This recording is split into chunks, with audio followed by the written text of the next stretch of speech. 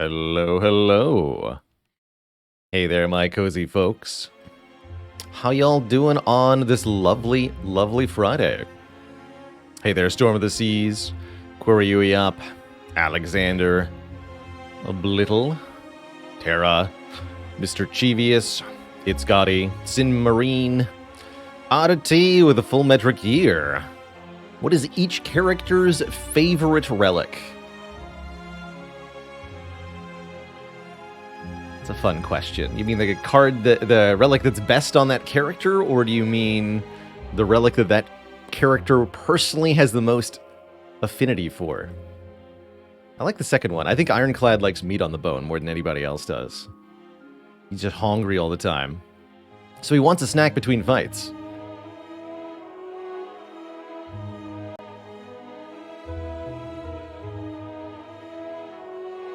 I bet the Silent really likes the Cauldron. Nice big brewing pot to make potions or poisons in. How's it going, Phaley?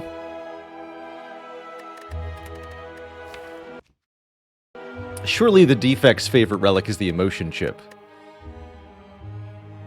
You believe we finally got Unload done. There's only one unmastered card left on Silent now. How's it going, Sumamir? Congrats on the A20 heart kills on all characters. Definitely quite a feat. Takes most people in the realm of 500 hours to do it with one character. Well done.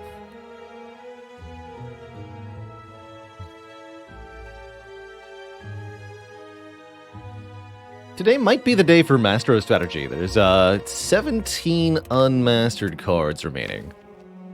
Dog Barker with 33 months. The Triple Dad's Dozen. What do we got here?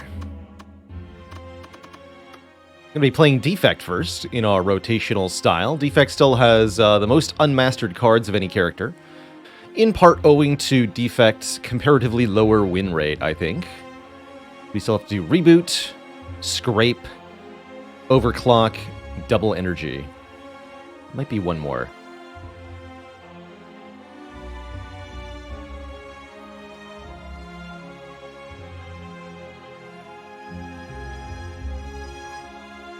Hello World, that's right, Hello World. Yes, there it is. Hello World. We had a run that had most of these cards in duplicate. We were set to do 3 or 4 masteries, but couldn't quite beat the heart. Maybe today's the day that run truly happens.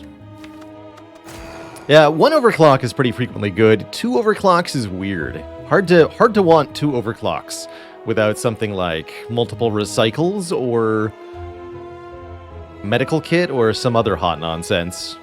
I guess Consume Inserter would be a good place to take double overclock too. Any tips for Wildling on Brotato? Yes, definitely comes up short getting into the later waves. And I think the main way to do that, Noah, is to build tankier. Focus on getting most, pick sticks is probably the easiest weapon to go with.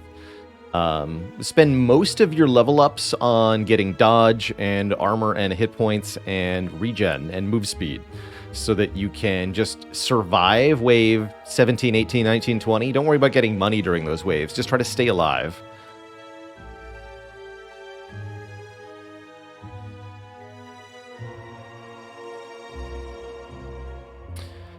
Any advice for new content creators trying to find their niche? Don't go too niche. It is okay to do the same thing as other people are doing on their stream. You can borrow formats, challenge ideas, stream layouts. Don't directly copy from somebody else, of course, but it's completely okay and probably a good thing to offer something kind of similar to what others are offering. It makes it easier for viewers to dip in and say hello if they're already familiar with sort of the format of the stream that you're running.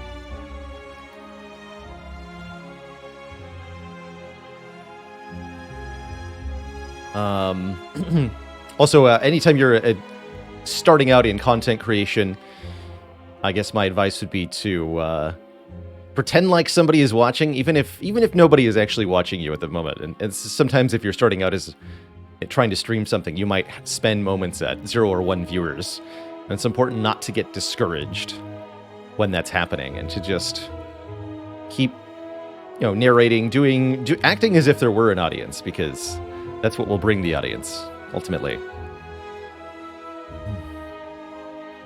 You as a person are already unique, so play what you enjoy. That's good advice too, Koryuya. Definitely make sure that whatever you're putting out content-wise, you're at least having some fun with it. Because that does get reflected in the content, and I think it's really important. Well said, Imaginary Numbies. The ways in which you are familiar will help attract viewers.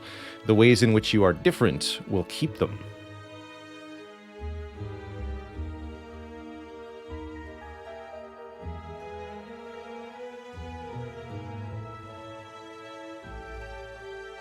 Oedipus says, for mutant in Brotato, what to do?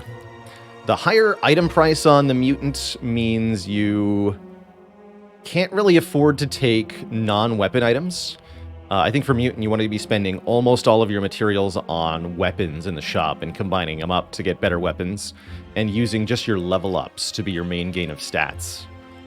I think that means that interval levels, so anything that's not an interval of 5, is a good opportunity to pick up efficient stats, wherever blue or purple perks that are useful to you appear.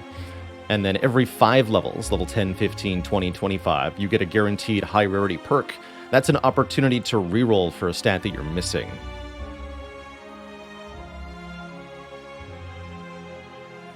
Spirit Sparrow says, should people need reasonable expectations of streaming as a career? Is it hard to make it in YouTube and Twitch, even if you're good? Yes, very difficult. Very, very difficult. You need to be both good and lucky in order to really to make it.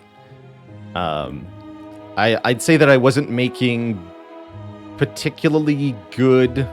Yeah, I wasn't making enough money to sustain myself until I reached around the top 0.1% of Twitch. So realistically, for every one person who can make streaming or YouTube content work as a career, there are 999 other people who cannot.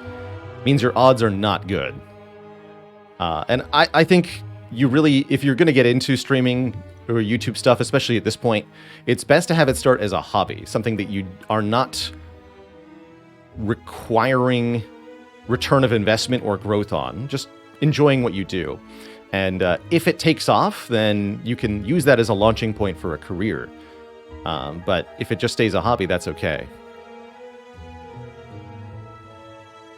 I'm top 0.1 now. No, Spirit Sparrow, I am top 0.02% of Twitch right now.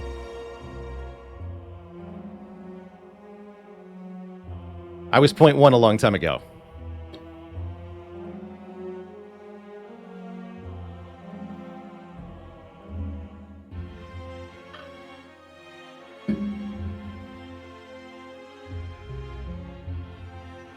Not a good career to aim for. That I think I would also agree with, broadly speaking.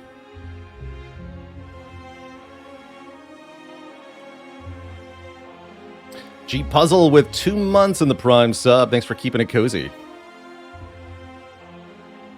There are, as it is, indeed, a lot of streamers out there. A lot of people trying to put themselves out there online, and of course, only so many streams you can display on a web page at one time. So what we call discoverability, the ability of people to find your stream out of all the hundreds of thousands of streams that are live on any given moment. It's limited. Yeah, indeed. The vast majority of streams are in the 0 to 10 viewer range. Tons and tons and tons.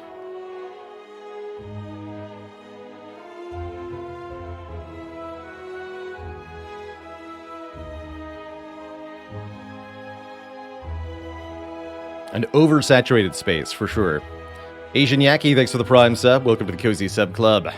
And Angra, thanks for the Prime sub and 7 months.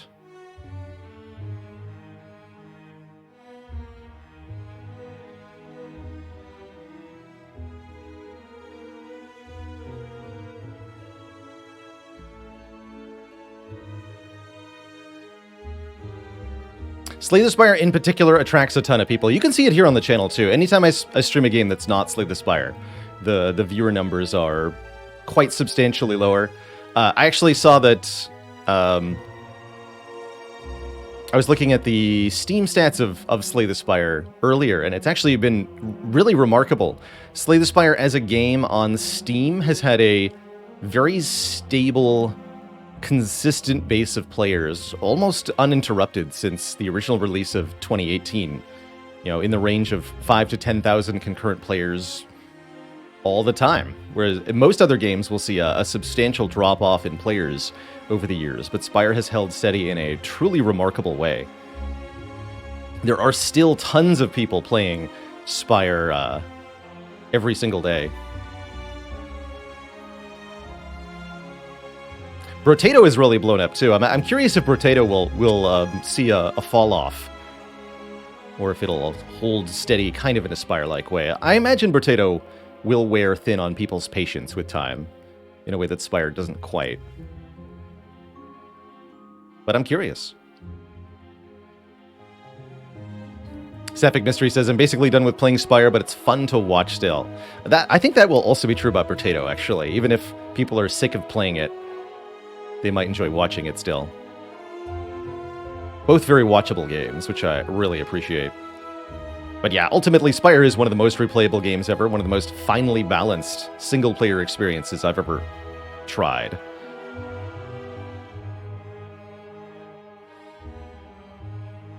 And the high skill ceiling does make it exciting to watch and exciting to play. That's why I've kept playing Spire for so many years, so many hours now, is that I continue to keep getting better, so it continues to be fun to outperform my past self and to continue to wow the audience with higher and higher levels of play. Will Brotato get more content? I guess that's up to the one dev. It is a one-man project, so Brotato's content ceiling is probably a little limited. That said, mods could also really do some exciting things for Brotato, and I'm seeing quite a few Twitch community members who are thinking about modifying Brotato in some way, like Dark Twinge, who's done balance mods for a couple of games.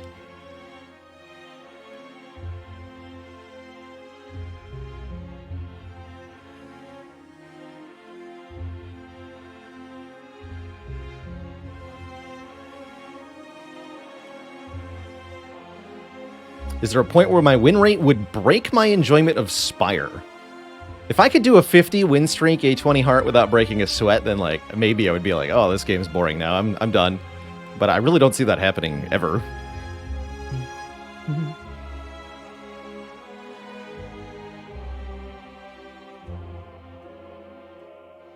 I really don't see that happening. Do I know how to possibly go infinite against Time Eater? Infinite. Are you asking how do you beat the Time Eater with a deck that goes infinite, or how do you actually create an infinite combo in the Time Eater fight that is still infinite even though Time Eater is ending your turn? So the first one, there's quite a few ways to make a build beat Time Eater, even if you're relying on an infinite for other fights. But as for actually going infinite against Time Eater, you got to get some hot nonsense. Or exploit a bug, I think is the other option.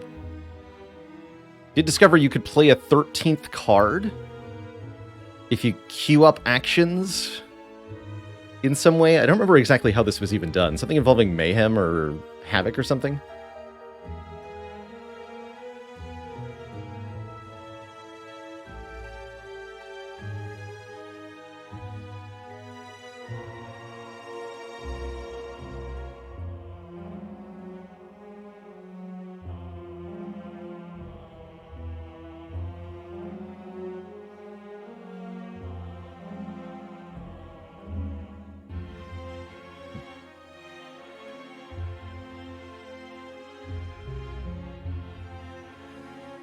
I don't even remember what it was now.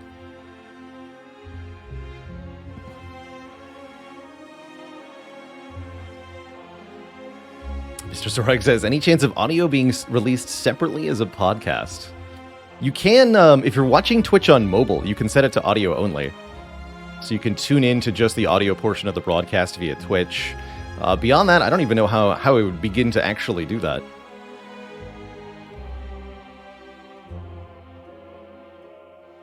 Not sure if YouTube's apps can do the same. Is there a way to watch YouTube videos, just the audio?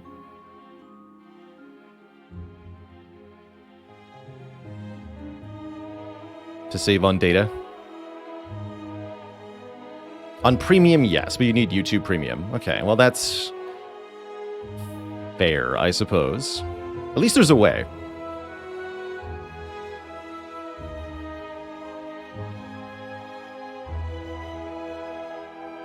Yeah, the YouTube app, if you're not paying for Premium, YouTube's various apps are deliberately inconvenient, which is gross. But such is the world we live in, I guess.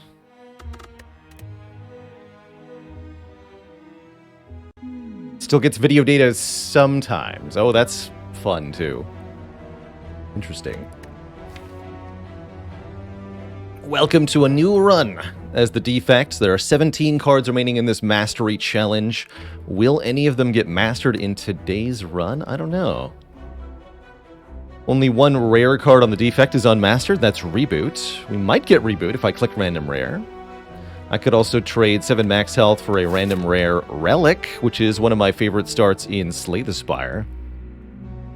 Random rare Relic can get quite a lot done. Looking at the map here, I see two pretty viable paths. Fire into Elite into Fire, with a second Elite later is pretty reasonable, although a bit low value. It's also got a forced early shop with only about 100 gold, which I don't usually recommend. I guess this path also has a forced Elite shop, unless you're going the Burning Elite variant. Let's mark these both in red. This version gets an additional Elite, has an option for an extra fire at the end.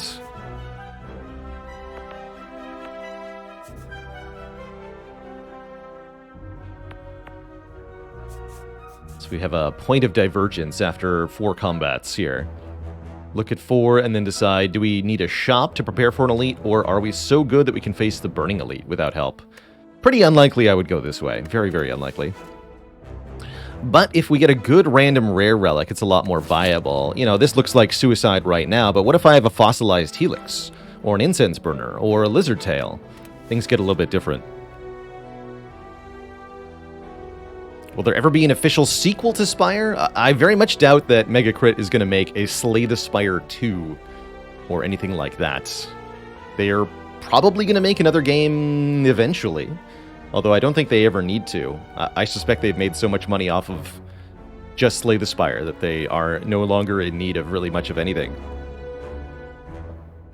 Why do I prefer Rare Relic over Common? The Rare Relics at large are more powerful. I'd say Common Relics are more consistently useful, but have a relatively low baseline power level. Rare Relics, meanwhile, have very strong... you could call them build-defining effects. A good rare relic is something around which you can shape all of your card picks, and can really define a run. I hired a community manager, so they're likely making something, says Lord Beef. Good. That's exciting. Slay the Spore. Slay the Spire 2 brings us a 3D game engine. Be pretty funny. Yeah, any game that they make called Spire 2 is necessarily going to end up living in the shadow of the first game. They'd have to truly hit it out of the park to make even an incremental improvement over this game. So I think it would be much better off naming it and basing it off of something else.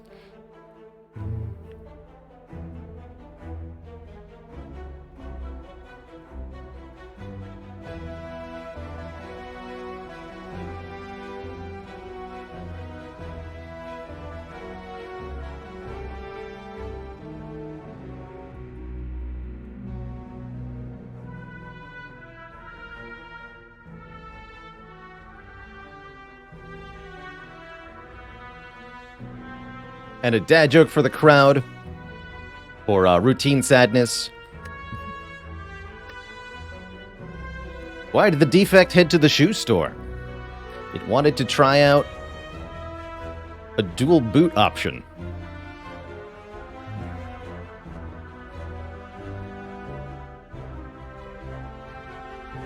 Hades 2 is going to be really exciting. I'm very much excited for Hades 2.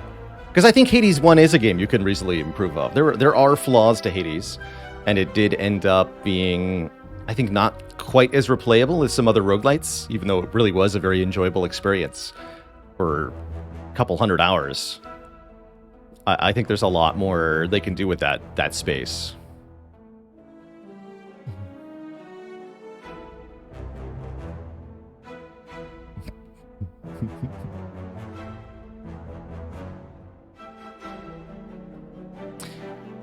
Delit has hit a wall on A16 on Ironclad. Any suggestions for how to handle that difficulty level?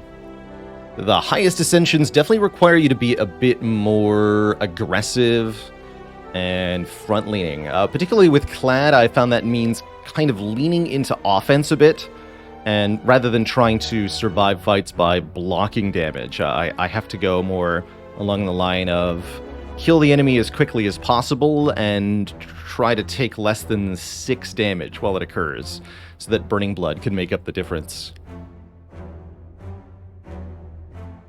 Found a lot of success with picking 2-cost attacks early, especially Uppercut and Carnage. Clothesline's also okay, and then prioritizing an upgrade on that card to sort of shape your main functional card. Have I played any other Supergiant games? I played Bastion a very long time ago. I played Transistor on stream. I have not played Pyre, but we have heard some of the music of it. Is there any others? Can't remember.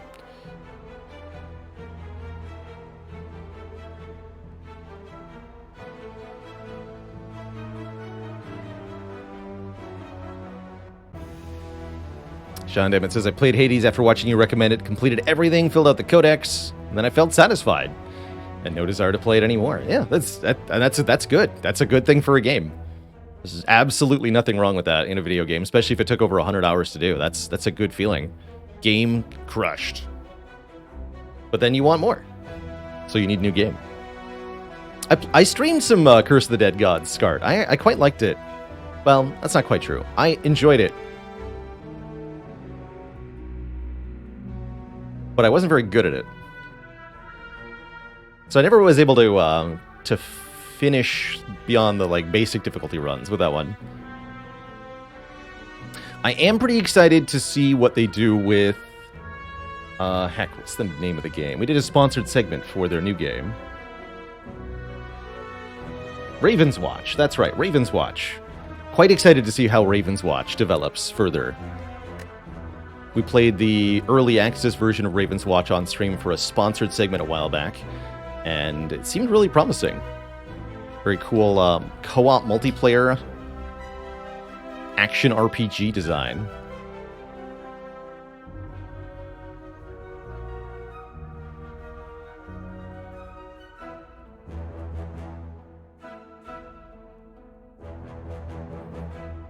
Pete Douglas has been playing Tunic. Oh, I hope you have an awesome time with Tunic.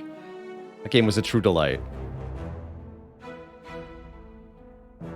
Felix says, my personal metric is less than $1 per hour. It means it was worth my time. So depending on the price you pay for the game and the hours you sink into it, there becomes your value equation. Best way to really min-max that, in my opinion, is to wait for games to drop in price after their release. Don't play games that are brand spanking new. They're going to be at their most buggy, least content-filled state, and they're going to be premium expensive, and they'll have comparatively higher system requirements. So if you don't have a top-end PC, you may even struggle to run them in the first place. Whereas with time, the performance requirements drop compared to what's common available equipment, and they get patches to fix bugs, and they get more content, and they get cheaper. It's just a win-win-win for waiting on games, for the most part. Do I generally like Metroidvanias? Not usually, Nidvekas. I like the Souls-inspired parts more than the Metroidvania part. So I really enjoyed Hollow Knight, for example.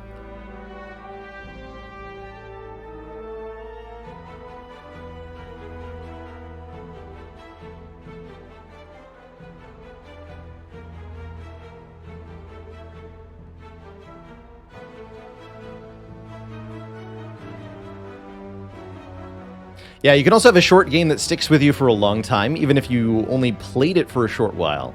The impact the game has on your cultural understanding, let's say.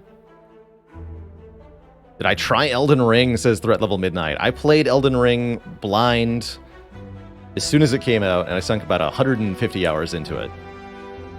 Easily my game of the year for 2022.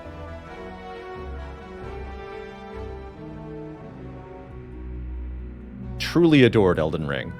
My favorite game in a long, long time. I am probably going to do something similar with Armored Core 6 later in August, although I don't expect to enjoy it quite as much. Metal Stoof says, I can't believe that not only did Elden Ring live up to the hype, but arguably exceeded it. Yeah, no kidding. And they had the gall to remove durability completely from the game. What a move. What a move. Take that, Stars of the... Tears of the Kingdom.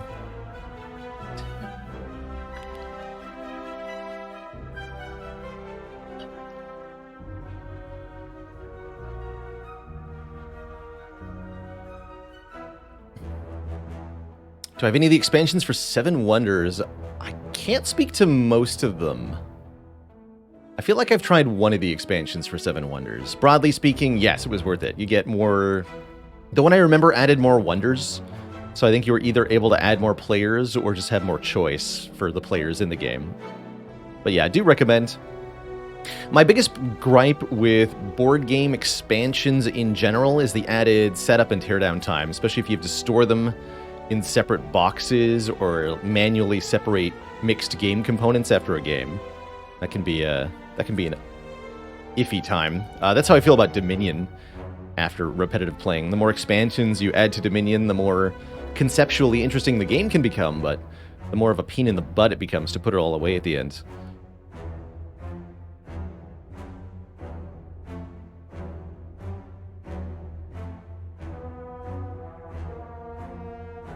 Is it gaming o'clock? It sure is. I'm going to click on the random rare relic here. I feel like we've sat it now for long enough talking. It's only been 11 minutes, I guess. I think the world, you know, I've seen a couple other streams where we go to 1 hour here before we actually click on any of these options. I'm going to click on Captain's Wheel. And actually, that is a really good relic here. 18 block turn 3. Very notably, this is serious protection in both the Lagavulin fight and the Gremlin Knob fight, because both of those enemies will attack you for quite a bit on turn 3, at least as long as you wake up Lagavulin in time. Yes, I think the Slay the Spire board game is definitely a good example of a game that suffers from the setup problem, death draw. Definitely. I could tell that for sure. Just playing the tabletop simulator version, I could tell it was going to be a lot of stuff to keep track of. And depending on how you personally feel about that at large, may or may not be a bad thing. Let's see. One lightning orb hitting the slime only does 8. Unfortunately, the slime has rolled really high health here. This is not a great first combat for us. Good news is the Captain's Wheel will probably help us out here. Do I dual cast Defend Defend? There's a 1 in 4 chance dual cast will kill the front slime. Otherwise, it's probably Zap Defend Defend. Let's dual cast. What do we get? Oh, we got the 1 in 4. Easy peasy. I'll take it. Hit me for 12 next turn, I dare you. Close enough. Get bapped. Right in the face. Wow, that went really well. Did not expect that fight to be only 2 hit points lost, but here we are. With only 2 hit points lost. Healadelic with 16 months. You're heckin' welcome for the content.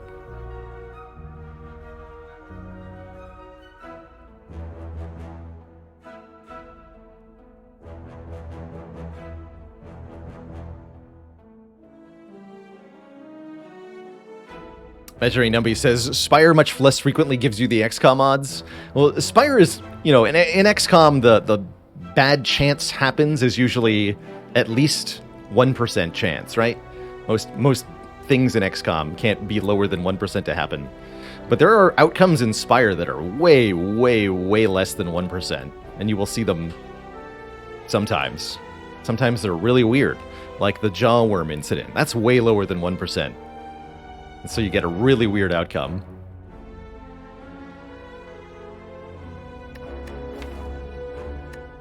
Claw Turbo Sweeping Beam. What a fun set of 3 options initially. Fighting Hexaghost. I don't totally dislike Sweeping Beam as an early card. It's a nice AoE option. Really does need an upgrade for 3 more per target.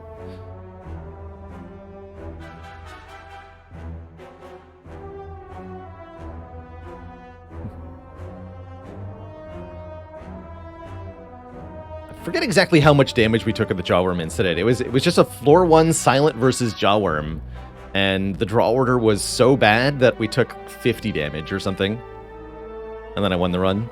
It was good. It was a good time.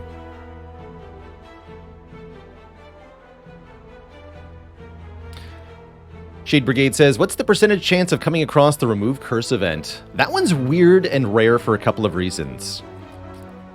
So, the Curse Removal Shrine, it's just one of the... Let's see, I can actually bring them all up here. It's just one of the shrines in the Act. Currently there are 13 available. But there's a requirement here. Divine Fountain, you have to have a removable curse in the deck in order for this to be active. So if we had a curse that could be removed, it would be 1 out of 14 if we roll a Shrine event, which is 21.25%. So 21.25% divided by 14, let's say. But here's the thing.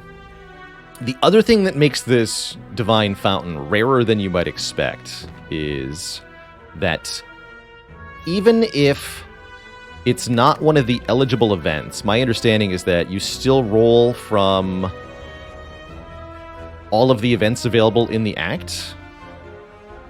So we can still roll...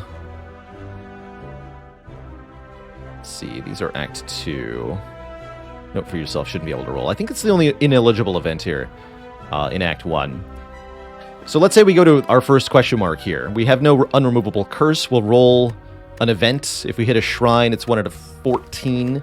If the game decides that the Divine Fountain is the first event that we would encounter in the run, then I believe what happens is it gets discarded from the event list as if we'd already seen it, and the game will then roll a new event. So we'll get something like Bonfire Spirits or Golden Shrine, you know, whatever your normal first event would be.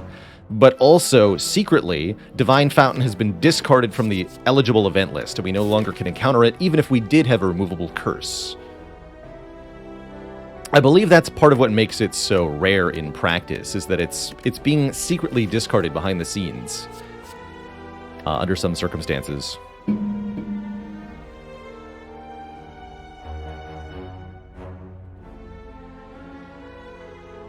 It was, yeah, that's right, 47 damage to that stinky Jawworm.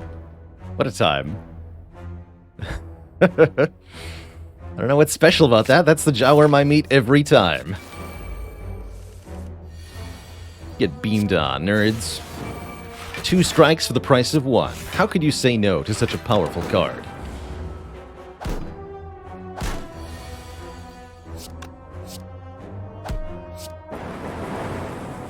Don't I get ever tired of the same music over and over again? I'm remarkably happy with the Spire soundtrack at large. I definitely do get, you know, some amount of repetition fatigue from music, even if I like the music a lot. And after 7,000 hours, the Spire soundtrack is definitely deeply carved into my brain. That said, it's pretty easy listening to. I think the orchestral soundtrack was a good pick. The problem, though, is that if I were to replace the music in-game with anything else, I have to choose a specific thing. I can't just sort of replace it with, like, vaguely good music. I have to choose actual music, and no matter what music I choose, it's opening a whole can of worms, because I have to navigate copyright issues. Will this music be copyright claimed immediately and cause problems? Will this music be copyright claimed 5 years from now and cause me problems? And will some of the people who are watching the stream hate the new music and leave? That's also a problem. So essentially, choosing any, it doesn't matter, again, what I choose for new music. It's going to be a huge can of worms to navigate problem-wise. And it's much easier to just be like, eh, I'll keep playing the in-game music forever because it won't cause me any monetization issues. Everybody's already familiar with it. Anybody who can't stand it has probably already left. So yeah, I'll be sticking... Anytime I can stick with the in-game music for a game, I will. And partially for that reason, I usually do have a strong preference for games that I enjoy the in-game music of.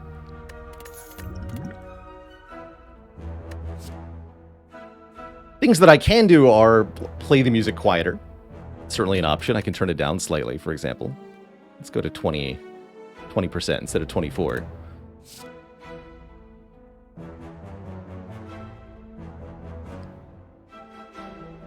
But I don't really want to replace it.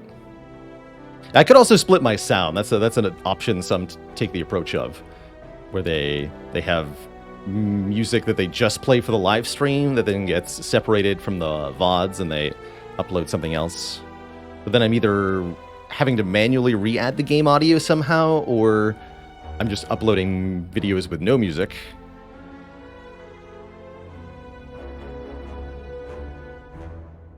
Oh, that's weird, Phaley. Heckin' Brotato, man.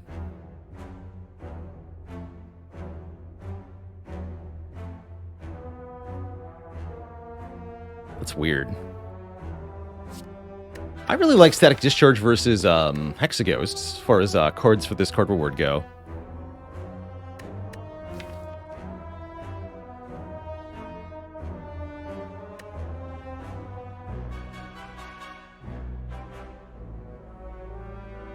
Some hot nonsense.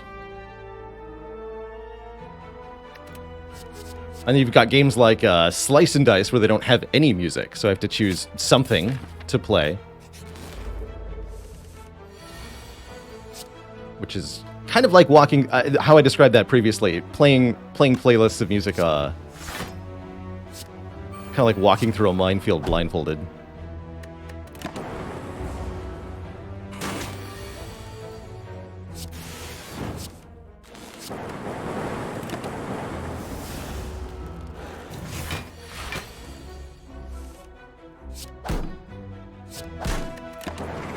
I can just do a cappella covers of game soundtracks live while I play. That's a good answer. I think that's the right way to do it.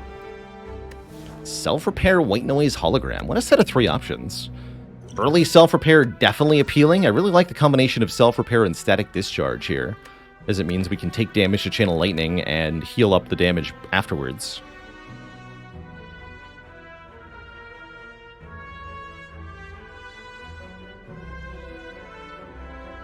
Why not compose and record your own music, says Cirque. Oh, no, trust me, I've heard quite a few stories where that will get copyright claimed on YouTube and there's not a damn thing you can do about it, even though you were the person who made the music and uploaded it.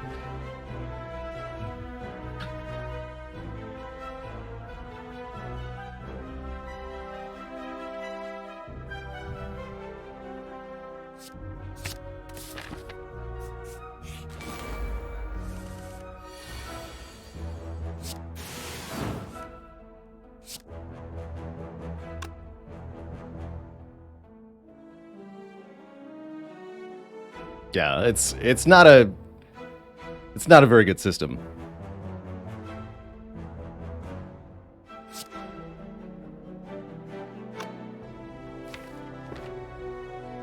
And this is not a very good fight. I'm wondering what we play here. I don't feel like I can get away with playing the self-repair. Well, actually, we're gonna get double attack next turn. I really need to kill one of them next turn. Let's dual cast, see what happens here. Okay, single tap on each.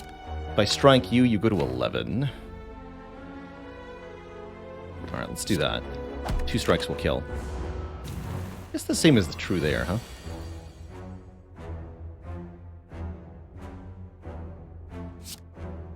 So we can strike you twice and block, take 12, or strike you 3 times, don't block, take 11. That is better, that is better. Cool. And we get to self-repair. So, not that bad, actually. Take 11, heal 7. I'm okay with that.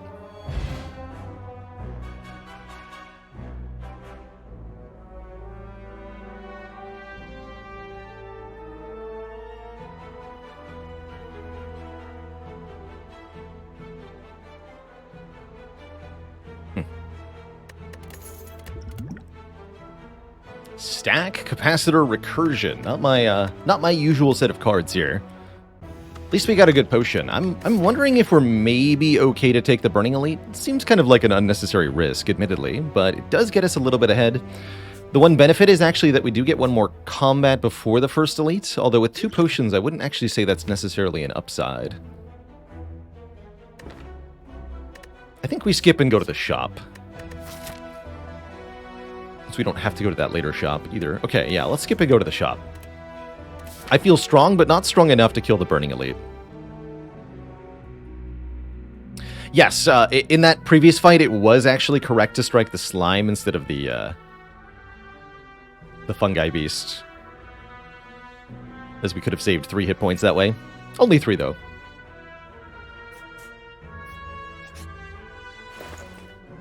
That would have been nice. Can buy Algorithm, Static Discharge. On sale, Rip and Tear is pretty efficient. I do think card removal's pretty good. We don't have enough for card remove and Algorithm, but we could do card remove, Rip and Tear. Or card remove, Static Discharge, if we really want to. Can't do card remove, Good Instincts.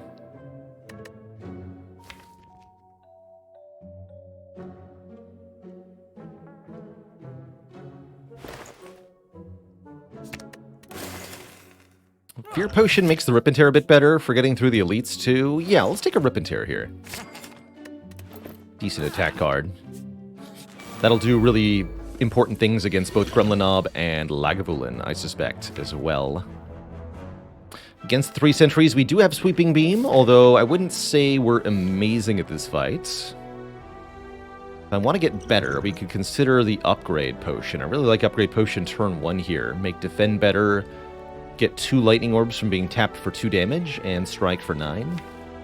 Although upgrading Sweeping Beam, Rip and Tear, Self-Repair could be pretty valuable also. Next turn looks tough, as we are not able to block very well. Turn 2 would be attacked for 20.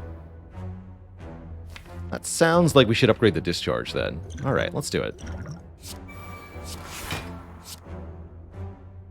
You.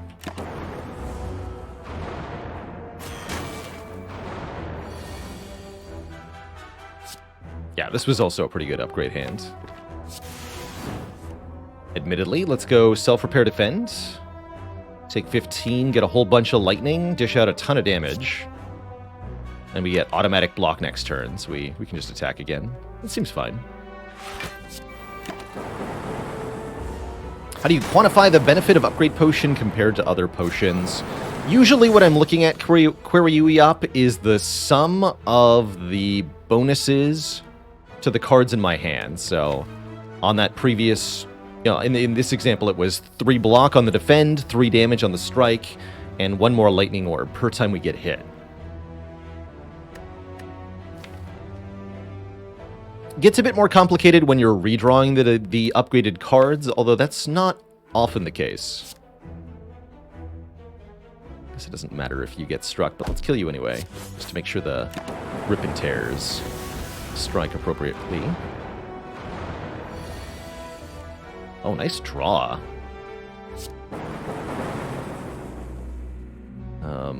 Do this. Let's take 2 more.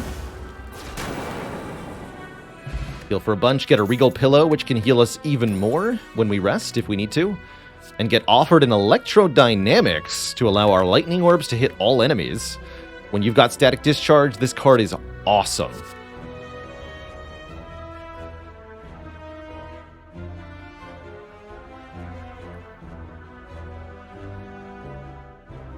Was Static Discharge purely a Survive Act 1 pick?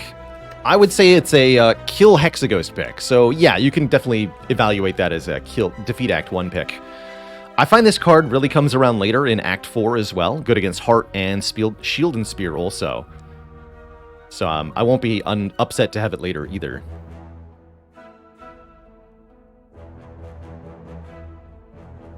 I was thinking about that, Randy B. Yes, it might have been better to strike the back sentry because that way, if the back sentry has lower health, it can die to a Lightning Orb evoke from the front sentry's attack. Yes, that could have potentially saved us a little bit of health.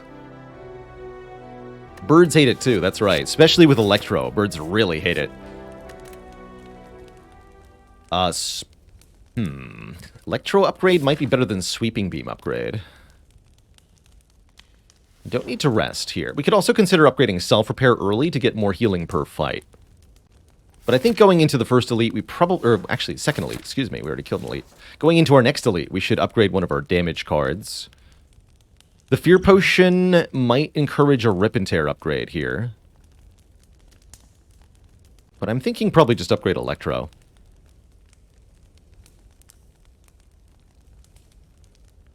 Do you have to take damage or just get hit without shield to proc Static Discharge? You do not have to actually take damage to activate Static Discharge. If Tungsten Rod reduces the damage you're taking to 0, you'll still activate the discharge. If an enemy attacks you for a base value of 0, then you don't activate Static Discharge. Kind of weird. Yeah, Rip and Tear is really good for next elite because it's a single target card and because we have the Fear Potion. This is essentially a +6 damage upgrade. That said, I evaluate this as a +8 damage upgrade because you channel one more Lightning Orb, which is going to get evoked. So I think it's still better. I'll upgrade the Electro. Tori Tungsten Rod works the way you want it to with Static Discharge. It is the most awesome thing ever in the Spire.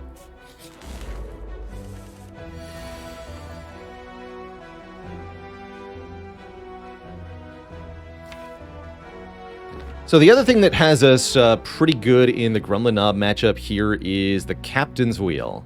We get automatic block on turn 3 when Gremlin Knob is most dangerous normally.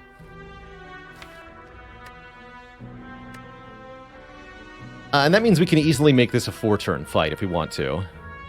Which I think means we play the Discharge, play the Self-Repair, and then... do I use this right away? Get 6 damage immediately. Might be better if I wait 1 turn. We're going to use the potion. My only question is, do we use it this turn or next turn? 6 damage right now seems good enough. Let's just use it now.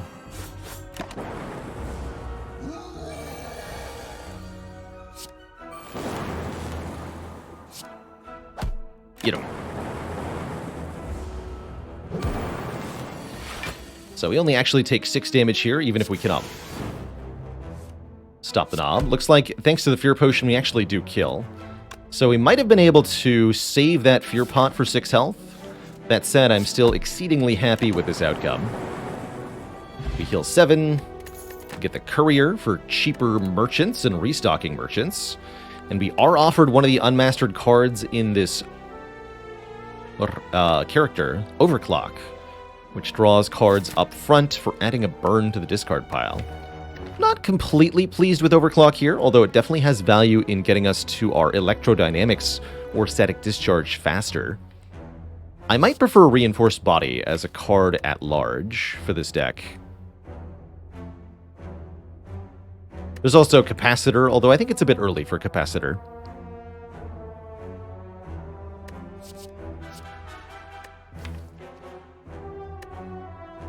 I feel way better about Reinforced Body here. How's it going, Avo Colin? What's a mastered card? That relates to our Slay the Spire Mastery Challenge, a self-imposed challenge that I created for myself. Kind of borrowing a concept from Monster Train. The idea is to beat the game with all of the different cards. So all cards started unmastered, and to master the card, we have to get 2 of that card into the deck and then win a run. With 352 cards in the game, it's been quite a venture so far to get them all. We're more than 95% of the way done now. So just a few cards left that we're seeking out. I'm going to grab this Reinforced Body, not the Overclock. And hopefully it will get upgraded immediately. 2 random skill upgrades sounds great to me. Anytime you have Static Discharge, you want to be able to block for a bunch of different numbers. Just part of why I took that body. 2 upgraded defends is not what I was hoping for, but is adequate, certainly. Means we can block for 5, 7, or 8. That's fine, too. Any reason I made the mastery harder in this game? Seemed too easy at 1. It just seemed too easy. You know what? I'm going to upgrade... Let's get the self-repair upgraded, actually. Let's do it. We can upgrade static discharge before Hexaghost. I almost called him Gremlinob. You're not a Gremlinob. You're a Lagavulin. I like being able to play powers for free. Okay, we want to wake up next turn. Captain's Wheel says, do it. This is 14, this is 16. Actually, no, this is not 16. This is 8. Because we don't get to the Lightning Orb Evoke normally. So this is better. Rip and Tear Electro is more damage than Dual Cast Electro. Good check-in. And actually, I would like to take 2 damage, if you don't mind. We could full block this attack, but we get a free Lightning Orb if we don't. So, let's don't.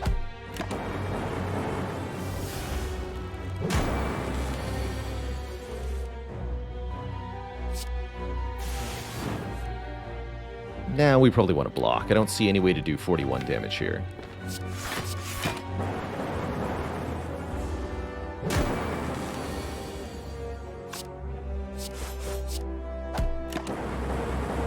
Good fight. Heal for lots. Pick up a potion belt. I think with this self-repair, we're going to be able to stockpile potions without too much difficulty. Algorithm is here to provide block, or we can take a first Frost Orb here, cool-headed. Frost Orbs are very nice in any deck with a static discharge, if you ask me. So this cool-headed is definitely worth consideration.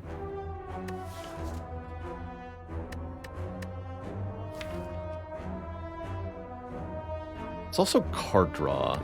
I think I like the cool-headed over the Algo in this case. Do I want to go to the shop with 174 gold? Probably not, because we have Courier. We're already down 1 starter card. So there's more of an incentive to stockpile. We should take another fight for a chance at a potion, as well as another card reward, as well as the chance to heal from self-repair.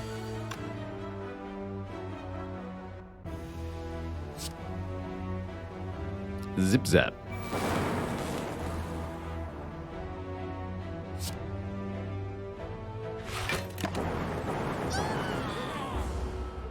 Easy. Uh-oh. My self-repair. Too strong at fighting. Oh, boot sequence. 10 block on turn 1. That I like quite a lot. Turn 1 can be a weak point for us in a lot of fights. We have automatic turn 3 block, but turn 1 is a bit of a weak point. Nezumi Samurai with 8 months of support. Thank you.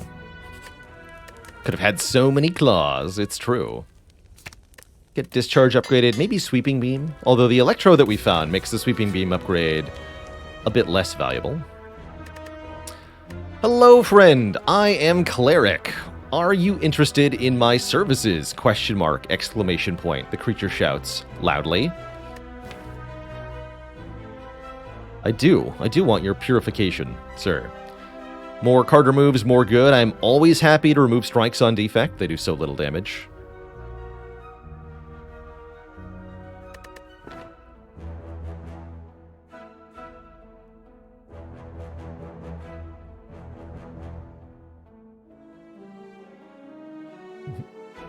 That's right, I'm wearing my Cleric cosplay today.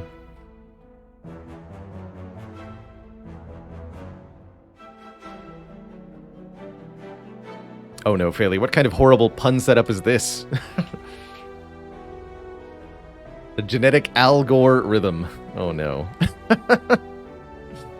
No. Please no.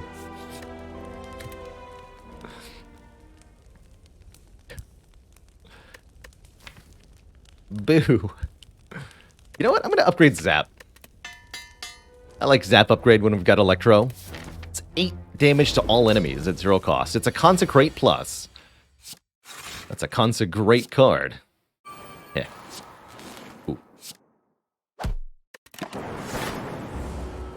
Big strike over dual cast there. What a timing. Static Discharge plus. Good to see ya. Get in play. So, Static Discharge can provide very effective block, especially when you've got Frost Orbs in play. That's because the Frost Orb can be evoked in the middle of the turn to provide immediate additional blocks. Check this out. If I just play 1 Defend, we're blocking for 10 here with 18 incoming damage. And yet, we only take 3 actual damage.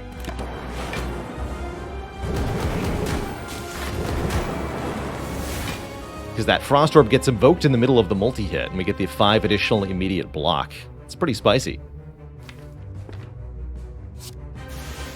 Have some more lightning.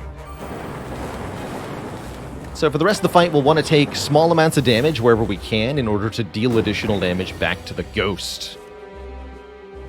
Hey. Note that burns won't give us additional... Actually, that's really good. Thank you. Perfect. That's exactly what I wanted to draw, is the other burn. Now we're getting more lightning.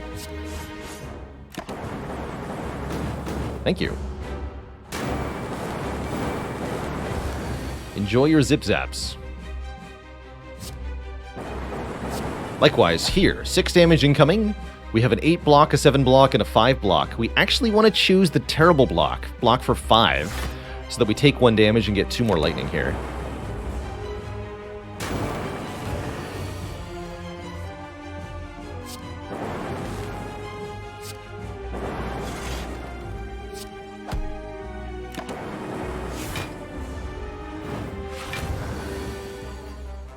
Nine by 2. Again, it would be okay to take a little bit here. So once again, if we block Defend, we block 16 plus 2 is 18. That's a perfect block. We don't want to do that. We want to block Defend, Reinforce for 1, short ourselves 1 block, and do more lightning.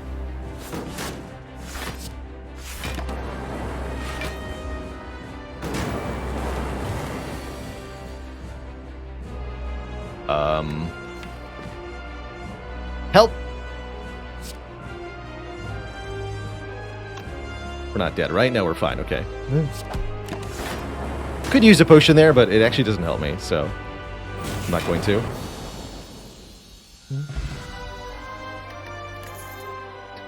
Terrifying. Simply terrifying. Call an ambulance, but not for me. GG. How's it going, Zedekon? Came to follow because you saw the comfy card chair from Packmaster. That's awesome. Thanks for dropping in. Mods are officially distributing my cultural impact throughout the world. That's excellent. Yeah, good old Echo Form self-repair is a very powerful thing. All for One would return our zap, which isn't exactly powerful. The boot sequence and the captain's wheel make it easier to play Echo Form if we draw it on turn 1 or turn 3. Hey, enjoy your lurk. Good stuff. Do you heal for the same amount afterwards if you use the skill potion for a defend? When you move to the next act, you heal for 75% of your missing hit points. So the way I like to look at it is that any resource you spend to save health during a boss fight is worth 1/4 of that going into the next act. So if you use a potion to block 5, then you only get 5 divided by 4, 1.25 effective hit points going into the next act. For that reason, it's much better to keep potions than it is to preserve health, as long as you can still win the boss fight. Let's go on ads. Am I planning on playing Baldur's Gate 3? Playing, yes. Streaming, not currently.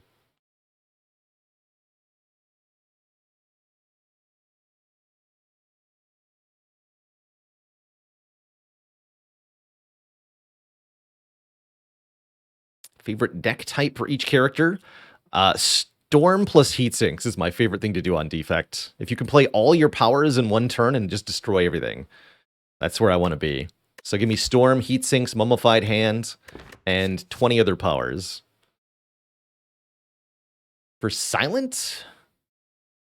Do I like Shivs? Shivs are pretty fun. Shivs are a good time. Wait a minute, that's not Claw. For Watcher, my favorite thing to do is chain Omnisciences together, if possible. Omni, Omni, Omni, please. But what about Empty Cage? Interesting. As a general rule on the Defect, I really enjoy non-energy relics as my boss picks. I think this character has a lot of cards and other effective ways to generate energy that are better than picking up a relic. Kind of like in Monster Train. Monster Train offers you a lot of ways to get energy other than the boss picks, so you'd rather use your boss pick on something else. Like card draw. And we have card draw here. Empty Cage is kind of like card draw, because it's removing cards we don't want to draw, so that's card draw.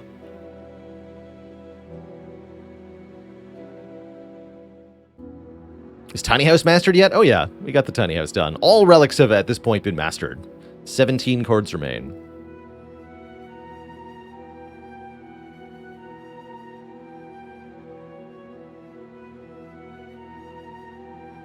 A vault against the robbers. If you vault just before they leave the fight, what happens? I think it'd be hard to vault after they've begun their fleeing animation. If you vault before they take their flee action, then you just get another turn before they flee.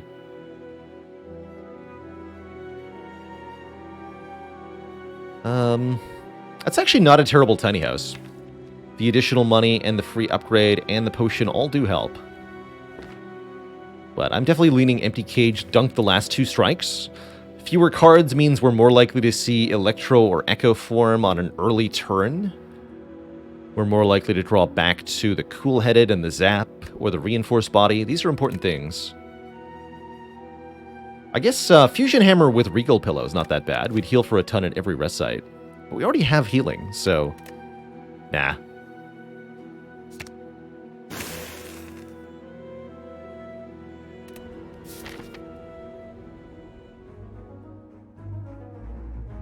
And for the relics, we only require that we get one of the relic. You don't have to get 2 of the same relic, because you can't do that in Spire. Except for the Circlet, which was exempt from the Mastery Challenge because getting a Circlet in a normal run of Spire is effectively impossible. Not completely impossible, but effectively impossible. Do we fight this elite or this elite? I don't like my options here. You never really want to see this going into Act 2. It's not fun. I think we should probably go to a shop before the elite so that we can fill up the potion belt. Are all the relics mastered? Yes, all of them. Maybe take another fight. With the self-repair, the fights aren't that bad, actually. We could do 3 fights. Do I think I could get into Circlet on Ascension 1 given enough time? Yes, it is possible. You have to get Nightmare and Wish and Courier. Well, 2 Nightmares and Wish and Courier together is the effectively easiest way. We got 2 out of 3 on stream one time. We got Nightmare, Wish, and farmed 5,000 gold versus Darklings. But there was no Courier to let us turn that into an actual Circlet. So it is technically possible. I believe there's only one combination that you could use it to do it. Alright, I'm going to start here. I like this okay. Boot Sequence says thank you for including me. Maybe wanted to double self-repair in this fight, but I don't think it's going to go that long.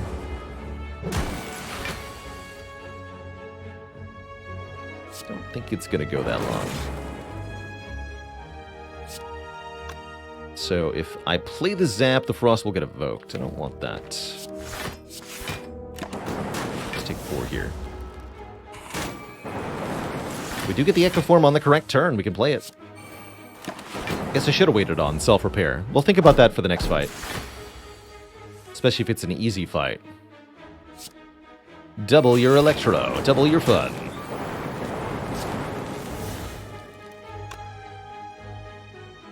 Well, that's right. That doesn't actually kill right away. Oops.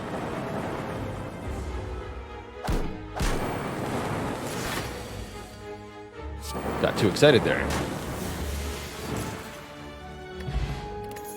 It's all good. We get a good potion. We get offered a Glacier, which I'm not going to say no to. Hologram can be quite strong as well, especially with Zap as a hologram target, but I'm going to click on Glacier here. How about Bloody Idol 4 Fairies and Knowing Skull? I actually don't think that would be enough money, Sprinzo. That would be a lot of money, but I don't think it would be enough. Especially since the cost per click goes up each time now. So after 20 clicks, it'd be 23 health per. Maybe if you also had, like, several hundred max health from feeding. How often do I stun the avocado? Maybe once in 100 runs. It's pretty rare. Let's go more fights. I feel good about fighting. Wait, do I? Do I feel good about fighting?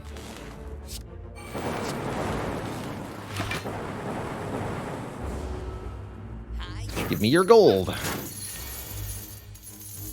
Well, actually, I kind of do.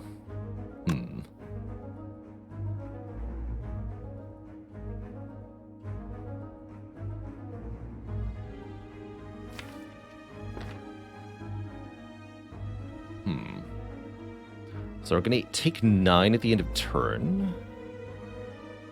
Back one goes to 19.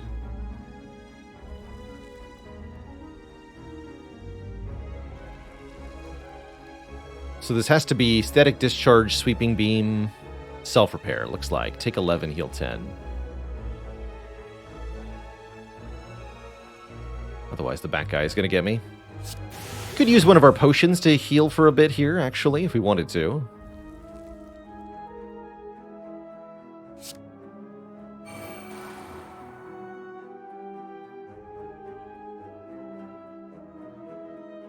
Energy potion saves 10 health, objectively. Might be better in the elite fight, though. With the potion belts, I'd rather not use these. Let's just do this.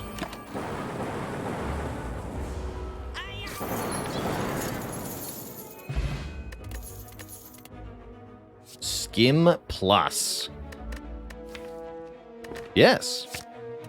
Now we just need a turbo or aggregate or recycle. And it's going to get really spicy.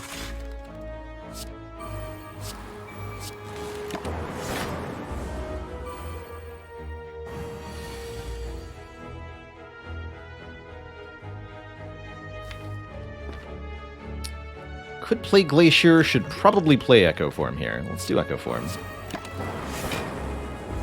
Lose our Frost Orb, it's a bit scary.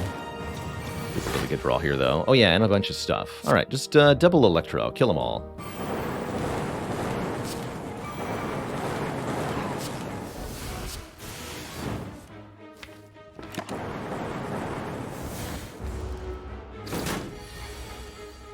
Excuse you.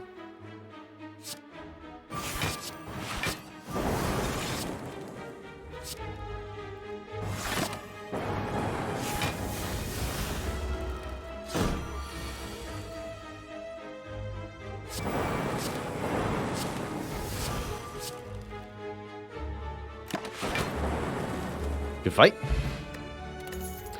Capacity Potion is nothing special, but if we have a defragment, it does get a little bit more appealing. Focus is good. Gain focus. Yes. Good Echo Form target makes the Electro, the Cool-Headed, the Glacier a lot stronger. Seems pretty important. Yes? Yeah. Definitely better than the second Cool-Headed, I'm pretty sure.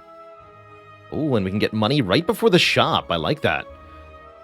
Ritual Dagger is a pretty strong card. Gets stronger as you kill enemies with it. However, with a shop coming up right ahead, and this putting us over, I think, the threshold for money on a rare relic. Yes, we can afford a rare relic if I take the money here. That's kind of a big deal.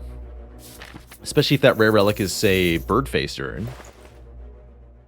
But what about Bag of Preparation? 2 more cards on turn 1. What about Consume? Or anything else here? I definitely like Bag of Prep. Very, very good relic for Defect in particular. Doubly so if you've got a boot sequence or 2.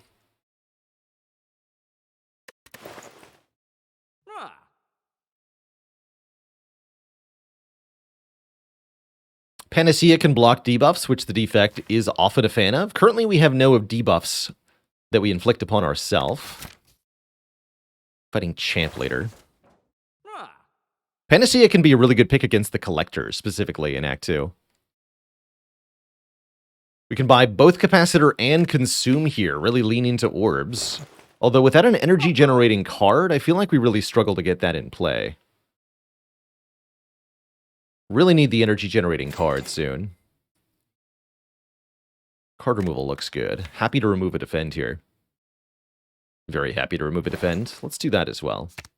Which leaves us with 81. We can do capacitor or consume. I like just the capacitor at the moment.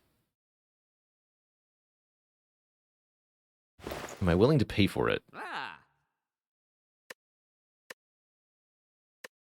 I think I should buy a potion instead. Flex potion seems very bad. Swift potion or colorless potion could be better. Let's do swift potion. Focus pot behind it would have been nice. Shame I can't quite afford that.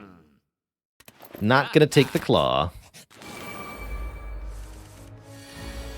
Oh, interesting. All of my good blocks are on turn 1 as well, huh? Really would like to kill one of these gremlins in addition to playing Echo Form. We could just do Boot Sequence Echo Form, but then we get attacked for a ton of damage next turn. And I have very little in the way of block. What does the defect say before a magic trick? Focus Pocus. Or Hocus Focus. Either way, I love it. Let's use one of these potions here. Double your energy. There we go. 6 energy this turn. That I like quite a lot.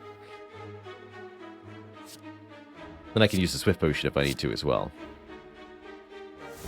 Let's see here. That's quite promising. Excellent. Yes, excellent. Do I just go Electro Defrag? Probably don't want the Echo Form. We could instead use Energy Potion to Echo Form Electro here. I think I let the Echo go.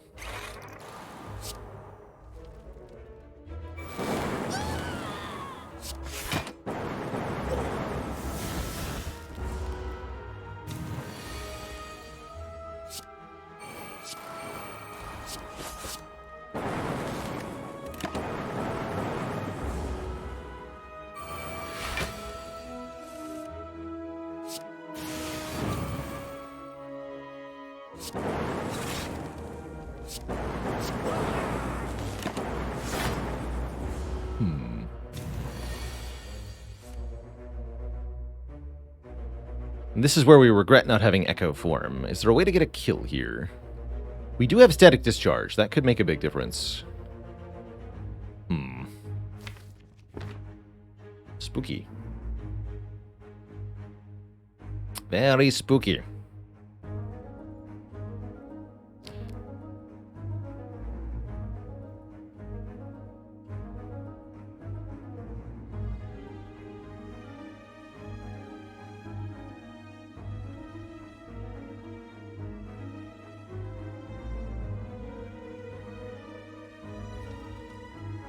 So, dual cast would do 9x2. Rip and Tear does 7x2. Skim for zap. Let's see, if I just Glacier Defend, what happens? We block for 7 plus 8 plus 6 plus 6. 27.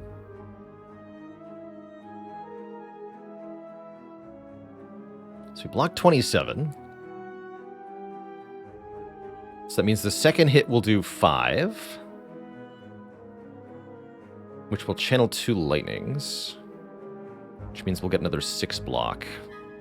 So we'll take 15 if I go Glacier Defend. That's not too bad. Take 15, win the fight.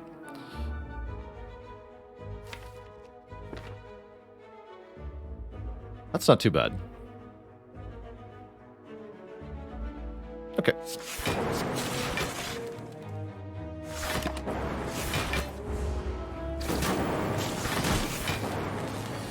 $15.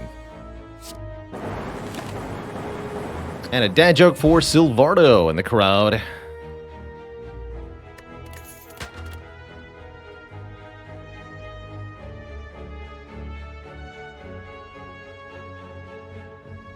Who is the richest?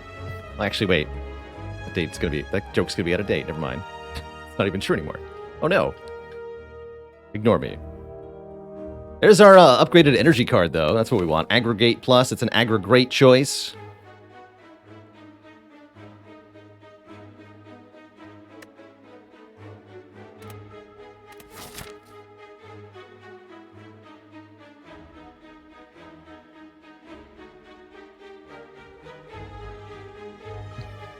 What does the defect call a hallucination?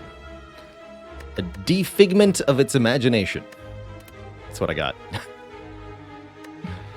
Is the deck too small for aggregate, or is it still solid? I think with the upgraded version, it's okay. We only need 9 cards in the draw pile for this to be +2 energy gain, which is not that hard to do.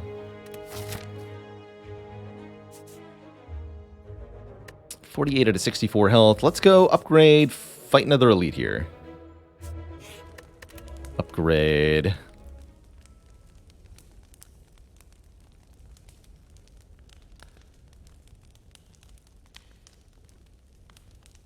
How's it going, Mochi Marauder? Welcome, welcome.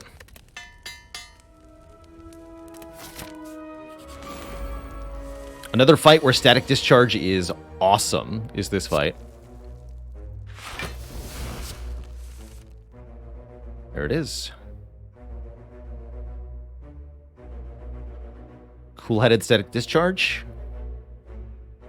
Take a little bit of damage on purpose here. Next turn looks alright. Next turn looks awfully alright. We could even Swift Potion for some hot nonsense if we want to. Think about that. Ooh, that looks pretty tempting, right? So if I draw 3, there will be 9 cards in the draw pile. This would have 5 energy to work with. Could just do defrag, electro, self-repair nonsense. Forget the Echo Form again, because the fight will be too short. Or will it, though? That's the question. Will it be too short? I'm not sure about that. We can double defrag next turn if I'm okay. Just doing Echo Form this turn. It's not that bad, actually. We could maybe double self-repair, too. Okay, let's see how this goes. Not even going to play Zap, because I want that Frost Orb and the Orichalcum to work together.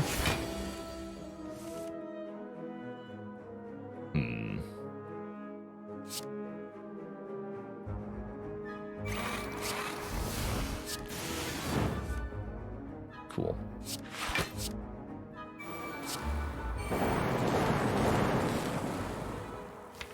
I'm okay with that.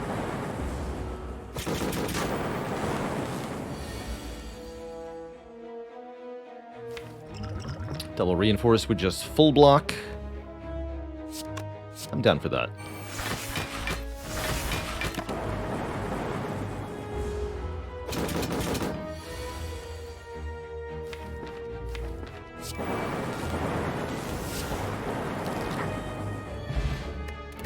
Meal Ticket will heal us at stores. Ball Lightning Plus is kind of cool.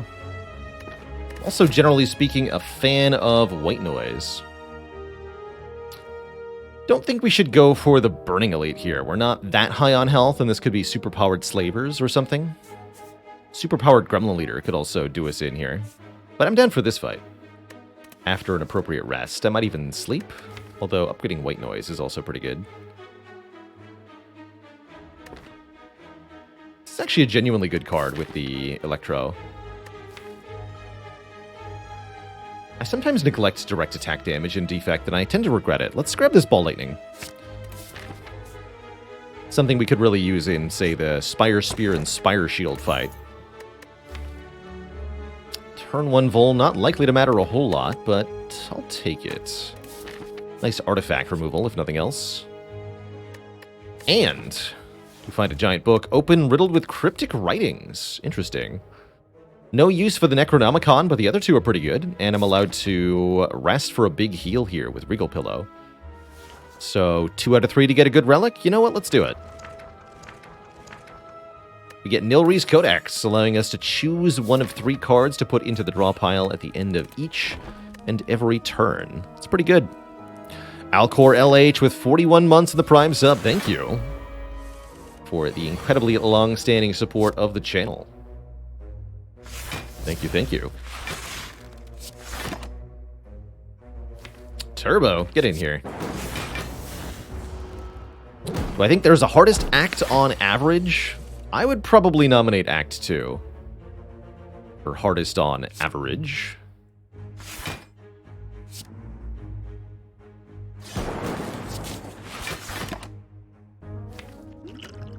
Let's take a hello. But it definitely depends on the character and specific deck that you're playing, I think.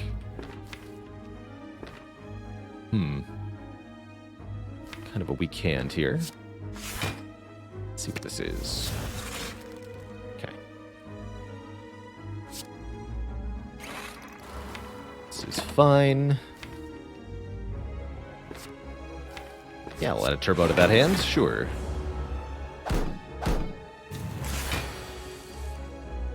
That wasn't our free block turn after all.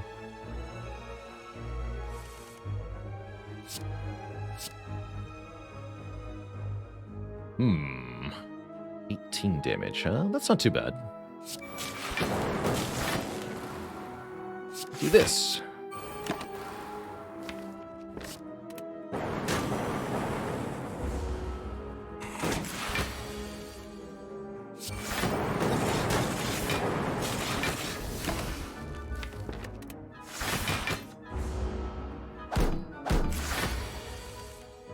Nice try.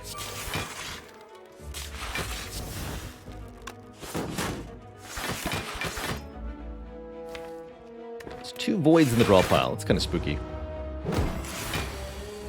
Good news is we mostly can't be hurt, though, because if I end my turn, we have 3 Frost Orbs at 12 block, plus Orichalcum for an additional 6. Which means we get 18 passive block here. Only the 21 hit can even hurt us at all. And now with 2 buffers, not even that.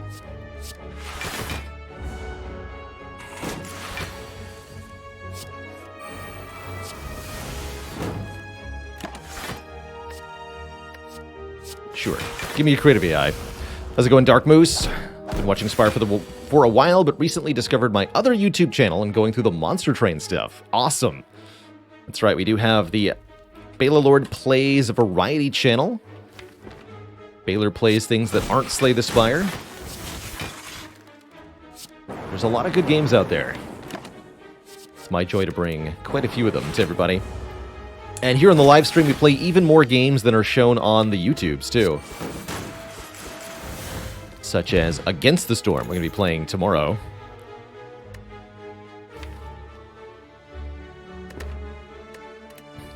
Don't really want any of these cards. Rebound is vaguely okay, but I don't think it's that good here. Staying at a nice 20 cards means we see the important stuff really early here. Oh, look at that. Bag of Marbles putting in the work here. Get 'em. That's right. Get destroyed, Gremlin nerds. Give me another Ball Lightning for this fight. It's a good fight to have a bunch of Ball Lightnings in. EQ also seems good. Block and retain. Could do something like keep a Lightning Orb around for Problem Town. We're going to go ahead and draw that Electro, actually.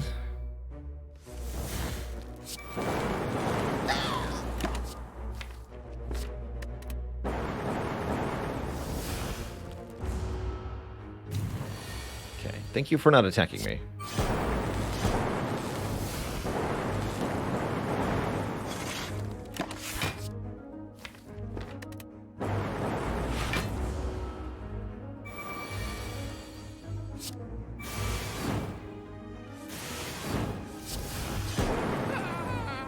Good fight. There's the Birdface turn. Anytime we play a power card, heal for 2 HP. That is spectacular. Not only do we have 1, 2, 3, 4, 5, count them, 5 power cards, but the Echo form can duplicate those power cards, and we can make even more power cards off of Nilri's Codex, allowing us to potentially heal to full in a wide variety of circumstances. Involuntary nap. Yeah, no kidding, Mr. Zorag. That's my secret. You know what? Once the viewer is asleep, they can't tune out anymore. I will continue to get the view. Forever. Could take a second Electro here, but I think this is a good opportunity to take a one candidate card. This is the overclock that we can afford. And it's even kind of good. Hopefully we can find another copy before the end of the run. There's plenty more card rewards left. That said, I am going to take an event here, which is a shop, which sells a reboot. Oh, or a Master of Strategy. Oh no, my children. What do I choose, Twitch chat? The answer is heatsinks. I choose heatsinks, right?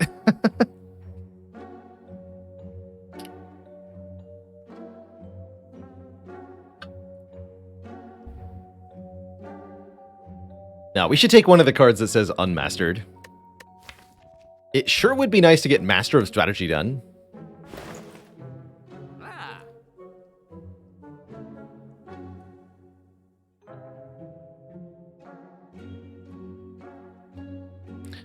Reboot, meanwhile, is only available on this character, which is true. So maybe we should specifically look out for the character-specific cards. It's also cheaper, which is a thing. Sure, we'll go reboot here. We'll take the reboot. Do I want a Sunder? Not really. No, I don't need a Sunder. We got Electro. How do I kill Champ? Nilri's Codex. Good talk.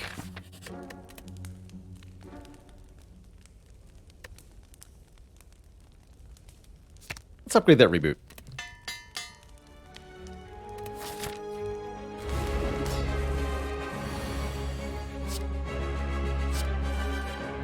Energy for days.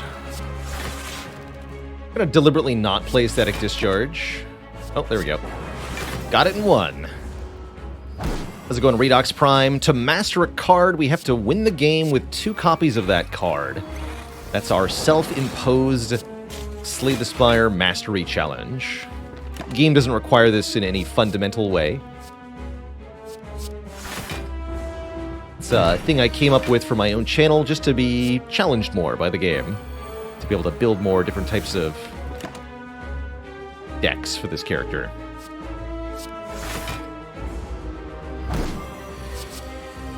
Oh, I was wondering.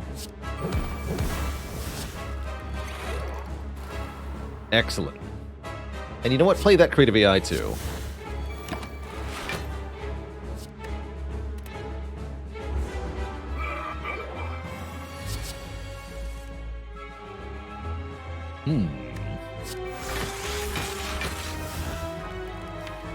I'll be back for those later.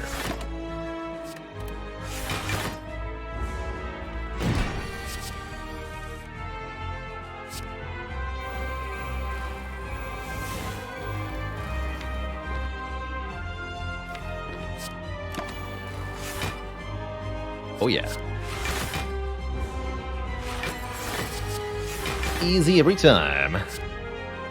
Let the shenaniganry begin.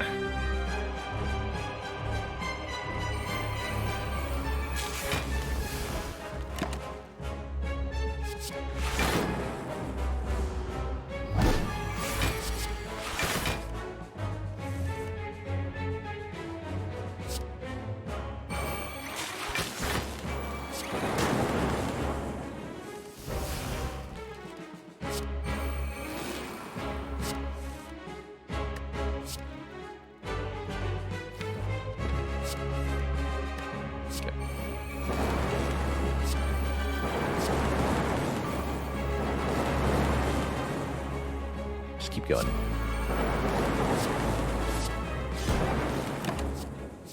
More powers. Feudal weakling, have a free shot. Oh, trust me, I will. Happy to. All right, your turn. Champ? Hello? No reboot here, sadly. It's Meteor Strike Rainbow Multicast. Down for a rainbow. Deck has enough focus that more orbs is a positive. Redox Prime with the Prime. The Prime. Love it. Thank you.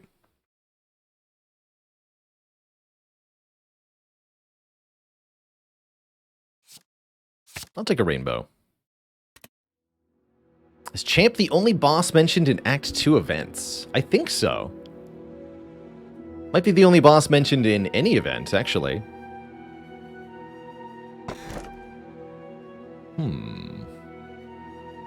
Start with a plasma, or get more energy all the time in exchange for no more potions. These potions are okay, but hardly amazing. I think the only thing notable about the potion belt currently is that it's got 4 potions in it. Slaver's Collar is pretty reasonable. We get bonus energy during boss and elite fights only. During the non-elite fights, we can rely on Aggregate and the self-repair, perhaps, to be okay. I'm trying to think if any non-elite fight is exceedingly dangerous for us. Maybe Transient could be a problem? Transient could be a problem.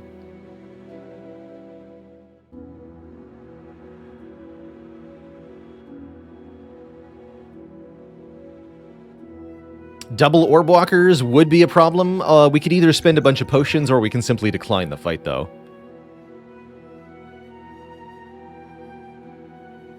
Totally down to just decline the fight. Nuclear battery would be a lot better at that fight. Main issue with nuclear battery is that once you evoke the plasma orb, you no longer get the bonus energy, and you're just kind of stuck on 3 per turn, which is no fun at all. I'll take the Slaver's Collar. Always having 4 energy per turn during the most important fights seems pretty pivotal to me. Ooh, really good act layout here, I like it. Lots of meal ticket heals. Heals on meals. Lots of card awards, too. Koru, thanks for the Prime sub. Welcome to the Cozy Sub Club. Welcome, welcome.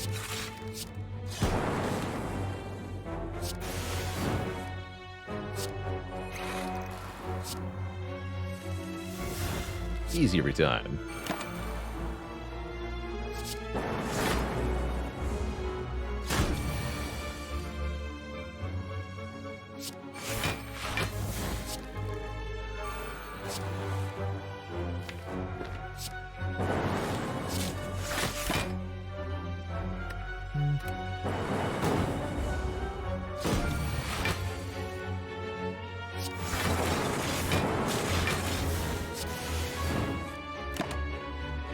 Yeah.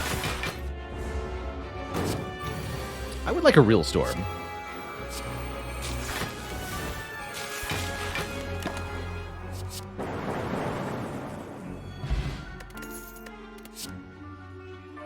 Tempest is not a real storm, but it's not bad. I'm gonna take that. Speed potion seems pretty potent.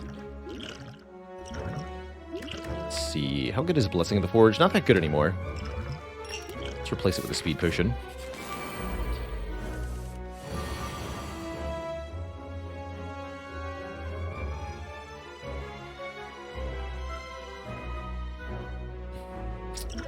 Awesome! Thanks for the Prime sub as well. Welcome to the Cozy Sub Club. Thank you too.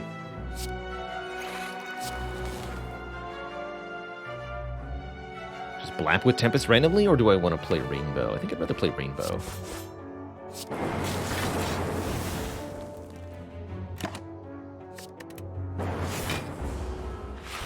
This fight shouldn't be a problem. Even if we take a bunch of damage on this turn, we can heal it all back easily.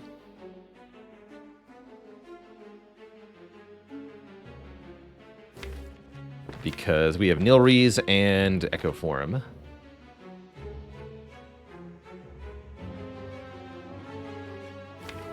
Just gonna reboot here.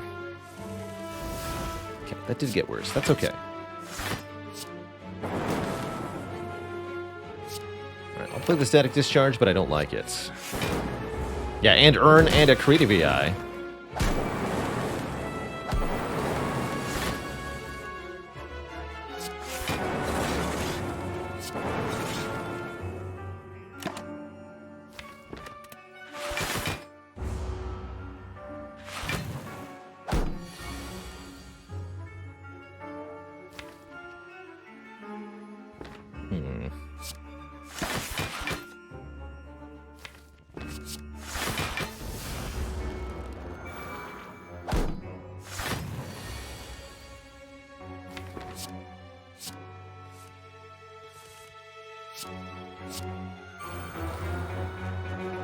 So I'm not going to play the Electro yet. I think that might end the fight too early.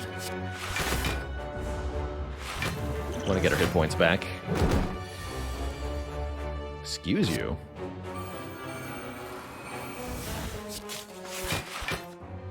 Ow.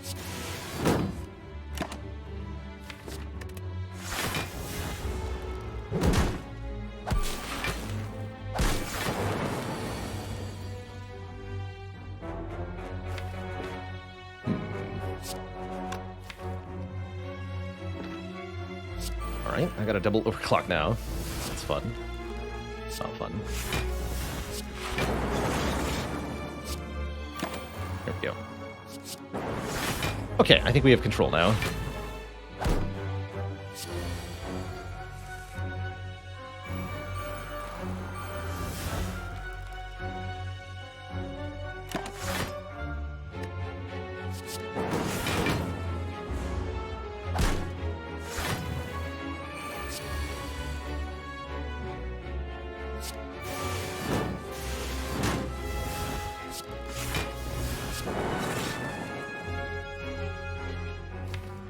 Cease this assault.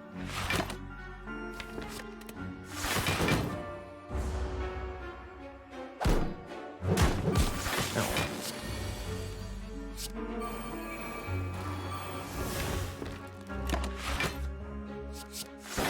There we go.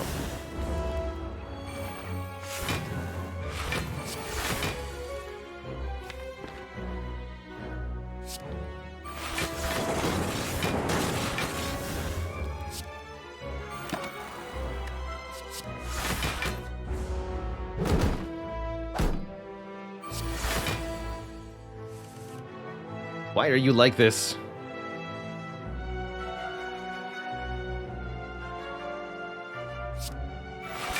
You're so angry.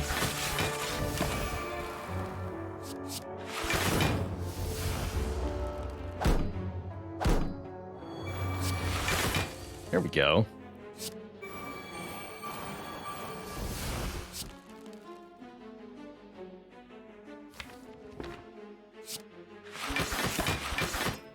Turn's gonna be another hot mess here.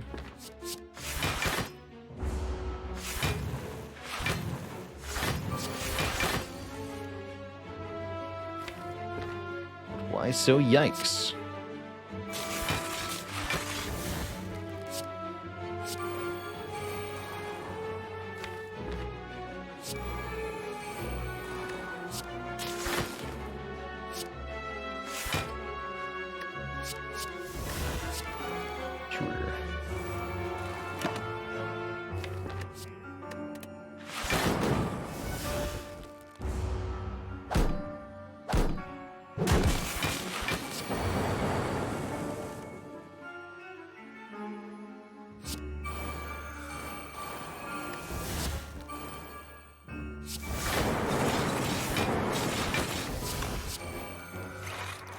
There we are. What's my next objective if I master all the cards? I'd like to improve upon some of my win streaks that I've done in this game. I think that could be fun.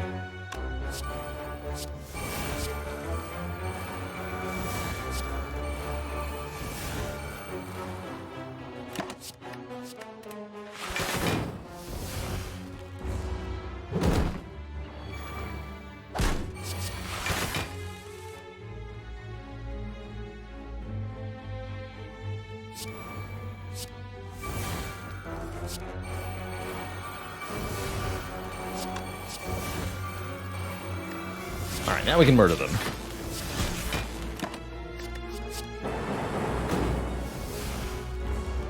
Bit of patience in this fight pays off big. This is partially why I wasn't concerned about the Slaver's Collar. Only having 3 energy in this fight, definitely a downside, but because we can regain any hit point loss, it doesn't matter, for the most part. This enemy could matter, though. We could get cursed here. That'd be a little annoying. Up to the Writhing Mass, what happens? Raj Korajek, thanks for gifting a sub to Pizza. Welcome to the Cozy Sub Club.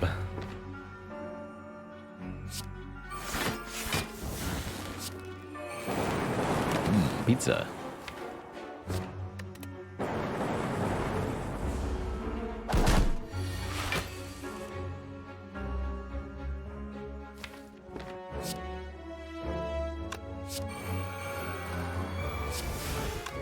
Let's do rainbow.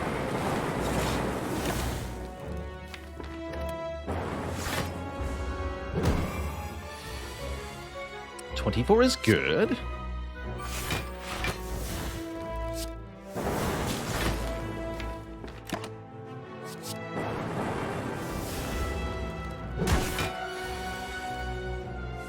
That's not good.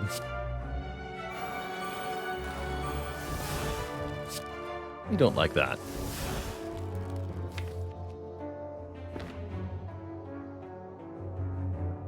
Not much I can do about it, though.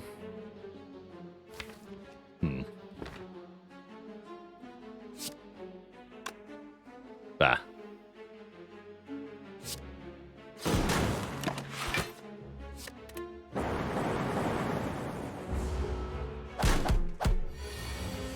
Ouch.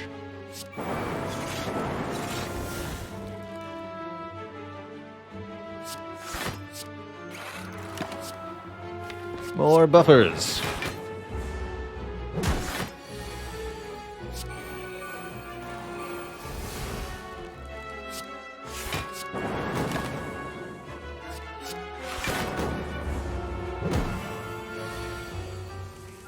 Okay, we need to win this fight soonish.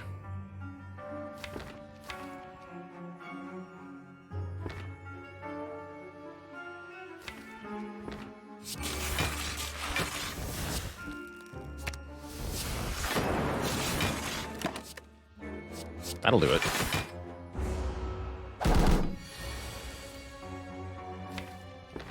Well, not quite yet.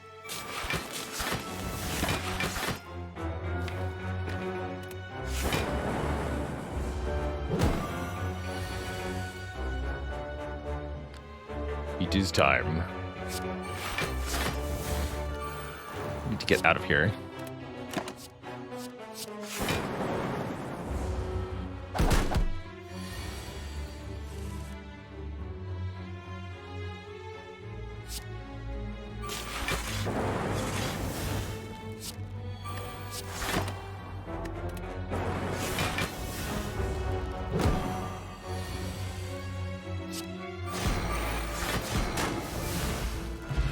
Okay, that could have gone worse, certainly. Really like Hologram here. Hologram's great for getting back an energy-generating card in particular, but can also fetch important blocks or draw cards. Love Hologram, as a general rule. Gunter Parzival with 32 months. Thanks for the good luck wishes there. Appreciate you. Take a turbo. Dad of Jawworm.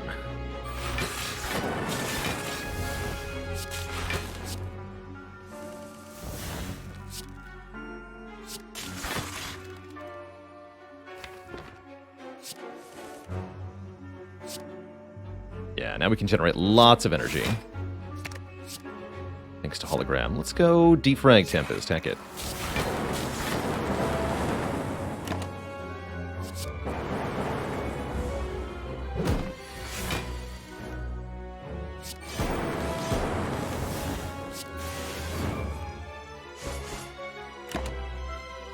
More.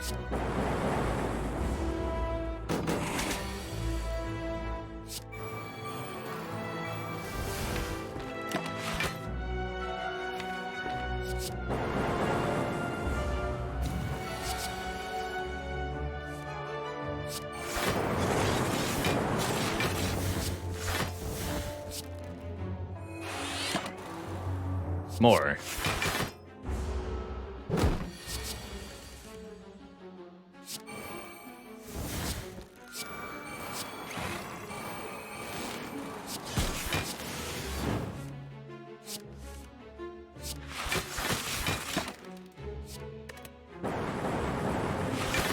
This fight has to end very soon. We have reasonably 2 more turns to win.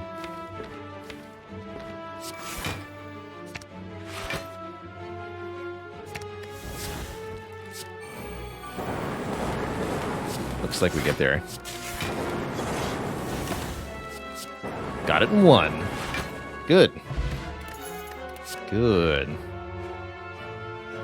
Could take a second boot sequence here with Bag of Prep. Feels kind of unnecessary, though. I think I'd rather draw the extra card turn 1. Skip. Don't feel much value in a Fear Potion, either. Violence is unmastered, and here. Toy Ornithopter could be good healing. Otherwise, this shop is kind of bad, honestly. What happens in 2 turns? So that enemy, the Maw, scales both their attack power and their number of attacks with their multi-attack. So 10 by 3 goes to 15 by 4, goes to 20 by 5. Gets really scary really fast. You have to kill that enemy within about 10 turns.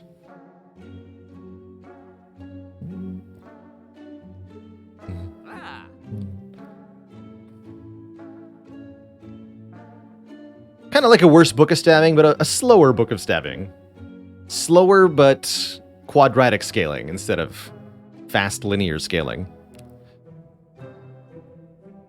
How much would Dolly's Mirror be? Dolly's Mirror is the same price as a shop relic. Same price as the shard here, around 130 with Courier. 125 to 139, according to the info mod. So I'm down for either defend remove or... No, we got another shop coming up. Let's just save money here, actually, since I see nothing good here. Let's take nothing. Just the heal, please. Card draw seems good. Both Cool-Headed and Overclock are important upgrades. Let's do Overclock first. Better hologram target, theoretically. Maybe not in practice, though.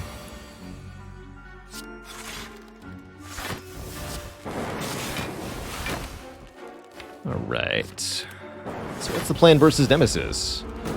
Play Echo Form and some other stuff. Good talk. Plan deployed.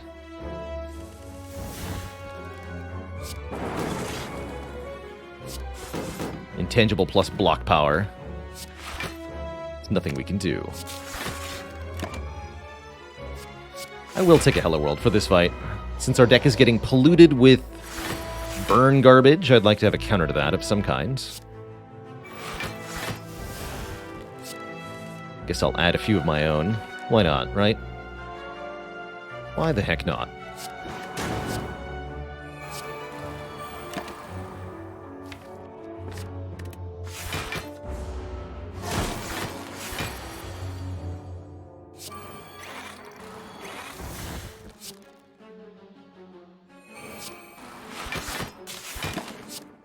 Yes.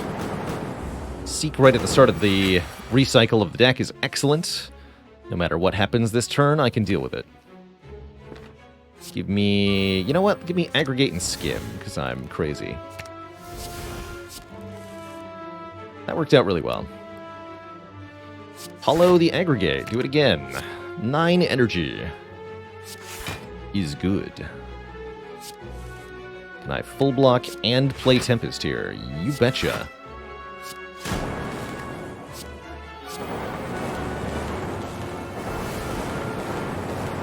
Okay, that's most of the damage we need to do. There's a possibility that we brick our draw next turn. That'd be pretty bad. Oh, crap. Alright, Swift Potion. Save me. Alright, good talk.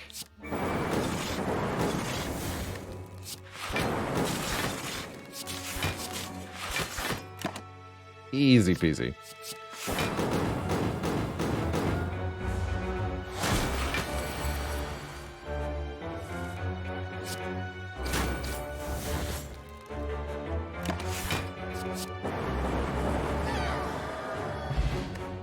Get an ink bottle for more card draw. Beam Cell Plus doesn't seem that good. No, that doesn't seem very good. Yeah, Swift Potion worth 45 health. That's a good trade, if you ask me. Pretty happy about that. Alright, we got our green key. We still need the blue and the red keys.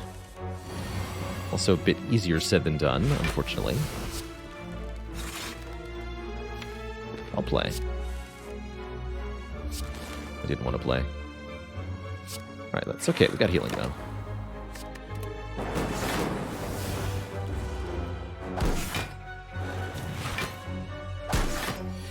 Definitely a tough fight to only have 3 energy per turn. This is quite bad, actually.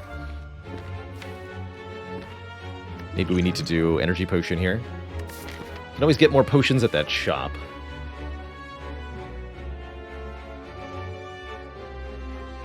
How's it going, routine sadness? Happy to provide some sadness relief.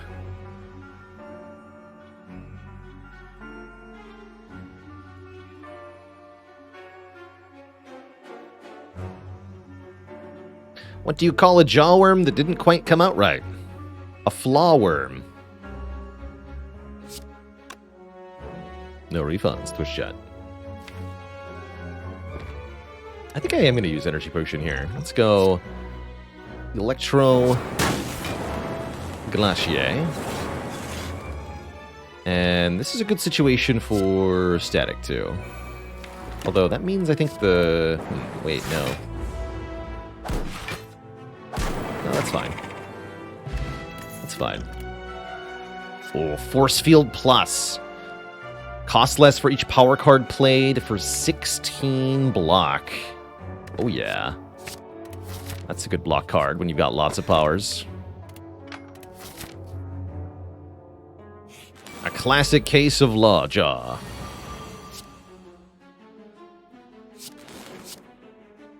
Tempest. I don't think I'll be playing that Tempest. Double aggregate. 10 energy. Let's go.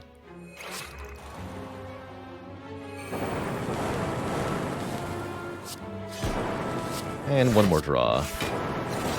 Echo form. Dang.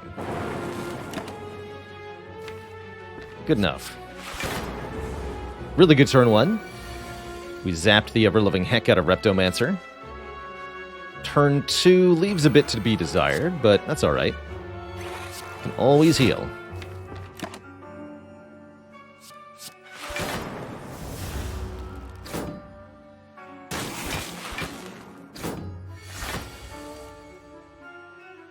And now, zapping.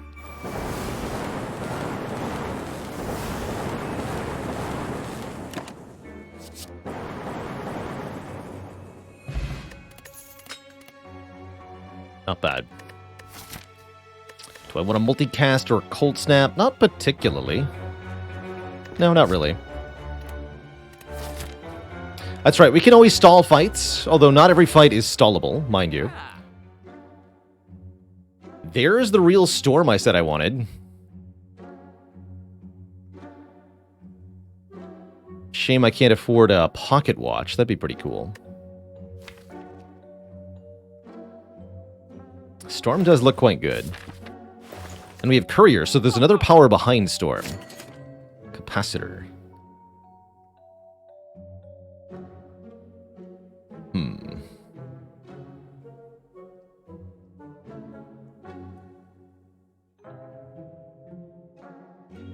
Akmu, thanks for 13 months. Orbs go burr.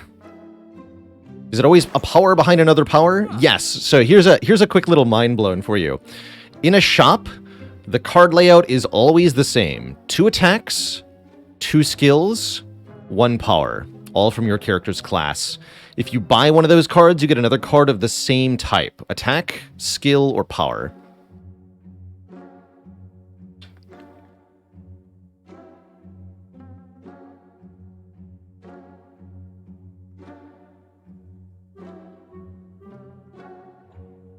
And the bottom is always an uncommon colorless card, a rare colorless card. Although those aren't fixed. If you buy one of these, you get a random rarity. And then 2 random relics and 1 shop relic. But there's no visual distinction between the types, is there? Well, I mean, unless you count the art being differently shaped. Attacks have a pentagonal art shape to them. Skills have a rectagonal art shape to them, and powers have an oval art shape to them. But if that's not enough to differentiate them, you can also squint really closely at the corners of the cards Attacks have pointed corners. Skills have slightly rounded corners. And powers have even more rounded corners here. That one took me like 1,000 hours to notice, so I'm sure many people just learned about that. I have played this game too much? Yes. Yes, I have. Do I actually want capacitor? Let's go with yes. I don't want another static discharge, though. I want that focus potion is what I want.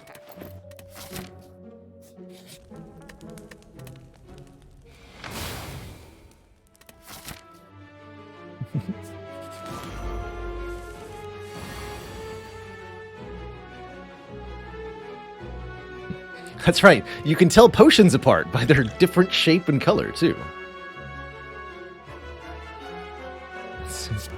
That's correct. All overclock here. Hey, worth it. In that case, don't reboot. Just keep going. Take one of these. Giant head shouldn't be too bad. We get a few turns to set up for this fight. I do not foresee a problem here.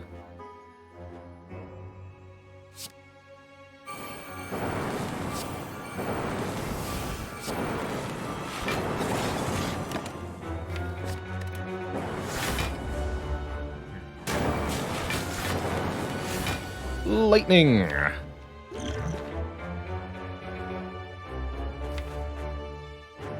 Let's draw some cards here.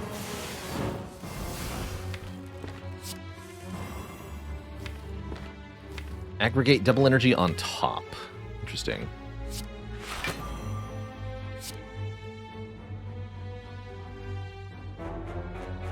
I'm about to draw one, too.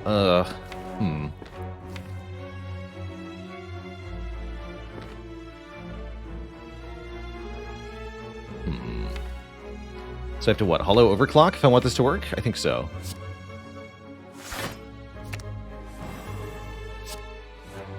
We just do this now. Aggregate double energy, back to 6 energy here.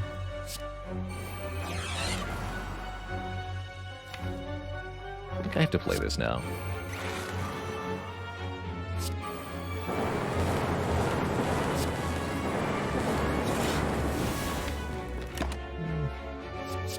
Love that we had to do that. Feel pretty well set up, though.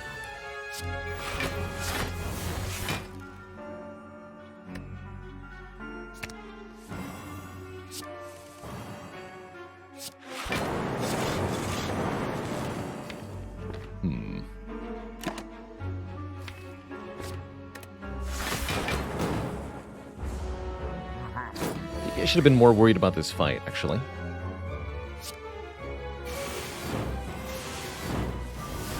Certainly looks to be that way.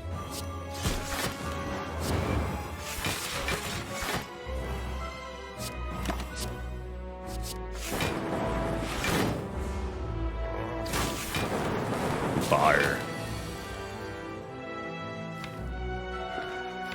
You know what? I believe it.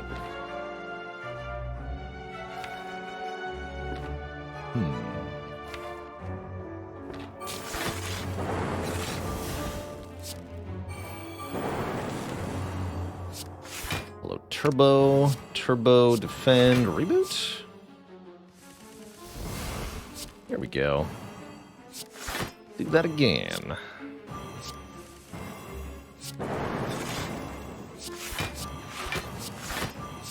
This fight's almost over. Hopefully.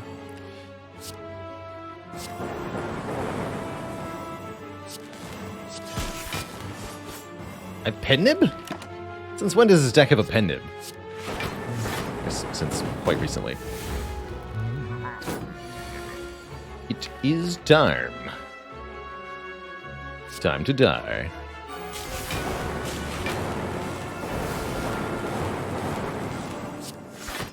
Okay, that wasn't too bad. We actually do keep all the potions and heal back to full, so theoretically we did perfectly. Hello World and Scrape are both here. Cute. Don't think this is a deck that wants a Hello World right now, but it's a fun option. I guess I'll take a Distilled Chaos over an Essence of Steel. Goodbye, World. And a Merchant, again. Offering us more stuff we don't want, again.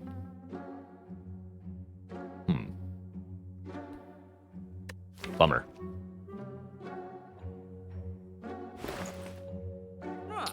Bit of a bummer. Go for the Eyes is kind of nice to deal with the Awakened ones specifically. Could be useful in Heart, too.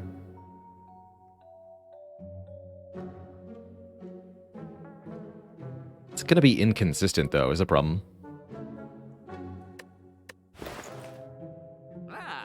I'm definitely concerned about this run in the final couple fights here. Like, even if we were to find duplicates of cards, I think we have a bigger problem. In that we can't actually win the run with what we have. That part is concerning. I really don't want to play Overclock in this fight. Let's try not to do that. Good.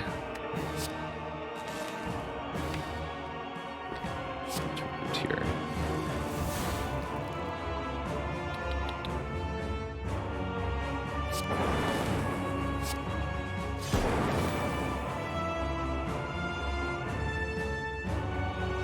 Really prefer not to.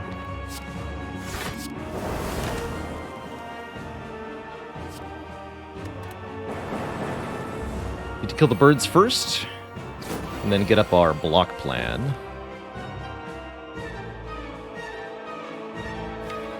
Killing the birds without Electro will be quite difficult, so I may need to play the Electro to kill the birds.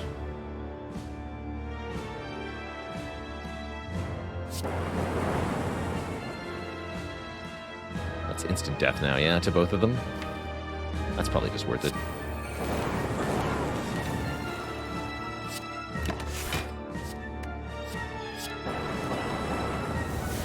We get 18 free block for this multi-hit. That'll help a lot. Hopefully we are set up for the next time that happens.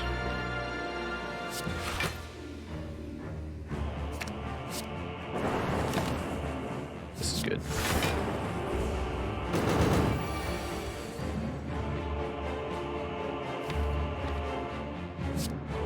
Really good, actually.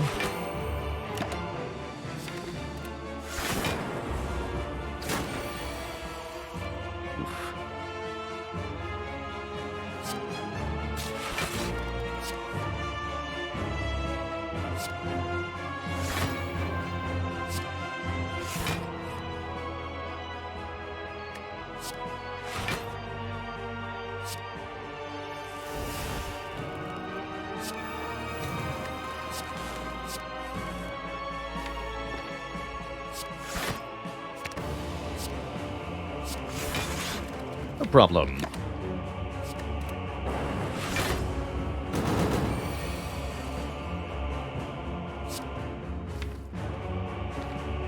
Although I have to fill those orb slots quickly or else.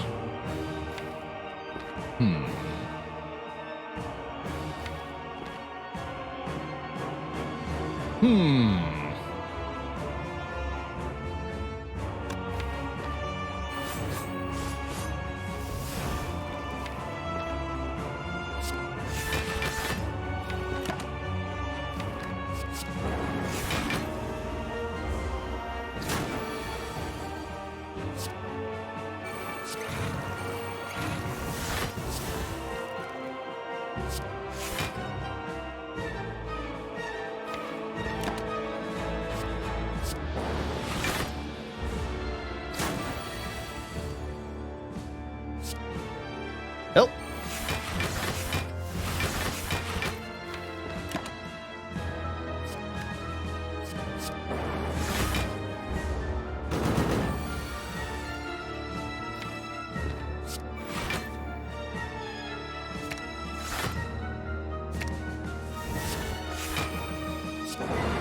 Here we go.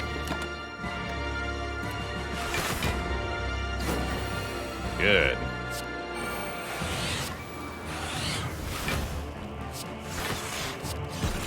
There we are. Give me that.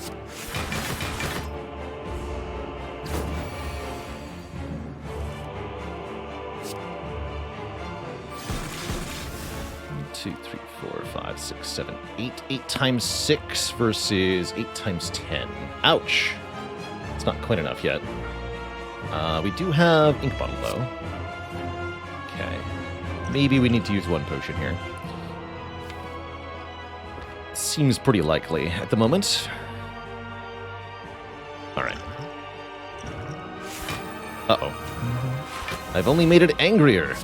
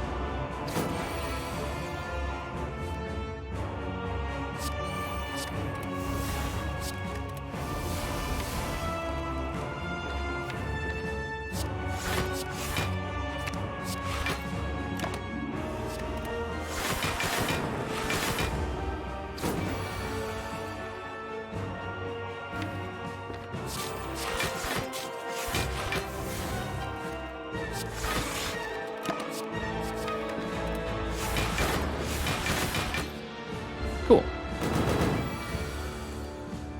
This appears to be going adequately.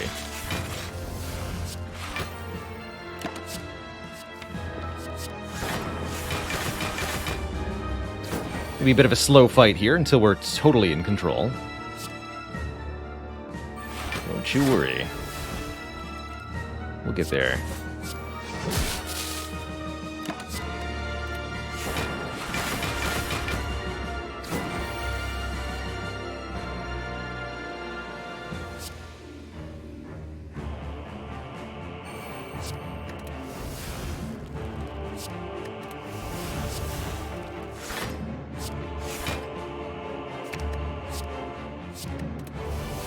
Some garbage here.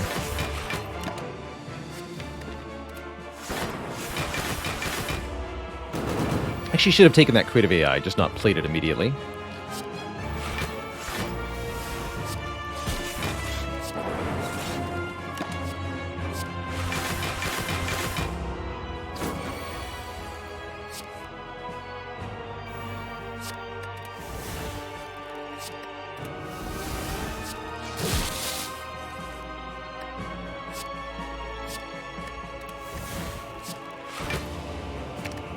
Keep destroying stuff. Perfect.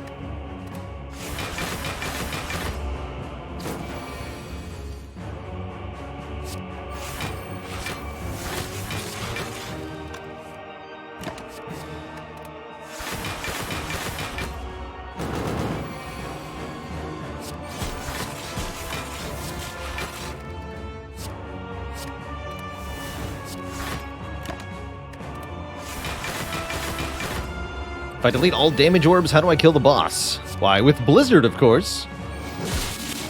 Look at that damage.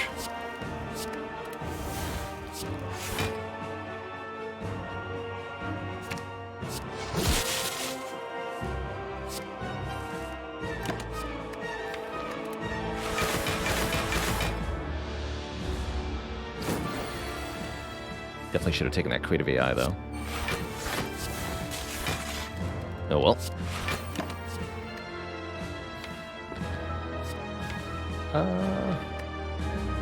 No.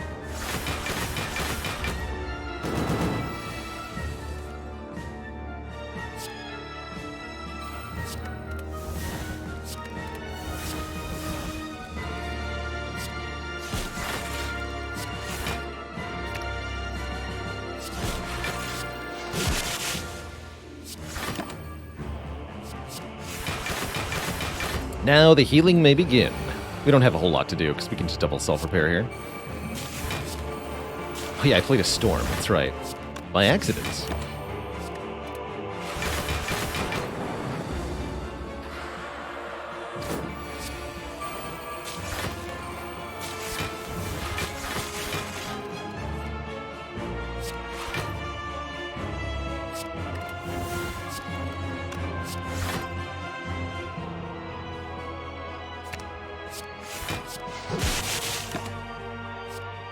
That's a power 2.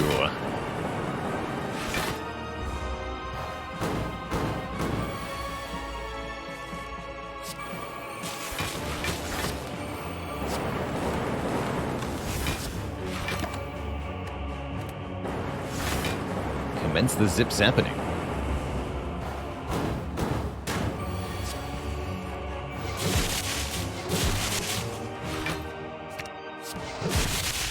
GG. Okay, 1 boss down, 1 to go. Donu and Deka should be substantially easier than the Awakened one was.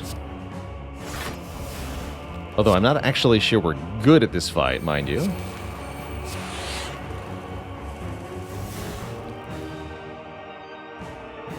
Let's do Discharge, I guess. No defrag early could hurt, but we can always heal.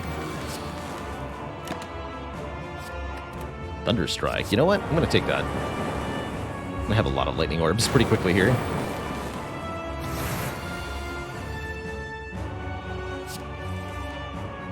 That's about right.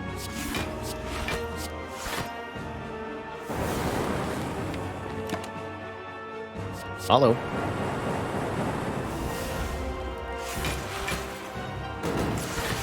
Free block for Echo Form. Easy. So hollow the force field then. Good. Even better.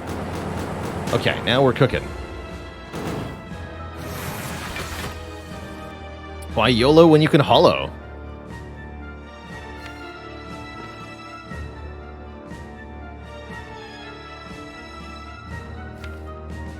Actually, let's do this.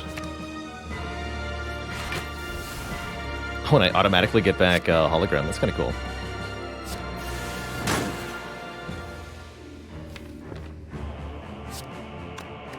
Sure.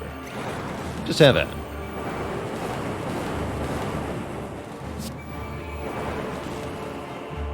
Although now we're not full blocking, we can fix that. Sort of.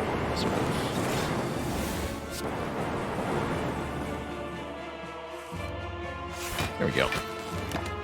Easy money.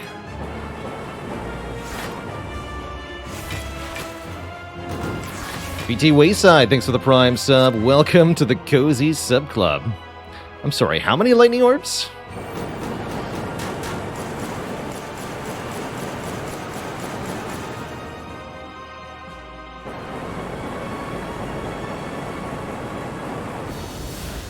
GG.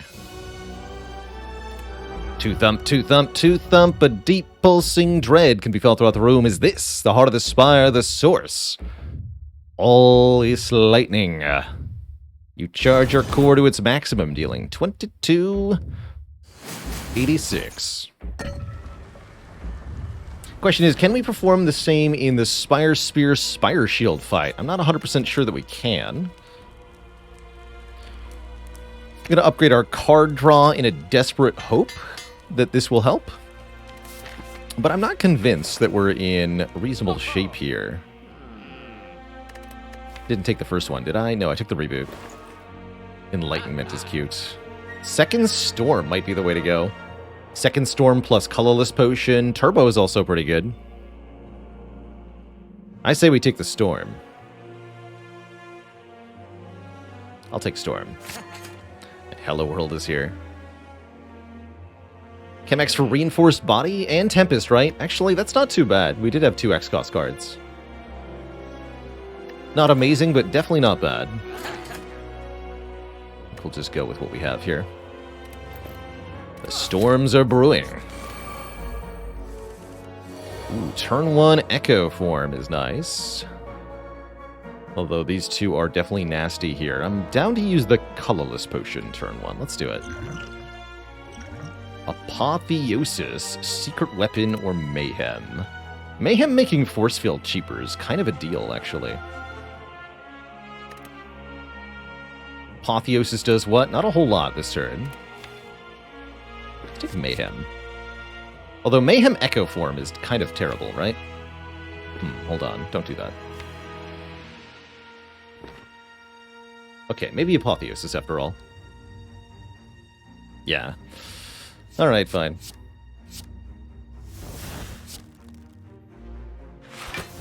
Don't be a dum-dum.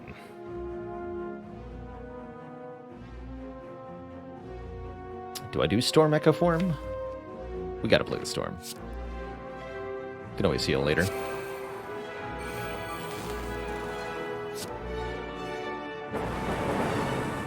Alright, here goes.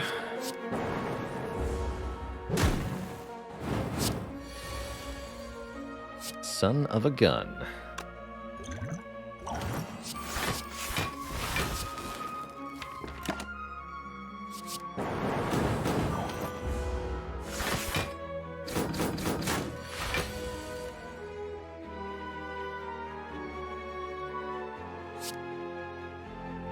Can't turn around. Oh shoot, I can't turn around at all. Oh no.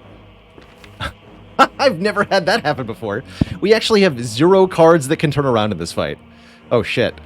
That's an oversight. That's a gross oversight. Oh no. Oh, Ball Lightning. No, we have 1. We have exactly 1. You're right.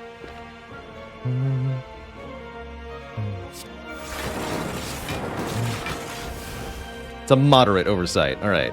I'm fine. We're fine. Everybody is fine.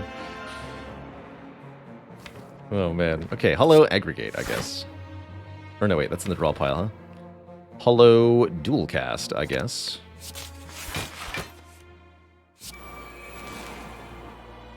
I'm gonna keep it on here. Yes, more machine learnings. Okay, we might be able to make this work. My hope is that we can win with full health and both potions. Is that actually reasonable? Not a clue.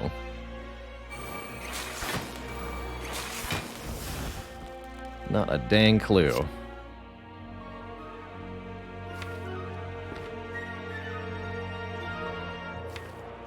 Let's do Rainbow Reboot. Good.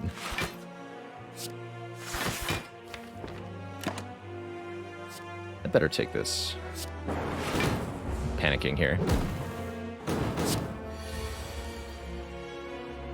Help.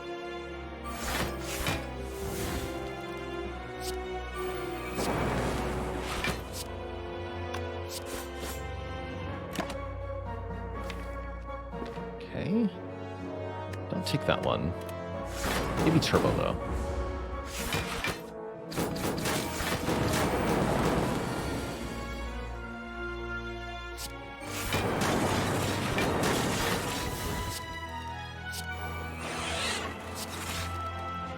Turn around.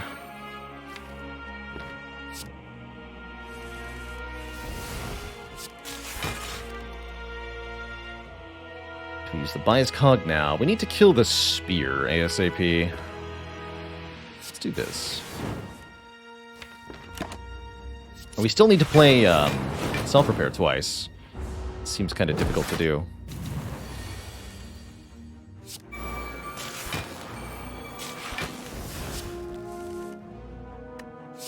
How about once?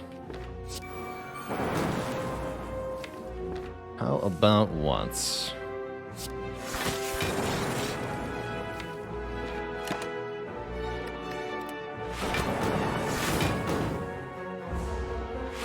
Burns on top. We draw 3 more cards, though. This is fine.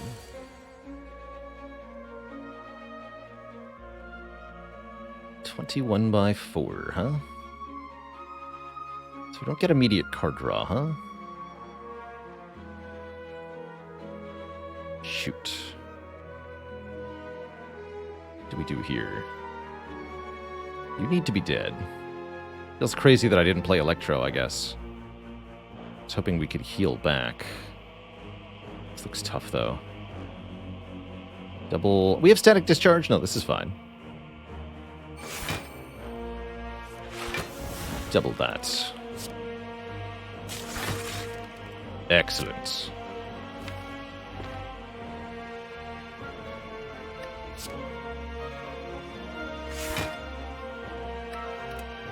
Can either get Force Field back, Cool-Headed back, or Aggregate back. I'm going to do the Cool-Headed thing here. Maybe should have just Aggregated and Tempested. This is fine, though. Do I want to evoke these orbs, or not, is the other question. Let's see, so we block for an additional 24. And then each stab gives me 18 block. So 46 plus 24 is 70. Minus 8, 62.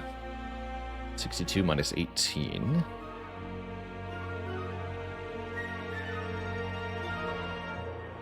It's 44. Ooh.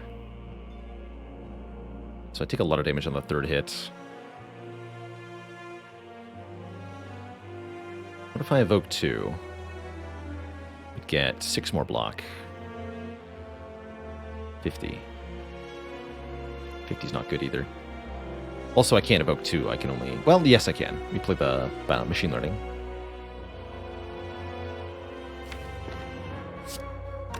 And yeah, Rip and Tear won't turn us around, unfortunately, because it's not targeted. Alright, I'll try to heal a bit more, I guess. Seems impossible, though.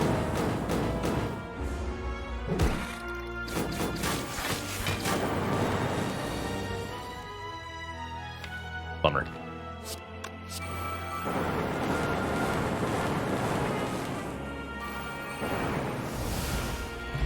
Oh, okay, we have full health. Good.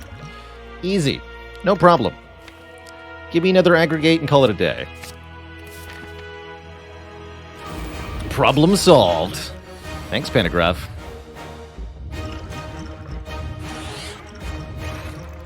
Alright, Mr. Hearts. Nothing at stake here. It's fine by me. Gonna have so many burns, you'll wish we didn't have so many burns.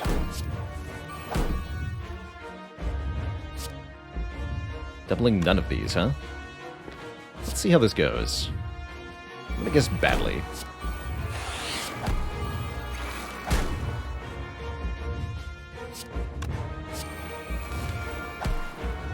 Bird-faced turn is here.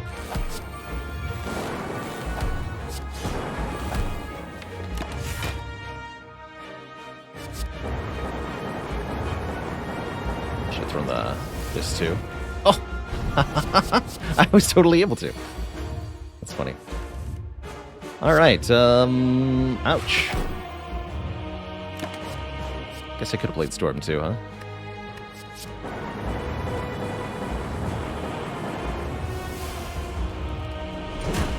Ow. Ah! Help! Wait. Wait. No, we're still dead, right? Yeah, we're still dead. A valiant attempt, but not quite good enough. GG. Not too surprised to die like that. Deck was overly dependent on getting the Echo Form down early. Not quite able to generate enough survival orbs, nor play enough cards. Just didn't seem like quite enough stuff, which is pretty frightening, actually, because it was a lot of good cards, with most of the starter cards removed and tons of relics. So that was insufficient is deeply concerning. GG. GG. So it goes, as the defect sometimes. If only we'd had the second reboot. Feels like we needed a real creative AI, too.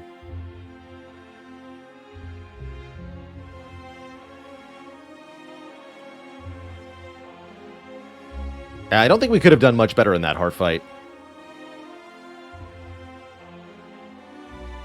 Hit me with fluffy mittens. I don't know if I can help you, but ask away.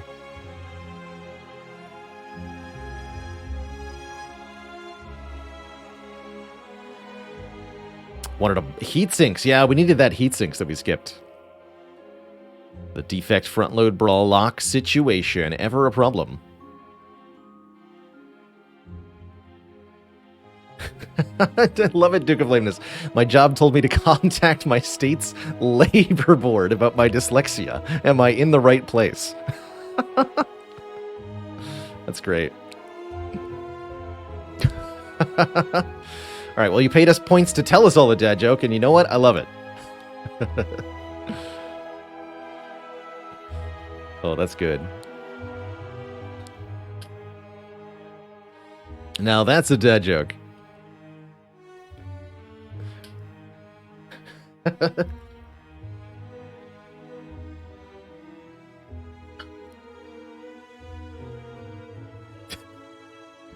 Now it's my turn. All right, what do I got for that? What do I got for that?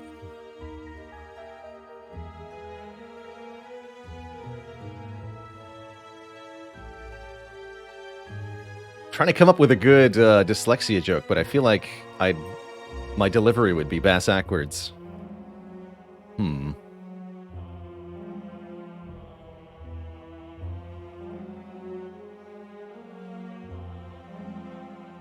Boo this man.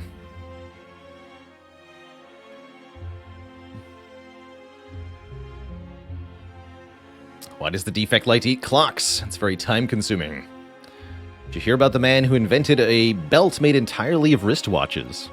It's a complete waste of time.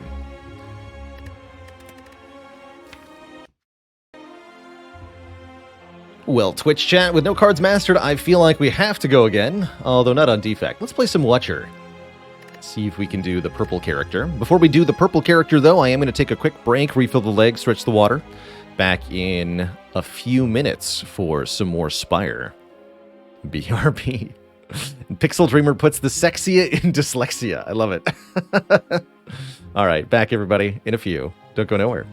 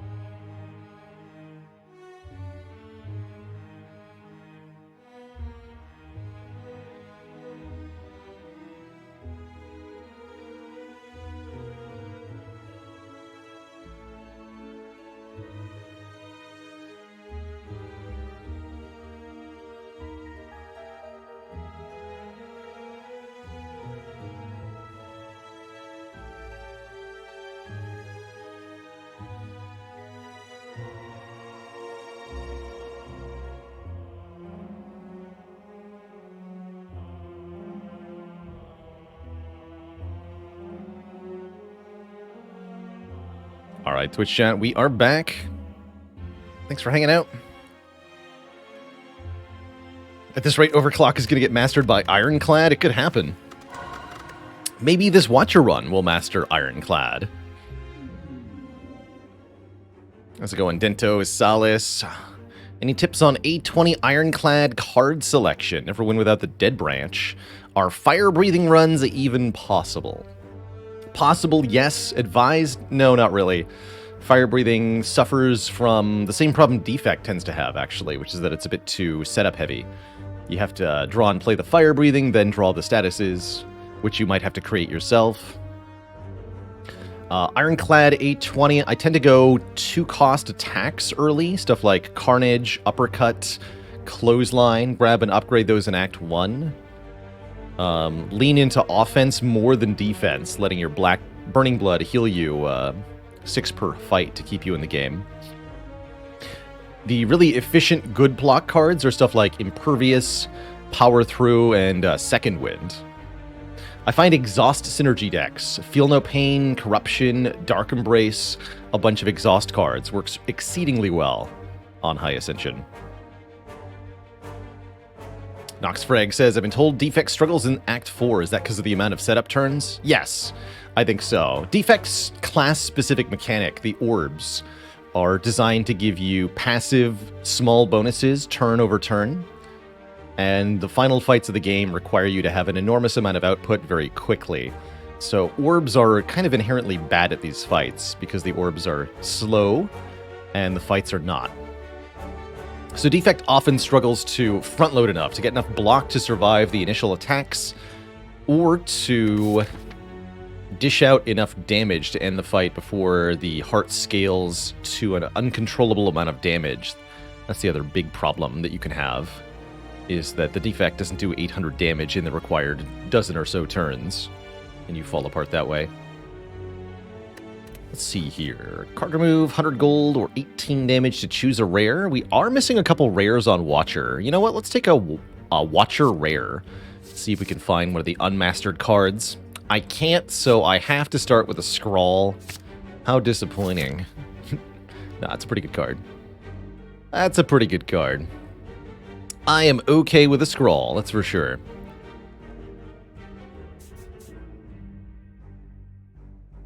Three elites is maybe better. Let's do 3. No removes? That's fine. We got Scrawl, and we're fighting Slimbo. Slimbo Jimbo.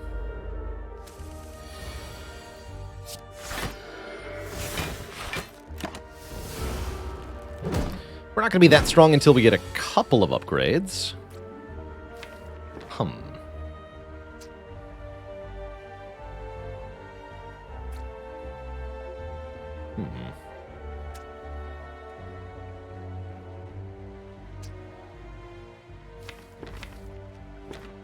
Guess I do this.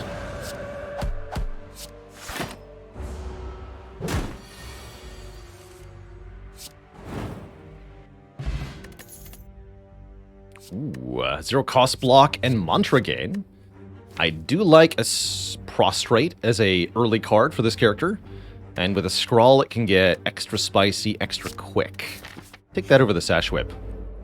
0 cost cards in general are quite nice with Scrawl.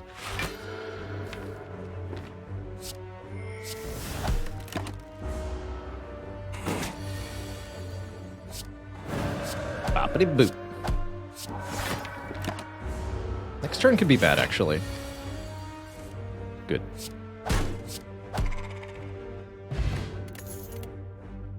Double Prostrate. I should probably take Wheel Kick first. We need an actual attack. Yeah, we need the actual attack card. Do we upgrade Eruption or Scrawl first? I'm thinking probably Eruption first. Oh, that Wheel Kick, though. Oh, that Wheel Kick, though. Let's do this. Excellent. Kabonk.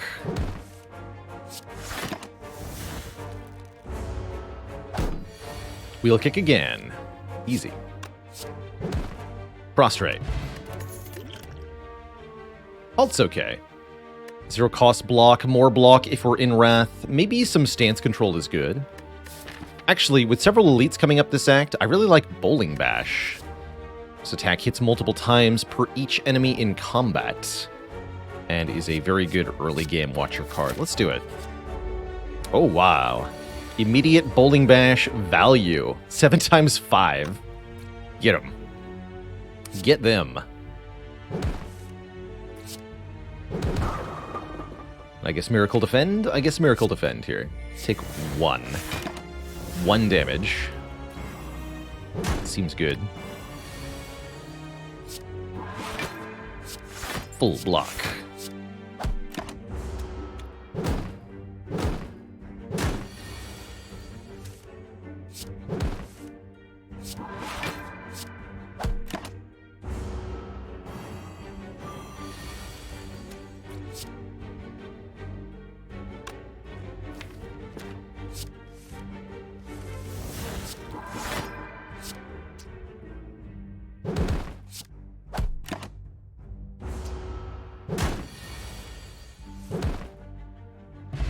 Great fight.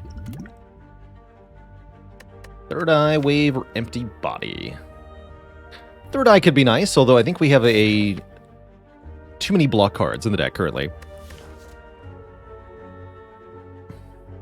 What does the Watcher do on a weekend? She goes on a pub scrawl. Love it. Love it. Wave of the Hand is okay with Prostrate. This is definitely a good card for later in the run. I think it's a bit of a dead weight card at the moment. With several elites coming up, I'd really prefer to keep the deck as slim as possible to make sure we can draw into the Eruption. Ooh, banana. 22 more health makes this a lot safer. Let's do it. Delicious, delicious banana. Nutritious and slightly magical. Like all bananas. Slightly magical means slightly radioactive, by the way.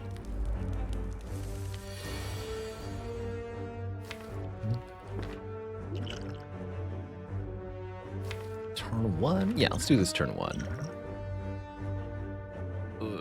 Alright. It's fine.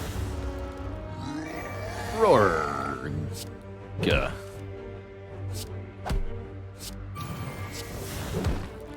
Nice and clean. 26 bucks and 1 boat thingy. Sanctity's a premium block card. If you got too many block cards, look no further than Sanctity. It's a block card that's also card draw. Deceive Reality, another really good one. I think I prefer Sanctity first, though.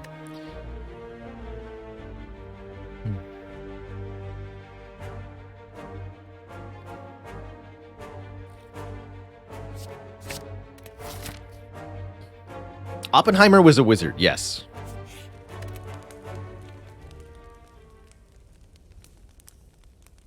Now we can upgrade Scrawl, and then maybe Wheel Kick next? Arguably we should upgrade Wheel Kick first, actually. I'll do Scrawl, though. I'll do it. Free Scrawl, too powerful. It's like Backflip, but slightly differently flavored. What about Boot Flip? Any boots? The boot here increases unblocked attack damage from 4 or less to 5. Only a few cards benefit from this. We don't have any of them at the moment.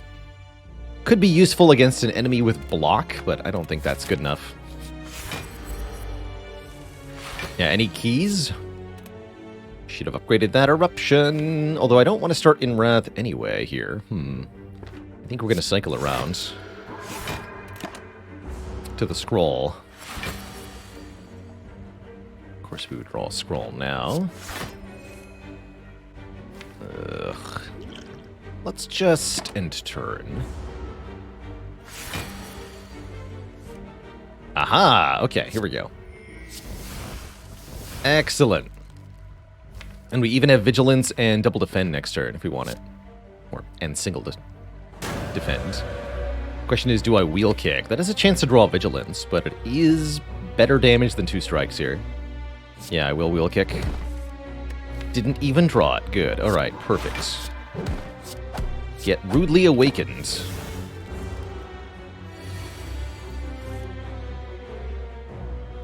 I have 44 damage? Dang it. Close. Very close. Let's just block as much as we can. There's more eruptions in the sea.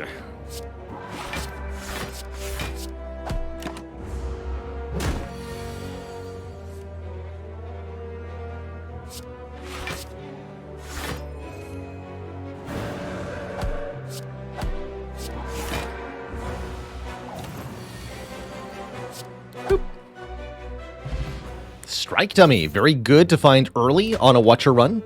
Strikes now deal 3 more damage, meaning that our starter deck has substantially improved performance. Do we want a Fasting? Less strength than Dex, but more energy each turn? This is the beginning of a pretty good Fasting deck, actually. I'm going to take it. I really like scaling with this card. There's a couple ways to prevent the debuff in the first place, but even if you are paying the energy per turn, the additional output is really strong.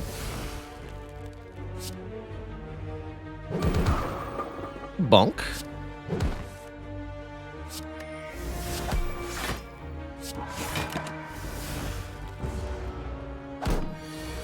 Yeah, good with orange pellets, good with artifacts, and good with any zero-cost card in general. Not what Fear No Evil is, but stance changing for getting energy from Calm, also pretty helpful in this sort of situation. I'm wondering if I want to use the Power Potion here. I'm going to do it. I don't think it's a very useful potion, broadly speaking. So I'm just going to do it.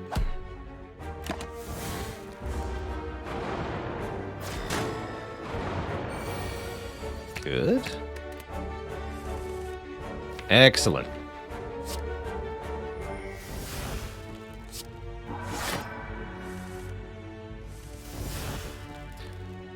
So what's the play here? Fear No Evil, Erupt... No, not quite. Bowling Bash in Wrath will do 42. So yeah, Fear No Evil, Eruption, Bowling Bash. That leaves me with 3 energy left. So I can do Strike, Strike, Strike after that.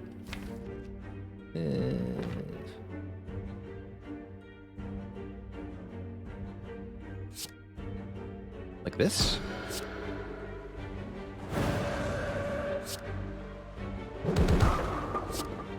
Oh yeah, Strike Dummy makes these even better. Cool.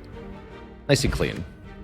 Score a Pen Nib. Every 10th attack we play is doubled in damage, and an Omniscience to double a card in the draw pile, or perhaps more reasonably, just a Flurry of Blows to return to our hand, stack the Pen Nib, work with Fasting. Maybe this Flurry is better than Omniscience. I do love Omnichain. Yeah, that's the main reason I'm thinking about it. Another reason to take an Omniscience here is that the earlier you find the first Omniscience, the more likely you are to pick up more copies of it.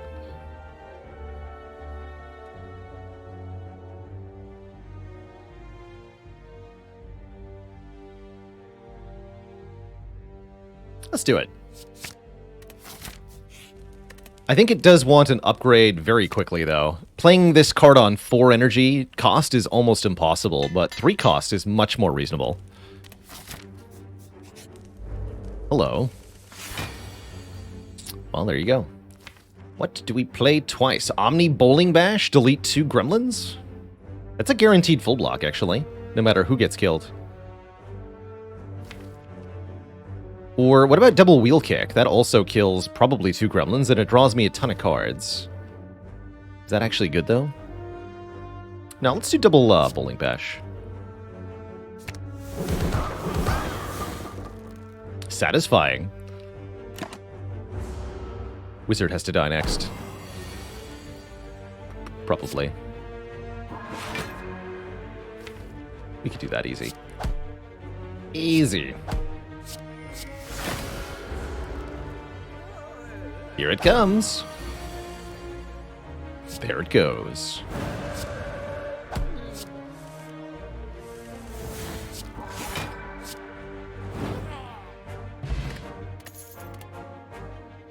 Another Fear No Evil. Halt is much better with Fasting. Simmering Fury for a second Wrath entry. Interesting.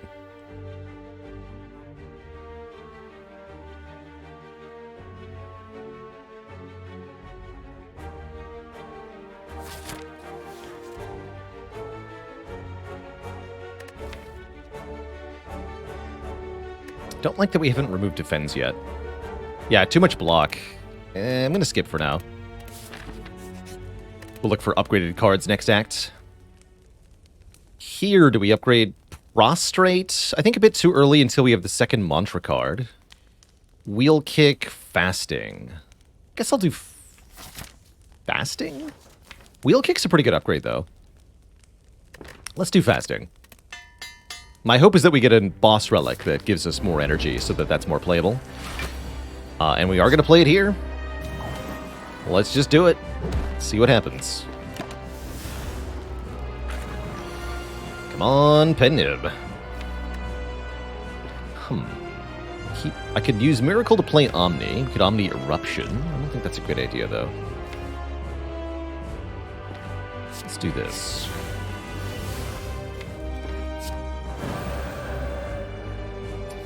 Could simply wait till next turn. This is going to do 19 times 4, 76 damage. If I just play it now. Strike does 52. Jesus. What's 126 minus 52? That's actually a split. If I play Strike, we split. But we don't split with Fear No Evil. There we go. I'll take it.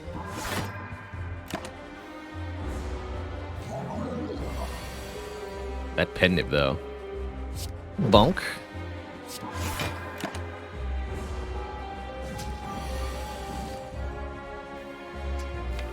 A bonk.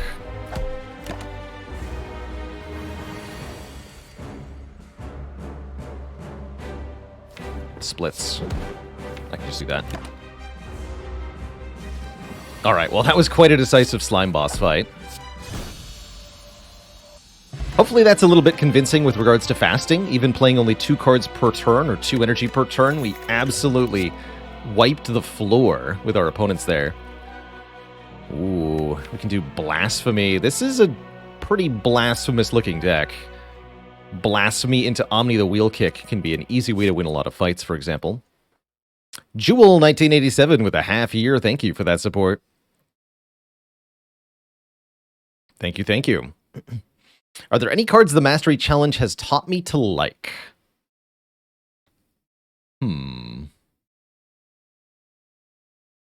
I've been impressed with Stack in a couple of situations.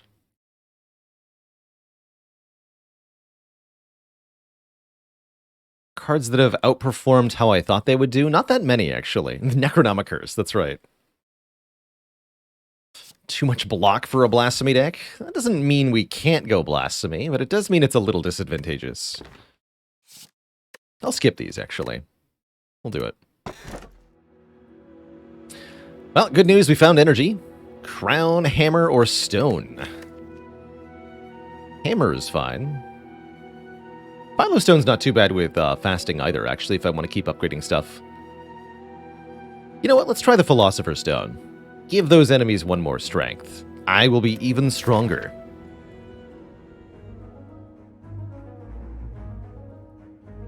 I'm trying to think of a silent card I've improved my opinion on. I don't know. I think I'll have to do a review video of some kind when we finish the challenge. With my conclusions and learnings and some datas. Huzla678, thanks for the Prime sub and the 10 months of support. Burbs incoming. Burb Nerbs. Might want to go double shop here. Burb Nerbs.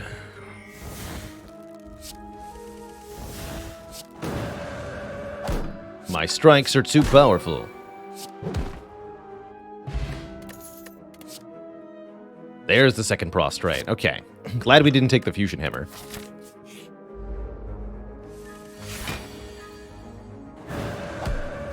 Chunk.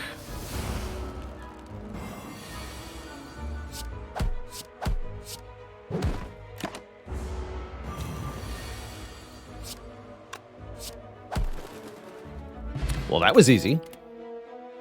Cut Through Fate's pretty good. Damage, scry, draw, all things we like. Helps me get to the prostrates or the scrawl. Does pretty good damage with the fasting, too.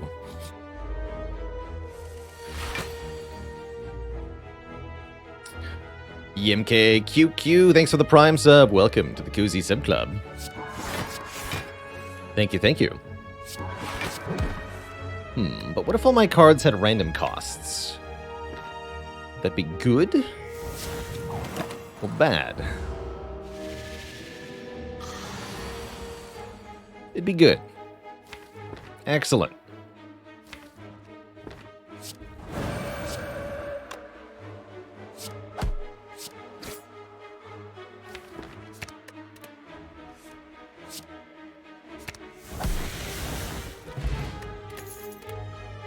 Third prostrate. Now we're cooking. Good. We should upgrade one or two of them immediately now.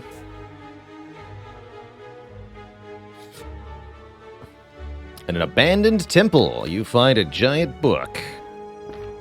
I like reading. Let's read.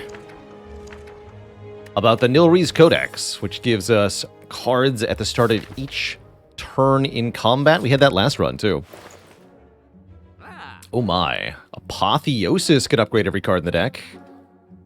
Or we could buy a Fossilized Helix, or a Lizard Tail, or a Frozen Eye. Frozen Eye is pretty good. Double Fruit Juice available. How many upgrades am I behind on? Quite a few. Apotheosis does look pretty spicy here. I can do Apotheosis and the Frozen Eye. That's kind of exciting. Although I really, really, really want a card remove. Yeah, I've never been disappointed by a Helix on Watcher. I, broadly speaking, totally agree.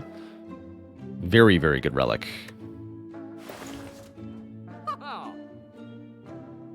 About Brilliance, it's okay. It's a damage card that scales with our mantra. I think a little bit unnecessary here, especially since we can generate similar things from the Codex. We'd much rather spend our money on relics. Let's get that Helix and a remove. I like that quite a lot. That's a good shot. And now I think the elites are going to be super easy.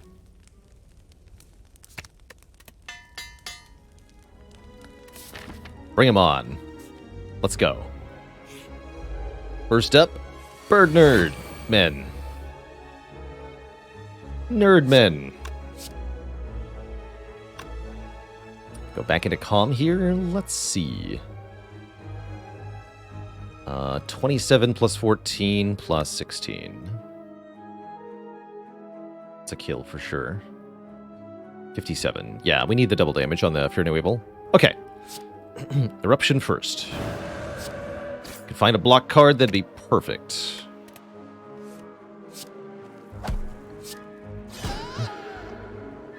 That way we can block the 8 damage here with the Miracle. Spirit Shield, Wheel Kick. Let's go Spirit Shield for this fight.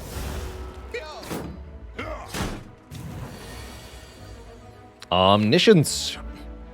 Can Omni Spirit Shield. We can Omni... Bowling Bash won't do much damage, unfortunately. Wheel Kick, likewise, not much damage. So probably double Spirit Shield. Get 24 block.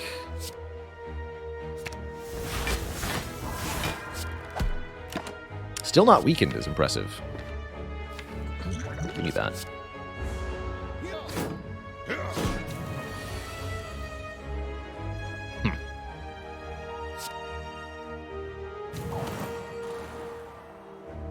Mediocre.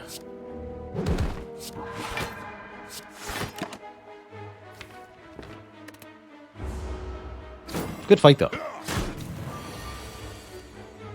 Yeah, not a bad fight at all, actually. Suppose I can't complain.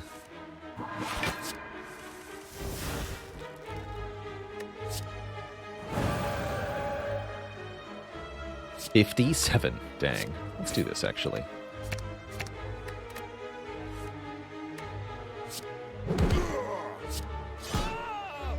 Alright, good fight. We get a mango for 14 more max health. Very good for our late game, and I was hoping we'd see this power at some point. At the start of your turn, gain 2 mantra. With 3 prostrates in the deck, 1 devotion is going to turn us into a regularly occurring divinity machine. It's also an excellent omniscience target. Excellent omniscience target.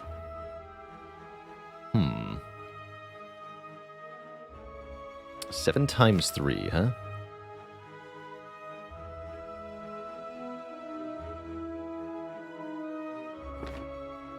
I could do Fasting Miracle Omni. Omni the Sanctity? That's kind of hype, actually.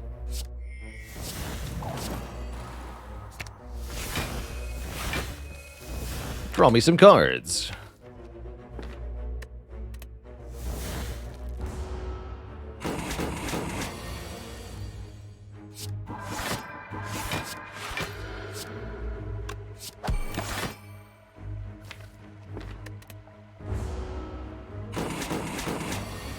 Easy snake plant fight.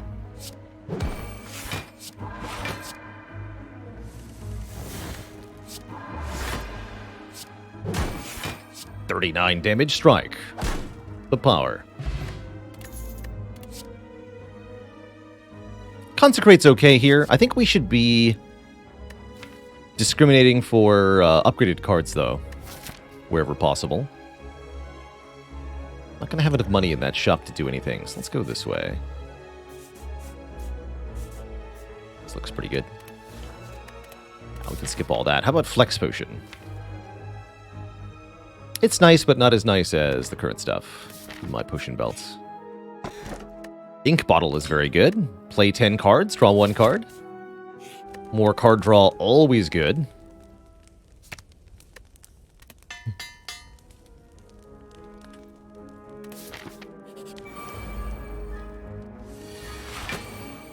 What do we have here? Devotion turn 1, I like it.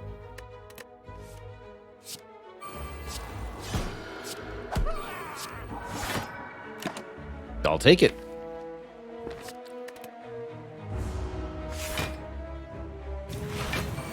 No attack even, that's great.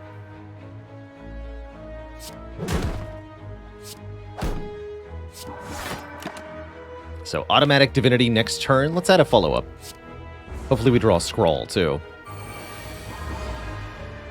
Sort of, yeah, we get omniscience. That's arguably even better.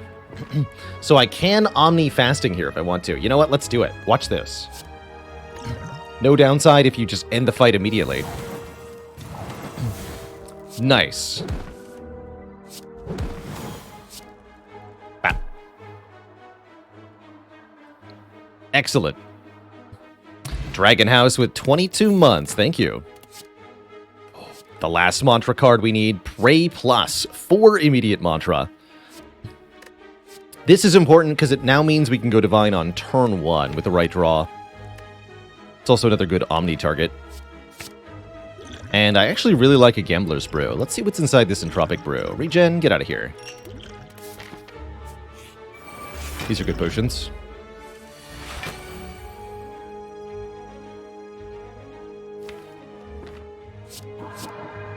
Omni Devotion. Give me 6 additional mantra per turn. And there's a Brilliance.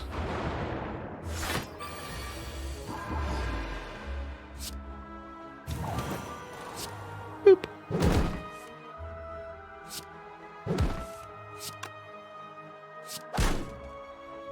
The damage. This card's okay with fasting. Would prefer it upgraded, though.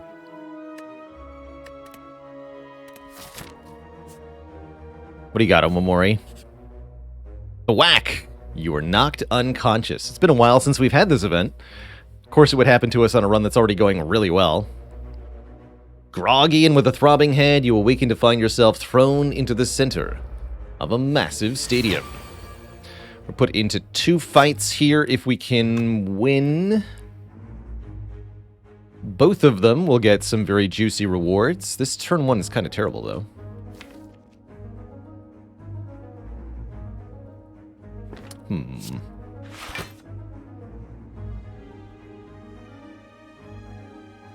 Could stance potion here. Seems bad.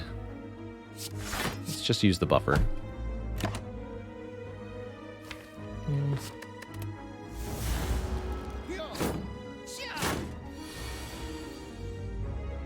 19, that's fine.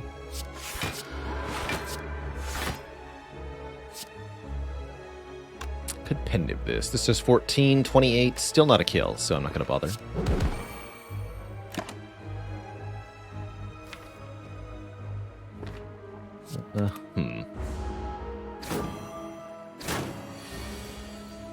That's not good. However,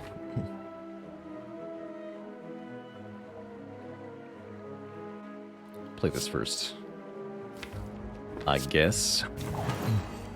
Oh, we did get Scrawl. Excellent. Okay. All's good then, because we get to go Divine. Get him. 85 damage. Well done, weakling. The giant mock claps while he riles up the crowd with exaggerated gestures. No, Steve with a B. The text always says the 4200th combat. There's actually some interesting interaction with Champ and the number 420. The event says the 4200th combat, and I believe at default Ascension, Champ has 420 hit points, too. Seems like the kind of guy that just likes to blaze it, I guess. Hey, Rajkor Jack, that's a lot of waffles. To victory. That makes two of us, says the Rourke.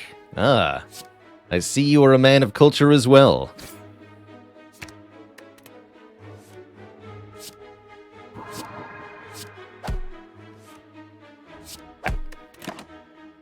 Ooh, Wallop's good. Knob in this fight can definitely present a bit of a problem. Although you should be over-prepared for Gremlin Knob at this point in the run. Doesn't mean you are, just means you should be. Let's go Fear No Evil, then Scrawl. One more card. Excellent. Babonk. Going Divine is just so heckin' strong. We get Cloak, Clasp, and Pantograph. Two very good relics, plus 100 gold, plus a Wallop plus. Plus nothing. Just a Wallop plus, you know? And... wow, these events are crazy. 3 relics out of 2 events here. Singing Bowl, letting us skip cards for max HP. Absurd. Simply absurd. Yeah, it's almost time to think about maybe removing Eruption or something. Although, I'd be happy to remove starter cards until... well, for quite a while. Let's just do it. Although, actually... no, let's just do it. Yeah, I was hoping. But no Divinity, huh? Perfect, there we go.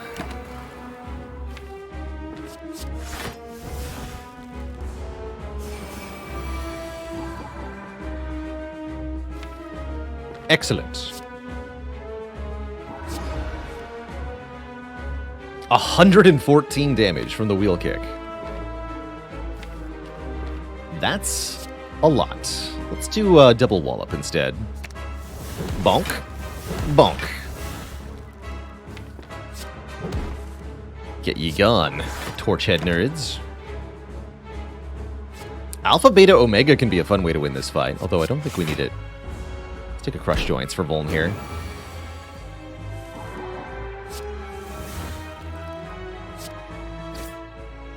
Hello?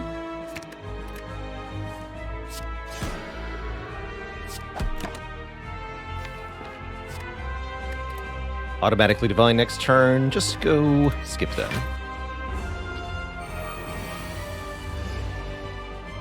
Bonk. Double bonk.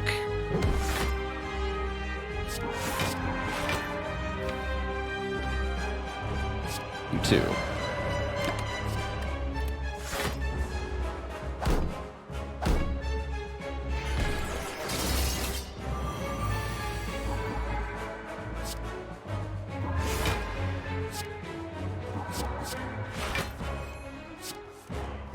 GG.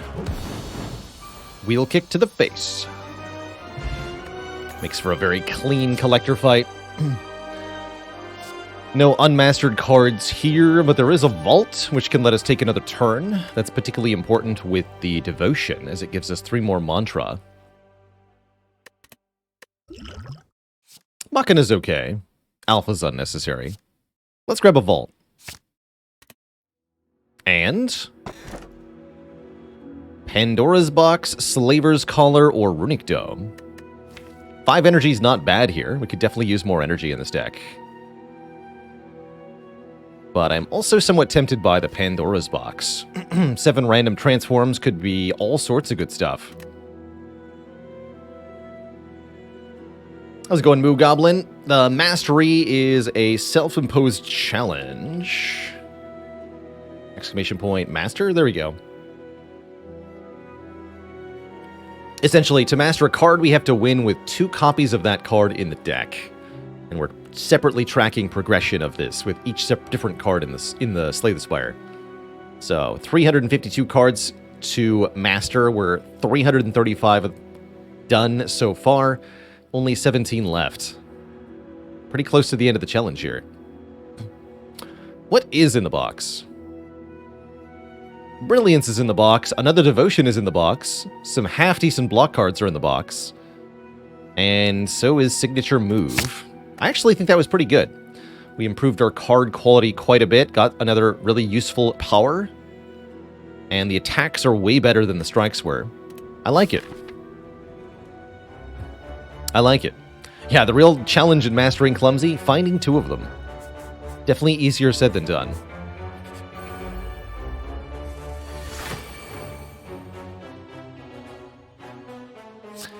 Definitely easier said than done.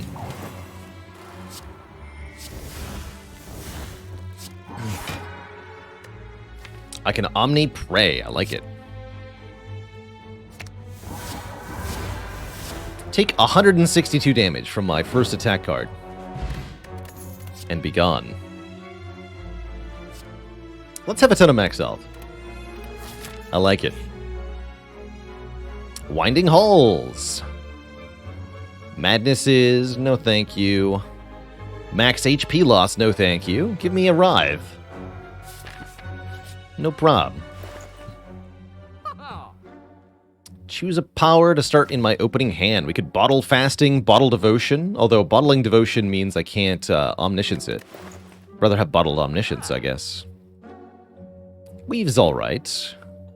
Card removal is good. We're here to remove cards. And I think the Signature Move is kind of awkward. Although it might do a ton of damage. Actually, you know what? Let's get rid of Eruption. Bye, Eruption. Twitch chat member from earlier was completely correct. I guess.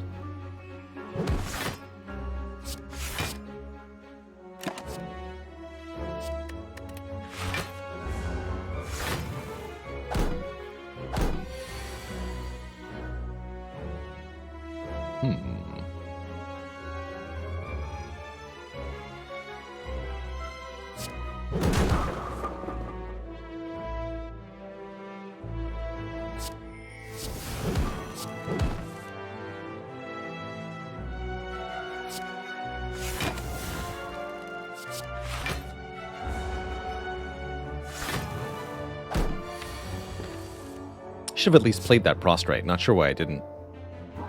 Ow.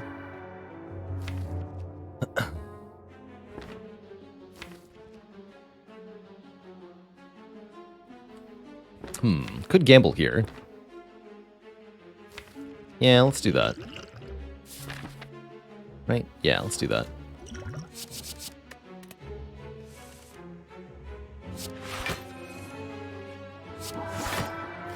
Do you remember what I have stored in Note for Yourself?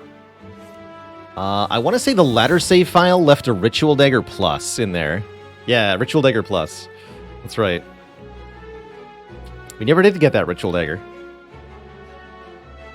Truly a shame. The potential was huge. Execute Order 66. Damage.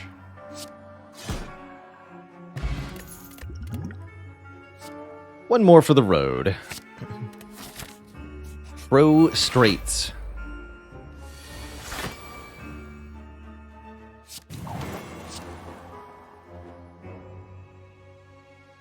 Go for you.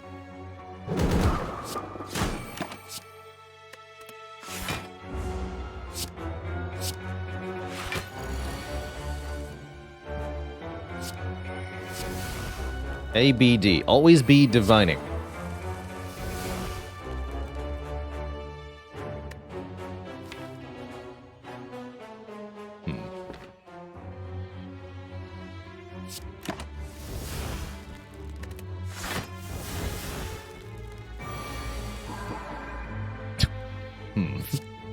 That's not quite right. Let's block this way, I guess. Don't play that prostrate. Show me your moves.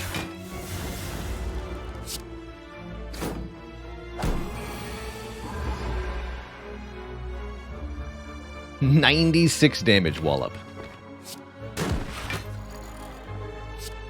Dang.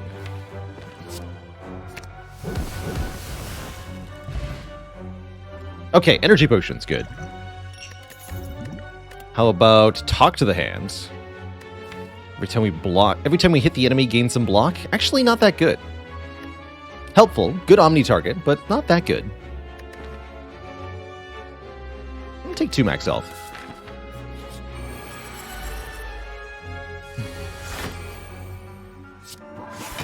Not even that good. Ooh, Bowling Bash is good. Okay.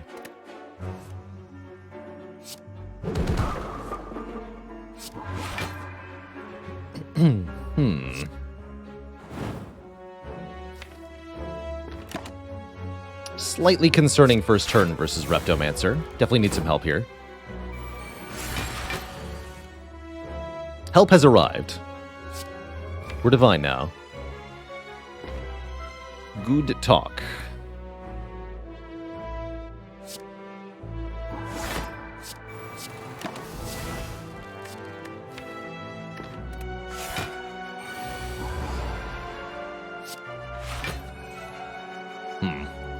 That's even worse. I'll just go divine again next turn, I guess.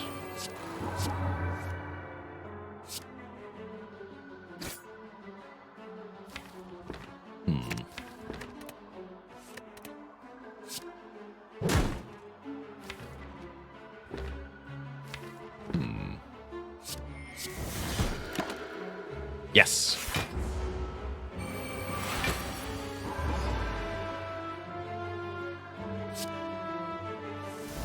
Easy every time. Blop. 204 damage to your face.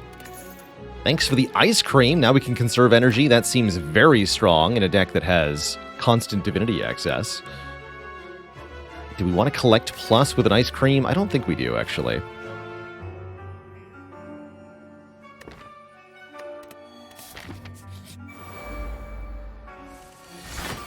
You shouldn't be too bad either. Bonk.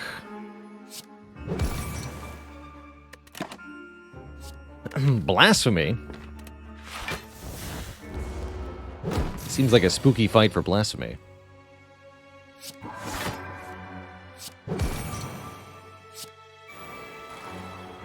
Buffer gets used here. Yeah. Okay, we have to be consistent now. Good start.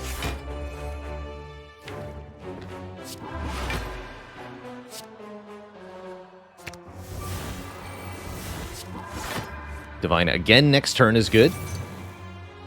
Let's get that Sansa time into my hands. Overflow the mantra.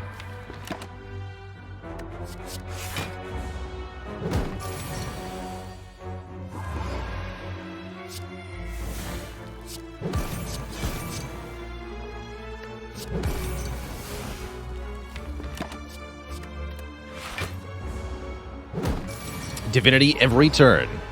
It's a lot of energy. That is a lot of energy. Take 282 damage, you stinky nerd. Can I kill you? I feel like I can kill you. Let's kill you. Enter calm. Exit calm.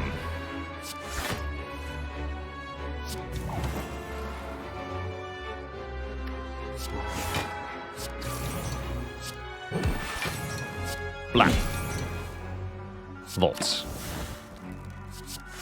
I'm pretty sure we'd kill you.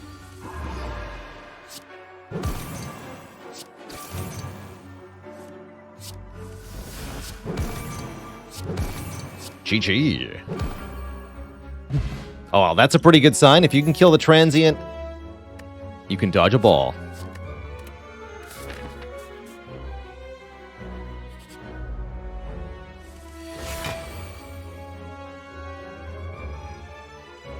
Is Incense Burner the only way to get intangible on Watcher? I guess you could also use a Prismatic Shard to get Wraith Form. You can also get the Apparition event, which is not class restricted at all.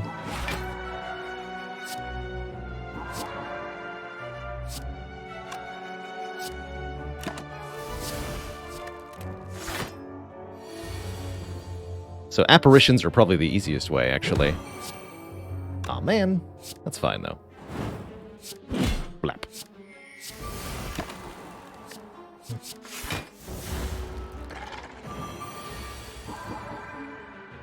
I do not fear you.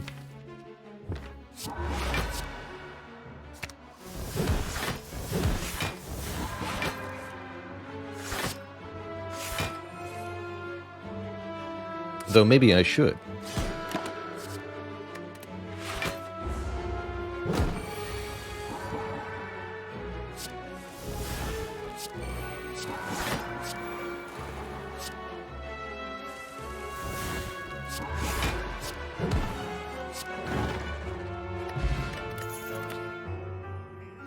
Wheel Kick Plus. Not only is this a good attack card, but it's more card draw, which is really important now that we're generating tons and tons of energy that we can retain with the ice cream. Any card draw seems quite good. Puzzle is also card draw. Wow, 2 chests in a row. Lucky. And Meal Ticket is not card draw, but it is healing, so cool. Gonna recall here and fight our last elite of Act 3, the Nemesis.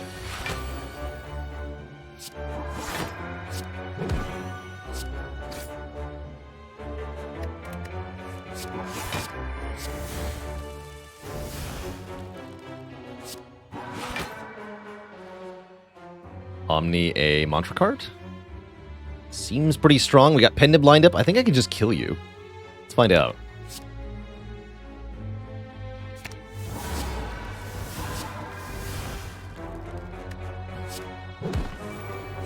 Yeah, 252 damage. Boop. Good stuff.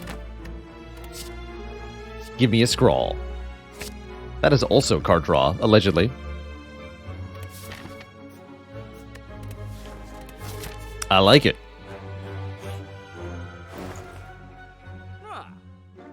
Behold the violence inherent in the system. If we're really lucky, there'll be another violence in the next shop. We can get mastery for that. Or a Dolly's Mirror, also an option. For that reason, I'm not going to spend any more money here. I want the chance at double of violence.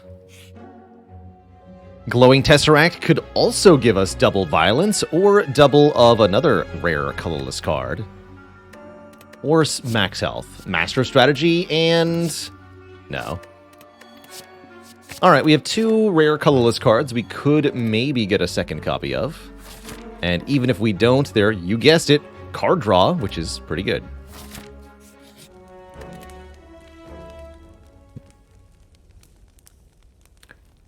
Need energy discounts.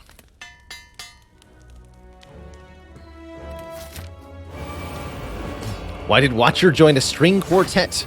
To reach heaven through violins.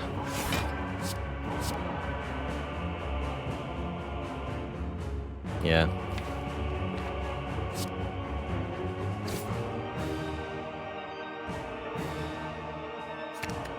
We'll play this wall up here. Bonk.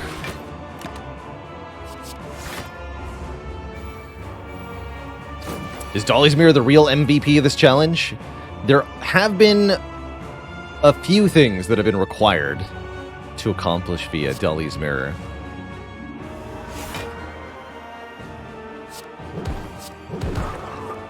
Oh, ho, ho, the ink bottle just saved our bacon there. That looked like a terrible turn for a second.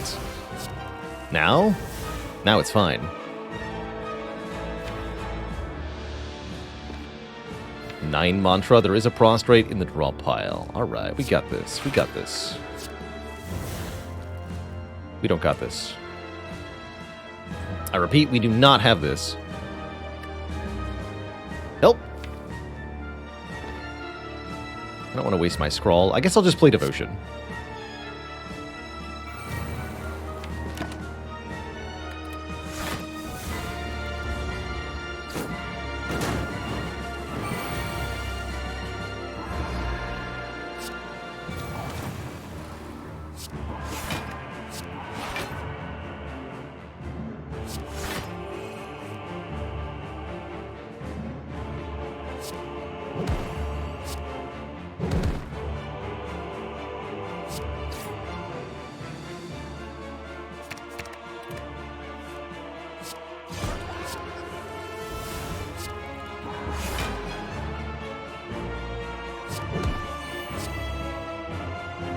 Get one shot.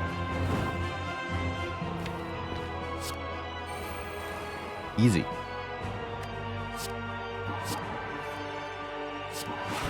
Back to Divinity next turn for Wallop Sig move to kill. Easy.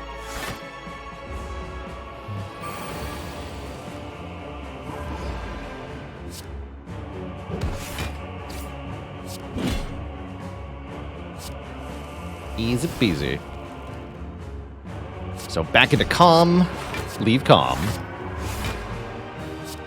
Bonk. Excellent fight. This deck is ridiculous. I love Divinity decks that work. As you can see, they're quite a feat. Buffer this.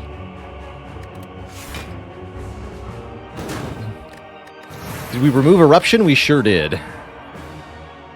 We're actually under an hour of playtime right now. 52 minutes, 30 seconds. If I really rushed this, we could maybe maybe have it be sub-hour, although I don't intend to.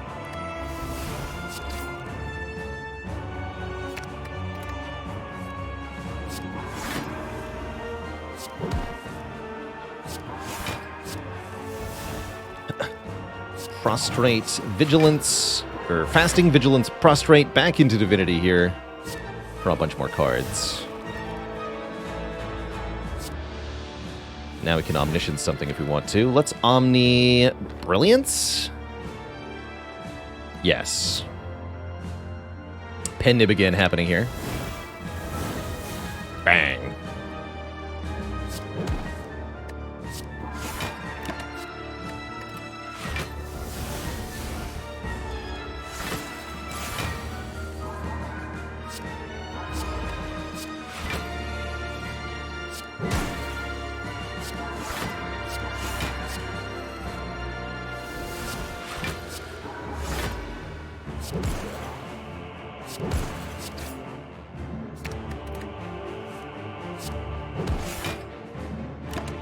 You may live for now.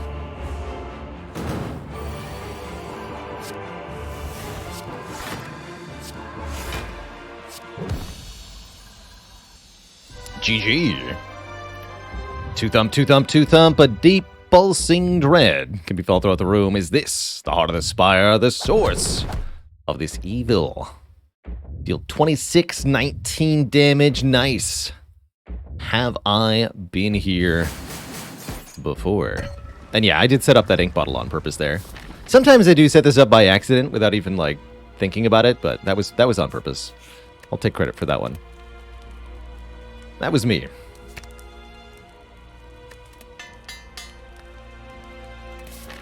Mirror. Panache is here. Once again, no mastery available. Common occurrence in these runs. That's to be expected as we're down to just a few unmastered cards. We'll get there eventually. Corey with the 3 months of support. Thank you, thank you. And Battlecat Dota, thanks for the 2 months. Fell asleep after scheduling a pizza order and woke up like way past the delivery time, but they refunded you and now a new one's on the way. Oh, that's nice. It's really nice of them. Normally you'd be out of pizza there. I'm wondering if we swap out Stance Potion for Ambrosia here. I think I'm going to do that. And then, do we want Wave of the Hand to weaken the heart? I don't think I'm going to need Weaken, honestly. I mean, it's kind of useful, but I really don't think we need it.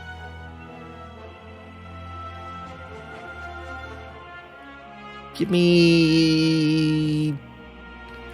nothing.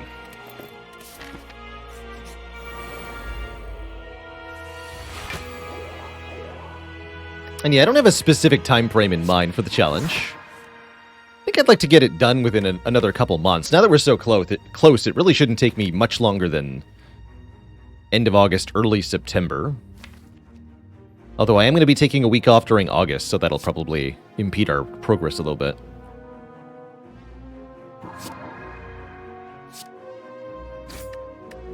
Okay, let's both retain. Discard that one, keep the other one. I really wanted to take a hit here, actually. That's fine. Pen Nib is on 8. This should work.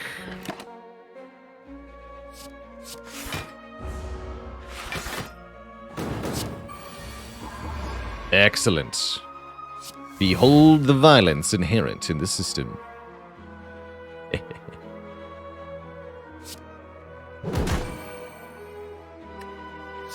Bang.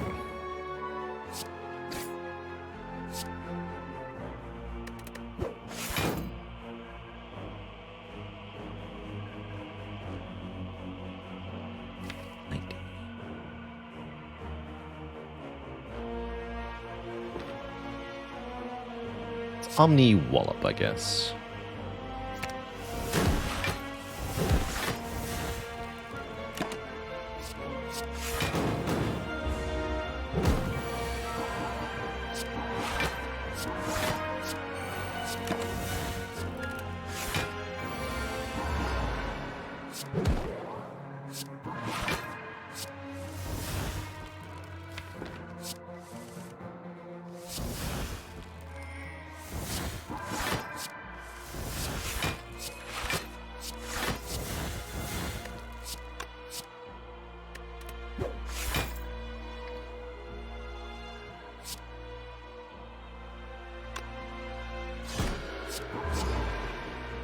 Whoops. I went around too far there.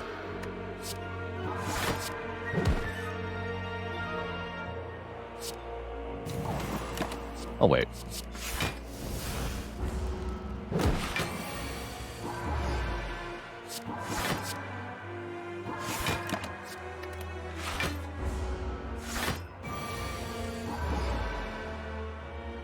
Nice.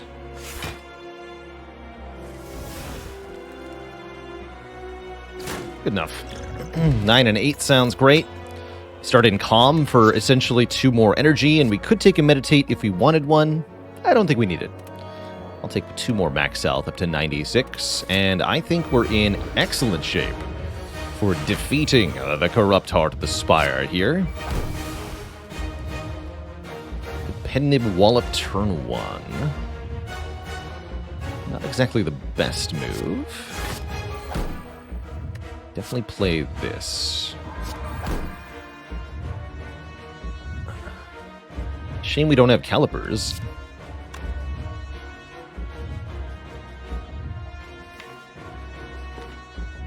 Feels slightly like a waste of energy to play Wallop here. I'm going to skip my turn. Bank the remaining energy with Ice Cream. Definitely take an Omni in the draw pile. That sounds awesome.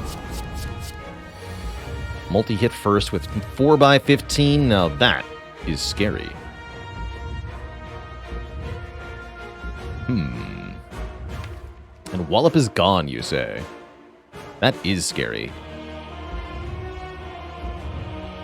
I think I might have to Omniscience Fasting here. Genuinely. Omni Fasting Devotion. Gonna lose the buffer to that, that's fine. Get more cards, too. That doesn't get me much this turn, but I have an Ambrosia for this turn.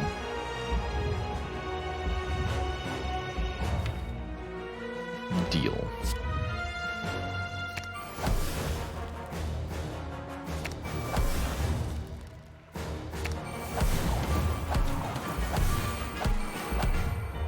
My face? Oh.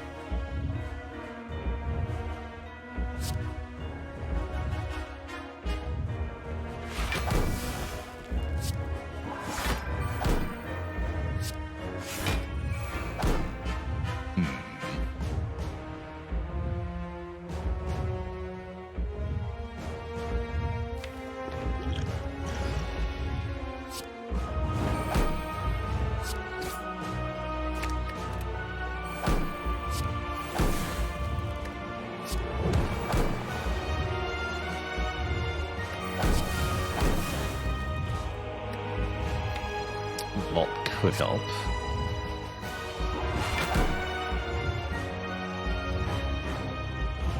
It's not a ton of block. It's pretty good, though.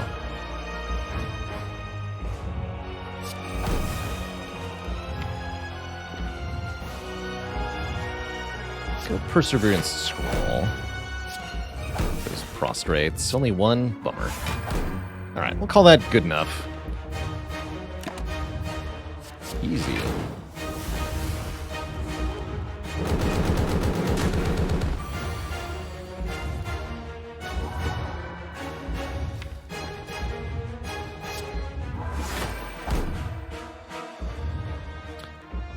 Another reasonable opportunity for Omniscience Wallop.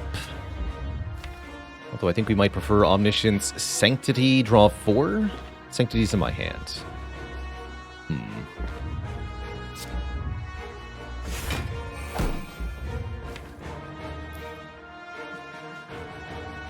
Alright, I'll Omni Wallop. Let's do it.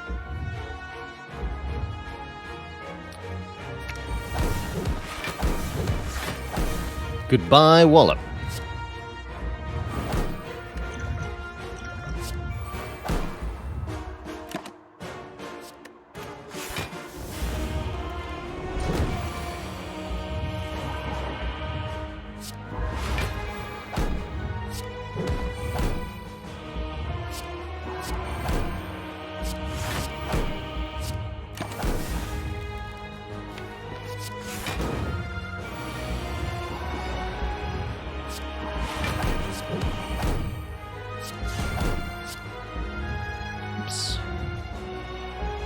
That's fine, right? That's fine.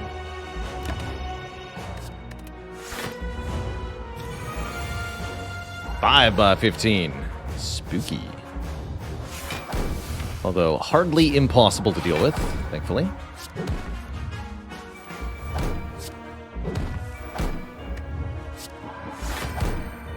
Whoops.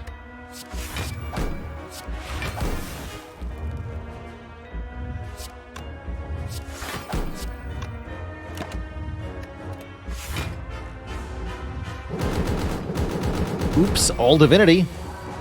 GG. Your time is up. GG. GG, my Twitch chat. Very satisfying run, even if nothing was mastered. Totally happy with that. GG.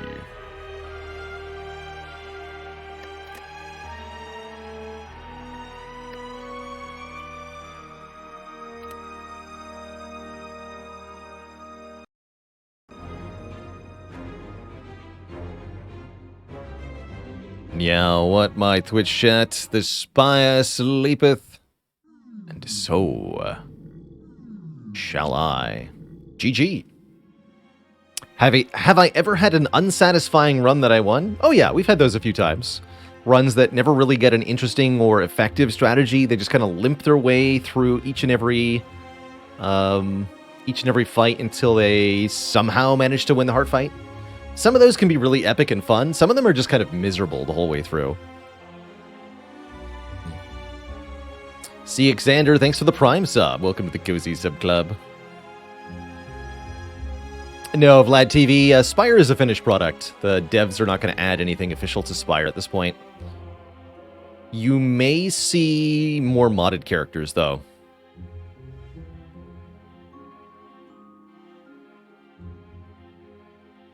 So now when we call our shots for the Ironclad run? No, now is when you call your shots for the Brotato run. Got some taters on the mind. Also got snacks on the mind. I'm gonna take a couple minutes here, grab a quick snack. But when I return in a few minutes, we're gonna be playing a bit of Brotato for the second half of stream. The tater. What's the Hello World equivalent in Brotato? Arms dealer, I guess. Evan Flo says, I got into XCOM 2 because of your archive channel, struggling about as much as you'd expect. Keep on keeping on. It's definitely a tough game, a punishing game. I think the biggest piece of advice I can give for XCOM 2 is never use your last move on your turn to move a soldier ahead of the others. Controlling the tiles that you see in that game is very important, because if you see enemies, they activate and start taking actions, but until you see them, they're passive. So making sure that enemies stay passive by not revealing them too early is very, very important. Threat management.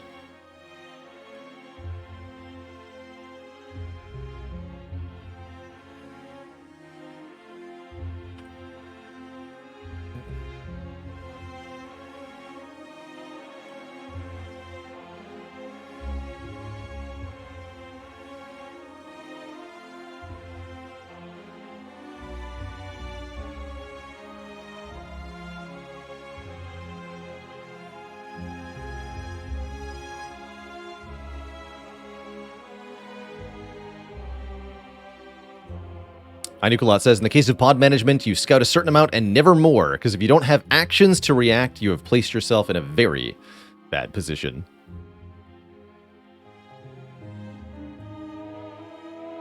Love it, Just Blake. Have I heard about the new reversible jackets? Can't wait to see how they turn out. And Migo Black, thanks for the Prime sub. Welcome to the Cozy Sub Club. You and everybody else who supported today. Always blown away by our daily subscription number. It's big.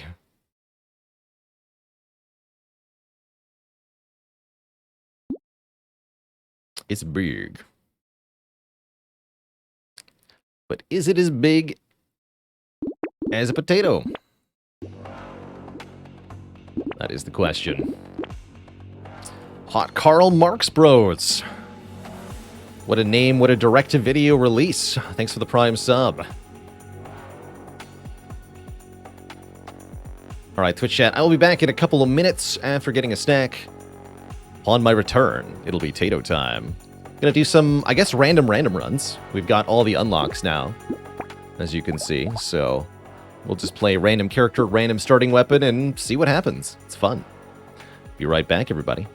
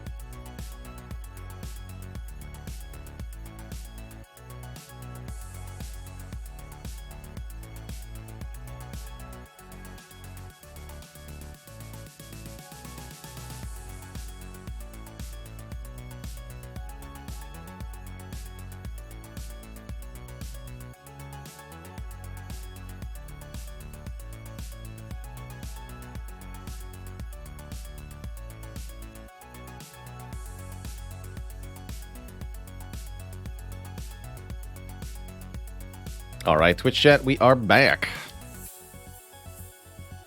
We are back.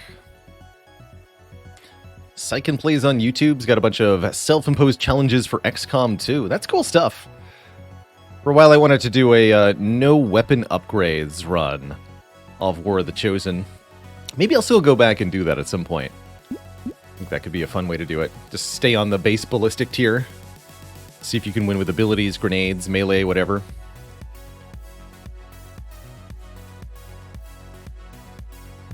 And yeah, that's one that's been done by a couple people, I think, already. Anywho, for the current game, Brotato. Love that they added a random character button. So valuable in this sort of game. Apparently we're going to be playing Jack with laser gun. Hey, that's the recommended Jack strategy even. Jack faces fewer enemies that drop more materials and, more concerningly, do more damage. So harder hitting, slower firing weapons do tend to be appropriate. Revolvers are pretty good as well for Jack.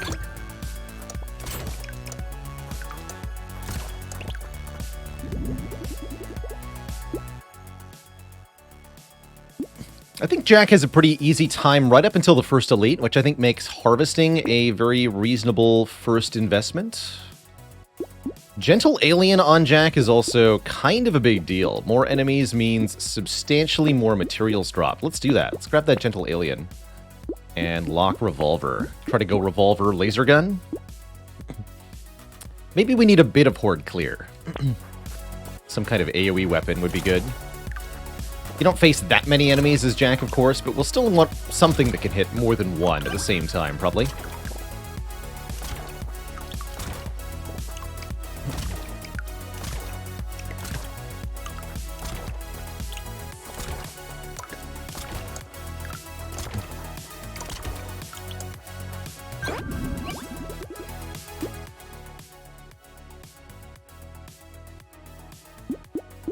Can see rerolling here. Stats that we're going to want are range damage, attack speed, harvesting. Let's see if we can get more harvesting. Yeah, 8 harvesting.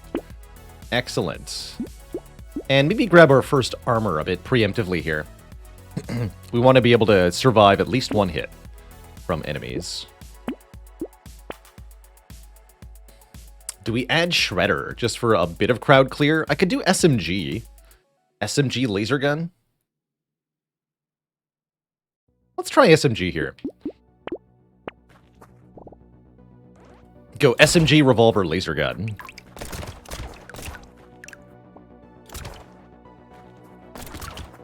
And then we're going to want to focus on lots of the range damage stat. And attack speed stat.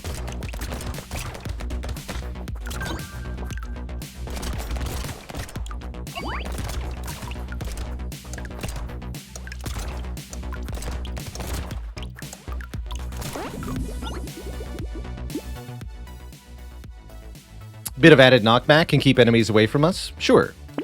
Sure. Crit, I don't think we want to build. Although laser guns and revolvers can both benefit from crit. Let's reroll this. Lifesteal, that's good healing. I think lifesteal is a good way to get healing on this run, especially with SMGs. Or we could keep stacking harvesting here. I'm going to go lifesteal. How do we feel about turret? Little bit of added damage can help, although this won't scale with most of our investment. I'll skip. Second Gentle Alien, let's go. Fire right now. That's going to be substantially more additional enemies. 2 Gentle Aliens is plus 10% enemies, but note that that's taking Jack from minus 75% enemies to minus 65% enemies. So it's actually more like a third more enemies, which means a third more income, as long as we can kill them. Killing them is the hard part, though.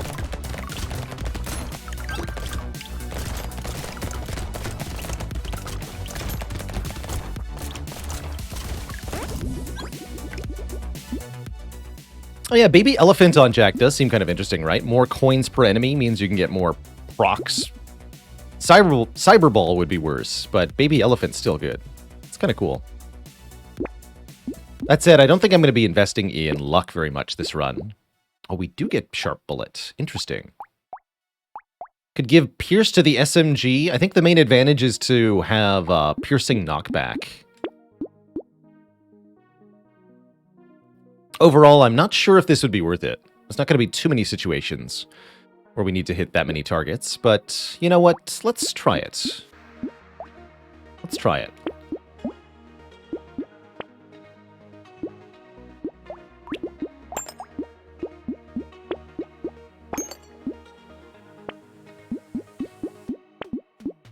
More knockback, please. Jack feels like the hardest character on D5. Yeah, I can definitely see that. It's really the elites that are the hard part. Because the elites are no easier to avoid, but do bonus damage. Really nasty.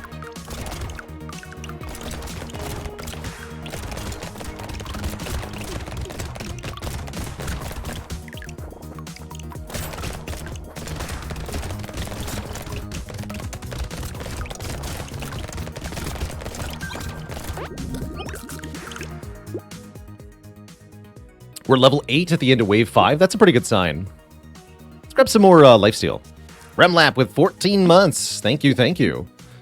And I want attack speed, especially if we're stacking lifesteal. Attack speed is the way to go here. Bait is very easy on Jack. You face very few special enemies, although their extra health is kind of scary. More knockback, please. 10% less enemies. Not today. Not today.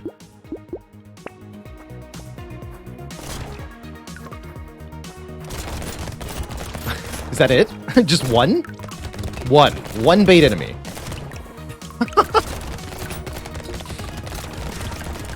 We caught a fish.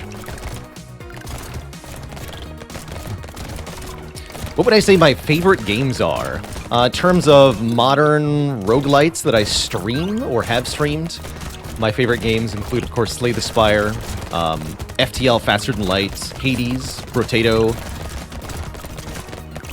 and Monster Train. In terms of games that I have really enjoyed throughout my life, and I consider kind of long-term favorites, I would list Baldur's Gate 2, Dark Souls the First, probably Star Fox 64. Path of Exile I put and Diablo 2. Those are both the same game. I'm going to lump them into one sum. I've played a lot of those.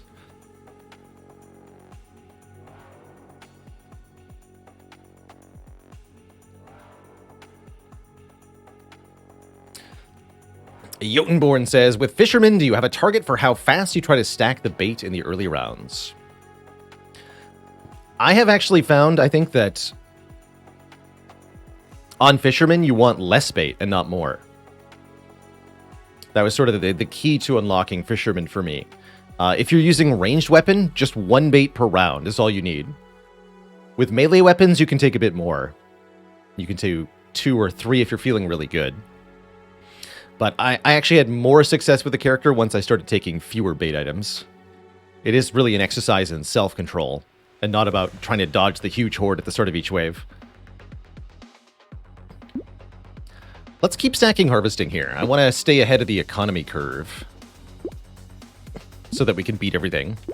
We are going to need to be able to dodge this elite in 4 waves, so my goal is 20 move speed, some decent healing. Here's healing.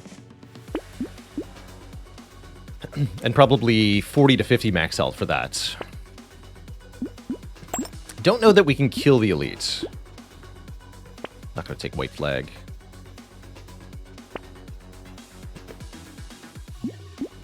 Okay, acid is good. That gives us a ton of max health.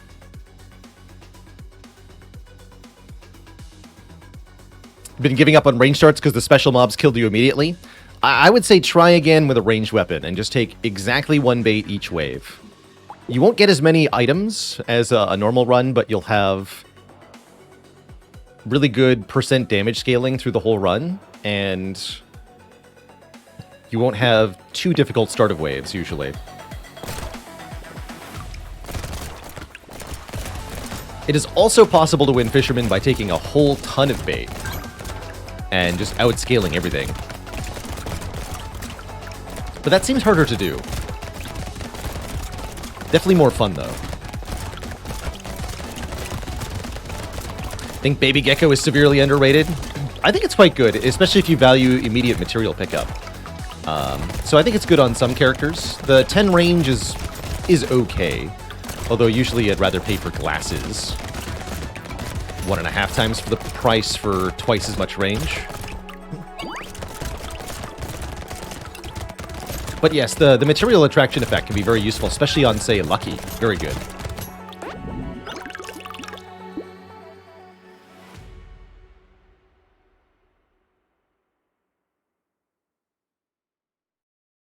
Recycle it. 3 range damage. We don't have range damage yet. We need to start taking some of that.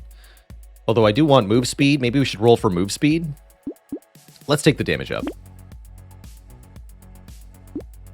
And I'm going to continue to take moderate lifesteal ups, too. I think those are quite good.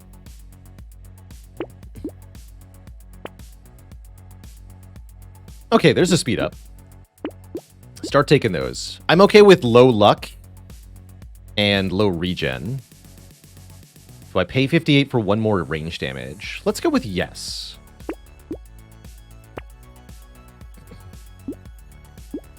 And I'll even lower my harvesting a little bit to get the bat here.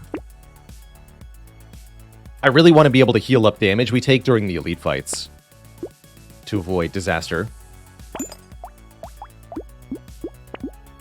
Tree's not actually that good on Jack, I guess.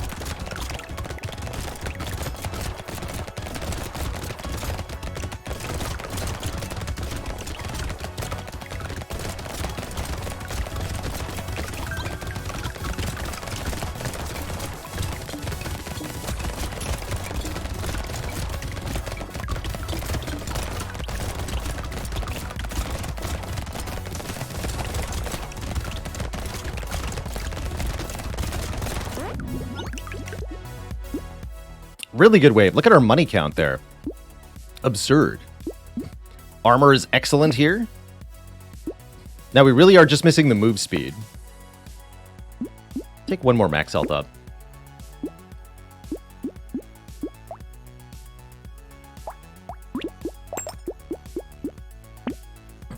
I can't pick up this SMG, I guess.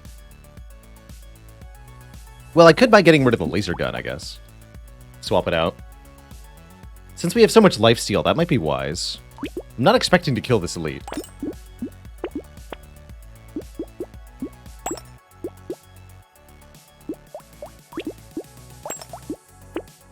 Back to 2 and 2.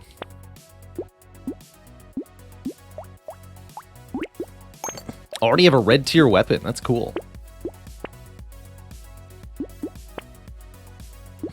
More speed. Good.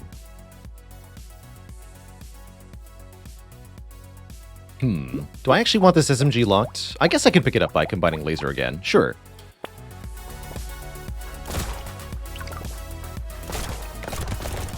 Good old Wave 9.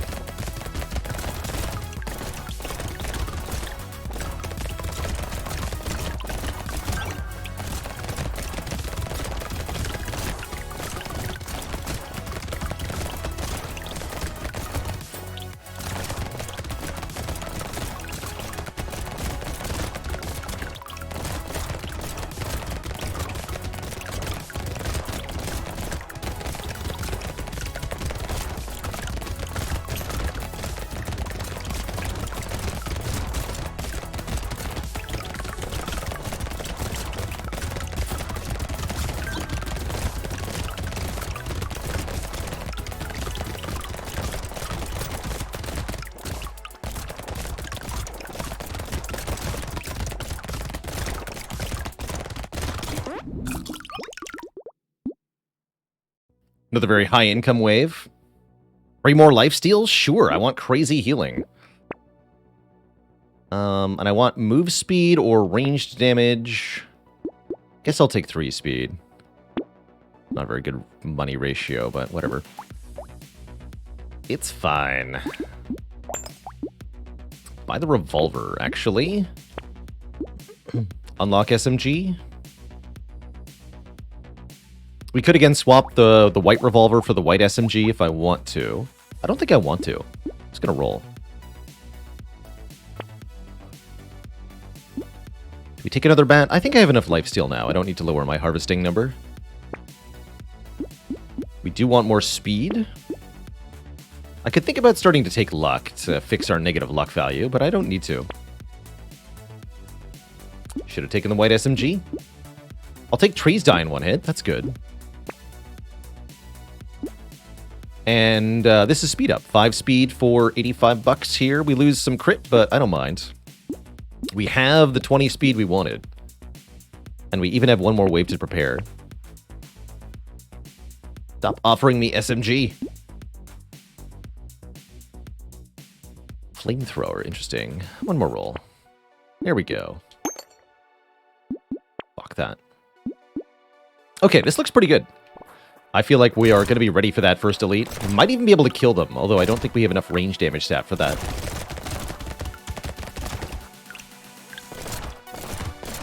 Probably just focus on staying alive and killing off the minions for the money. Try to kill elites number 2 and 3 with this run.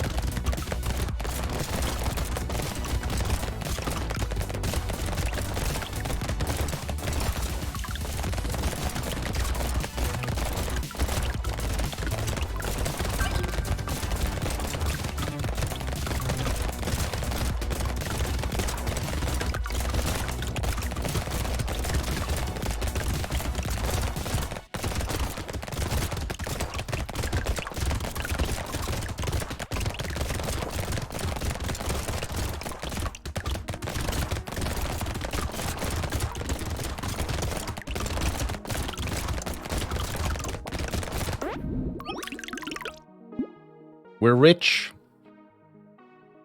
Rich, I say.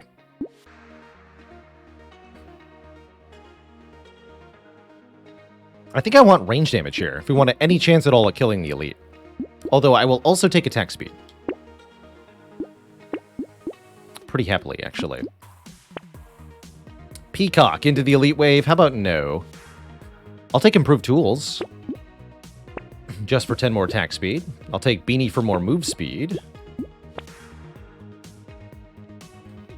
And let's grab another laser gun.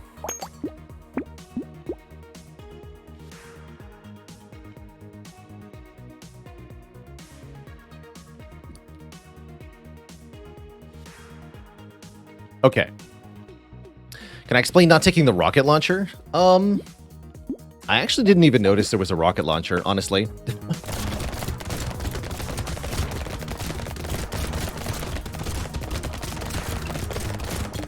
Ah! Whoa, don't run into me! That's what the healing is for.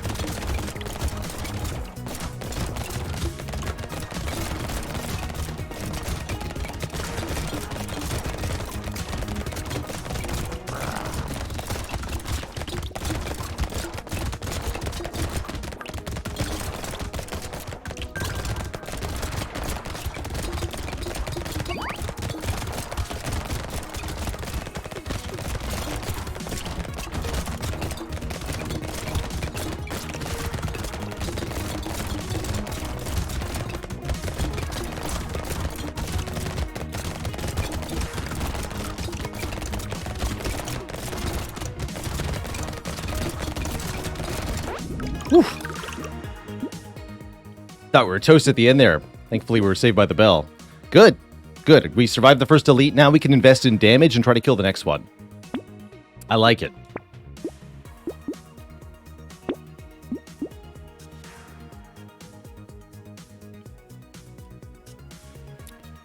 Category and title should be... Oh, no, they're not. Whoops. Whoops. How did that not update properly? There we go. Lone Wolf and Cub, thanks for 15 months of support. Heck yeah. Red laser gun. 600% range damage scaling on this thing. And a faster cooldown than the lower laser guns. I like it. I will take more move speed, though. I want about 30 to 40 to be comfortable.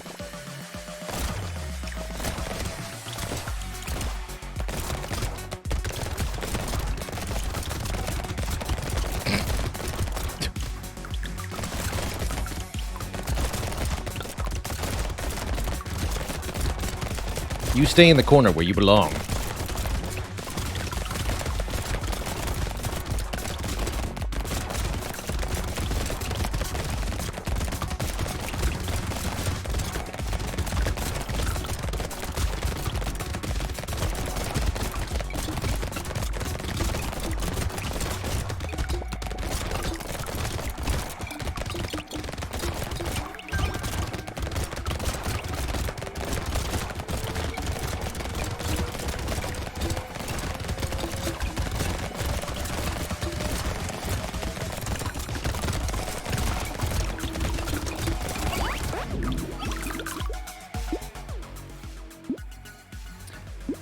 Sure.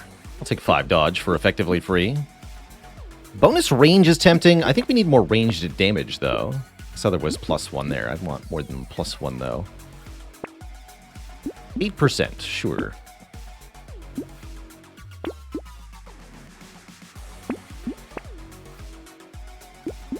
More knockback. And that's another damage up. 10% more damage for -4 attack speed. Good enough, I say. Good enough.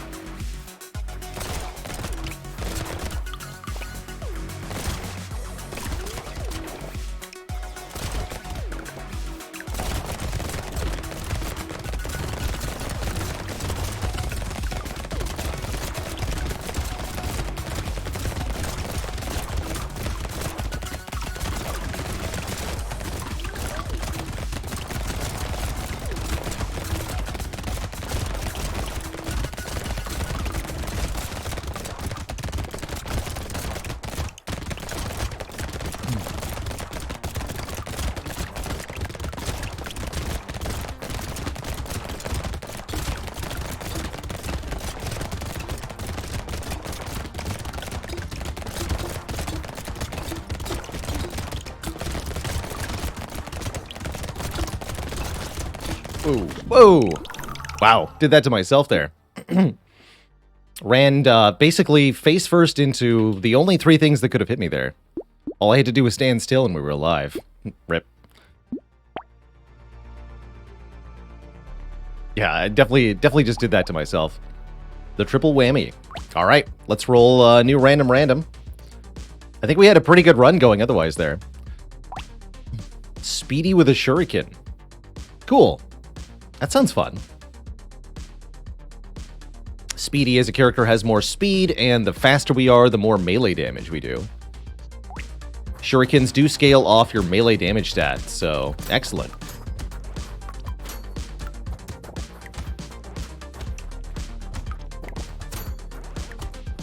Yeah, try not to run into everything. Not advised.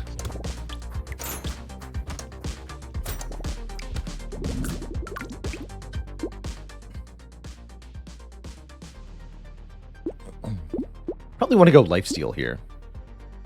I'll take a 5%, I guess. Ghost Flint Speedy. That sounds fun. Ghost Flint and Shurikens. I like it.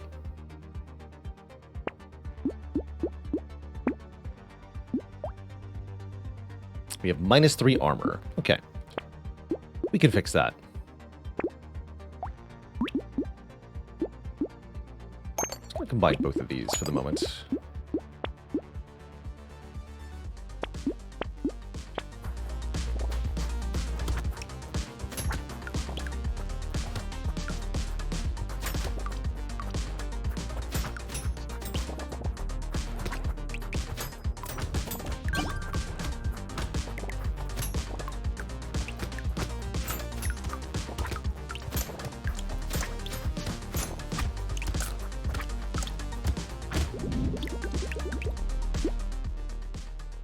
It's the character that has -100 armor while standing still? That's right. Just had to double check. Alright, I'll take a little regen, I suppose. Healing is always good.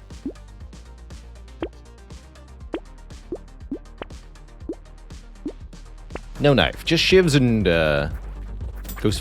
ghost flint and shuriken only, please. Seems cool.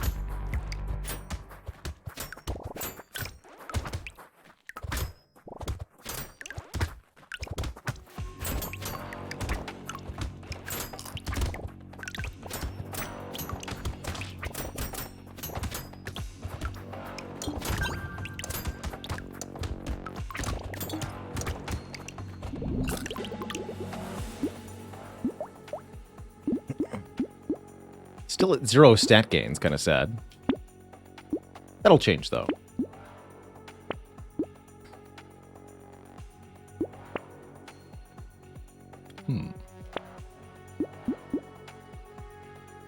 Fertilizer's okay, I suppose. I do want life steal also, but shocking lack of shurikens and ghost flints showing up here.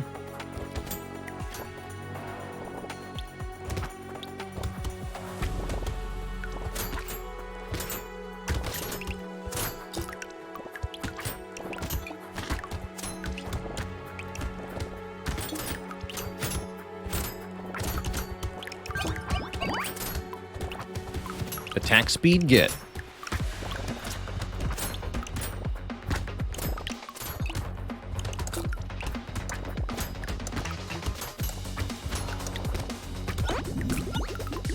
Oh, we got 2 there. Good.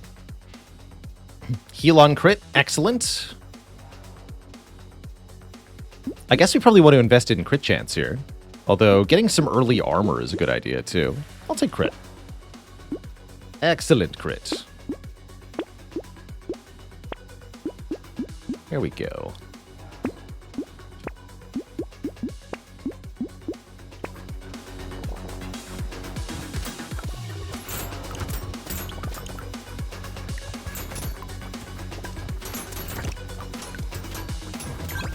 Yeah, the kill tally for the ghost weapons resets each wave.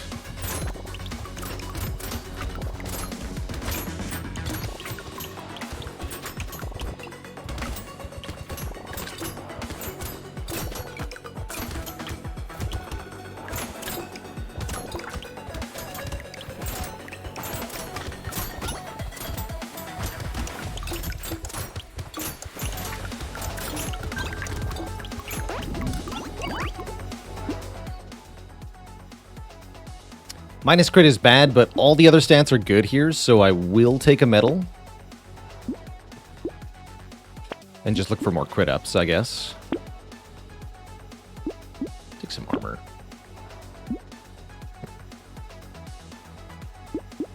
Blindfold is crit. Sure.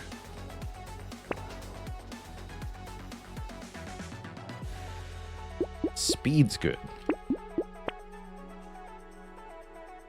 And finally a second ghost flint. Wow. Took a while. Can we win the run? Shuriken. Wait.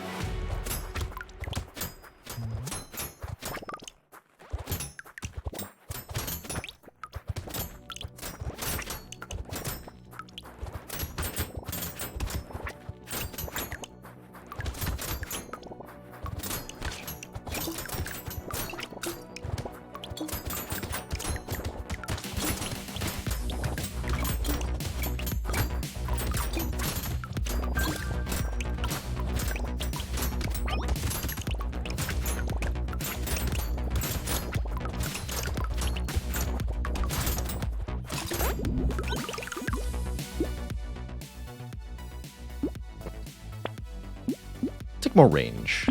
I like range on both shiv-type weapons and shurikens.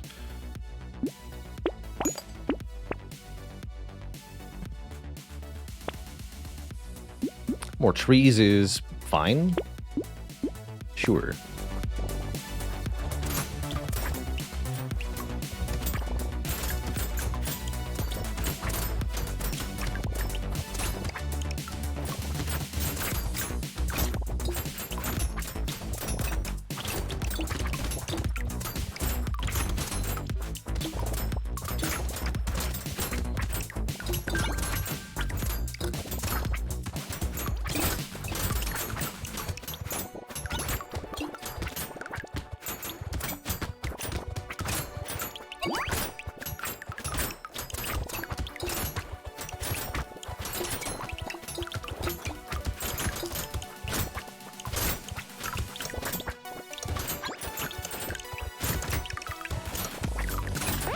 awesome wave. Sure, I'll take a weird food. Definitely take more harvesting. And we're doing really well, so let's take more enemies too. Why not? Let's roll this twice. Alright. I guess. Compass's crit chance down, huh? I don't love that.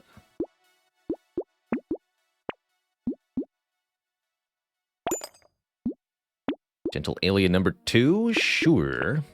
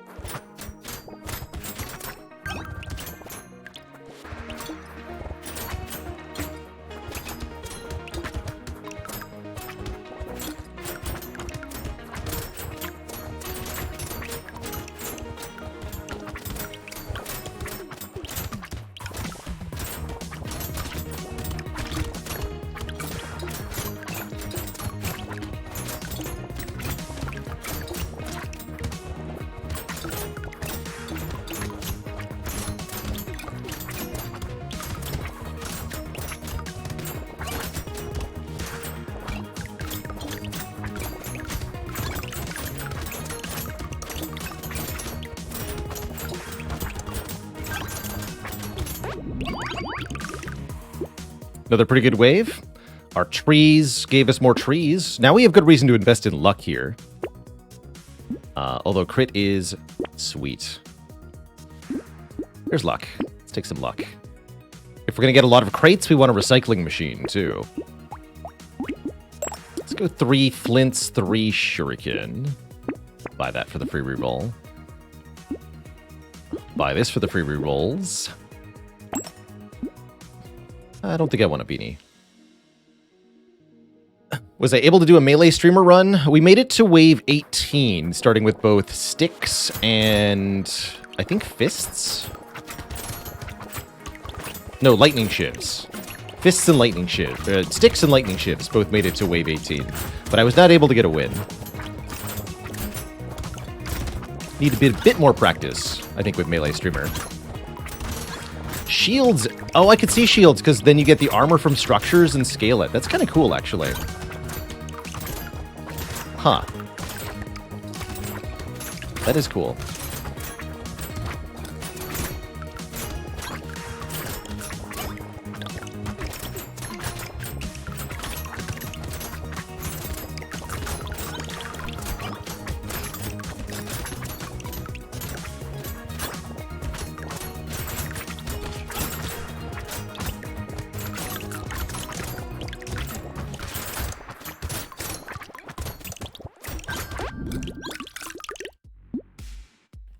How much plus attack speed are we at now? 3, 4, 11. Okay, not bad. Not bad. I'm gonna grab a little bit more harvesting and a lot more lifesteal. Yes, please. Bait sounds good. Barricade on this character? No way. Speed and lifesteal. Excellent. Although being back to 0 luck is not quite ideal.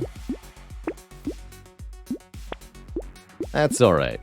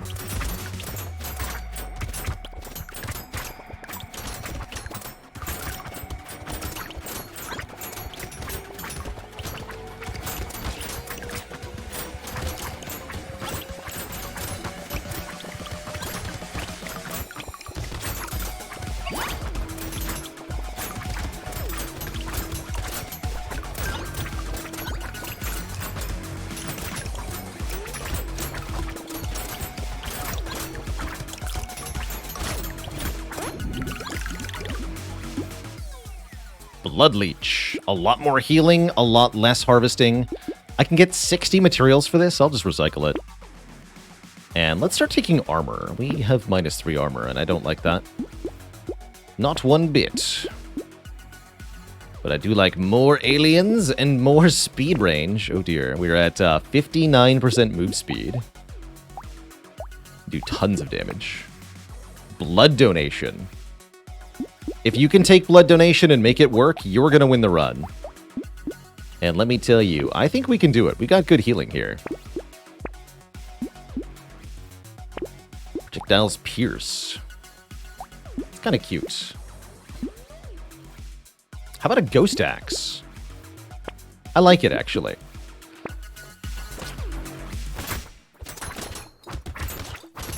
Got a horde wave coming up. That's going to be really good.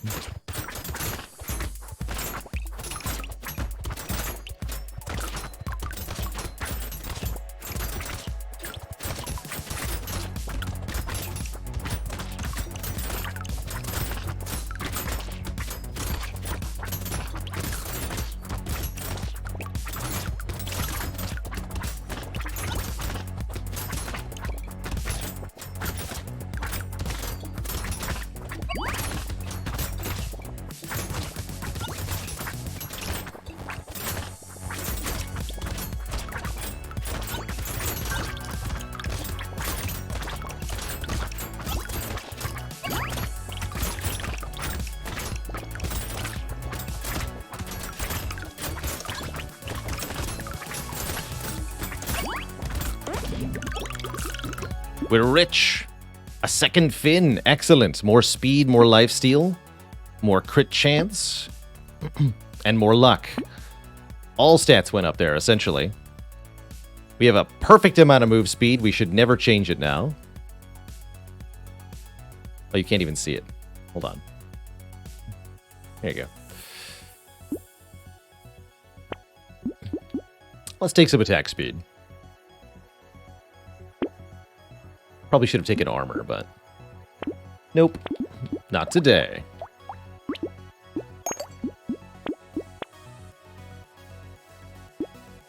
I will take. Can I just buy a bait? Whatever. Take another one.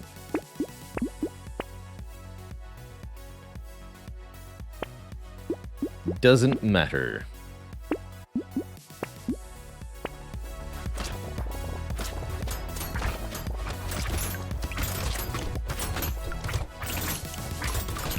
Healing.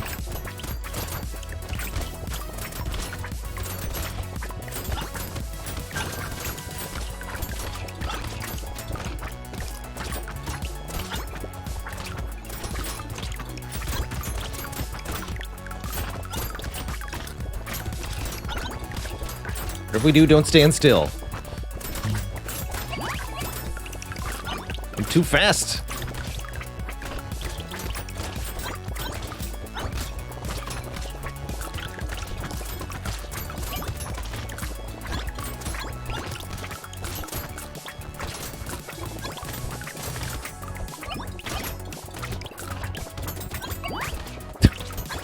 This is crazy.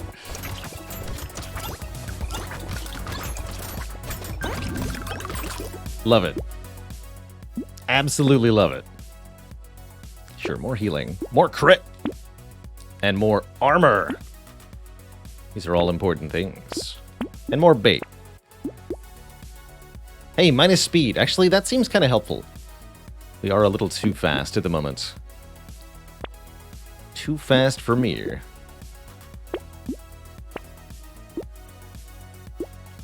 One more.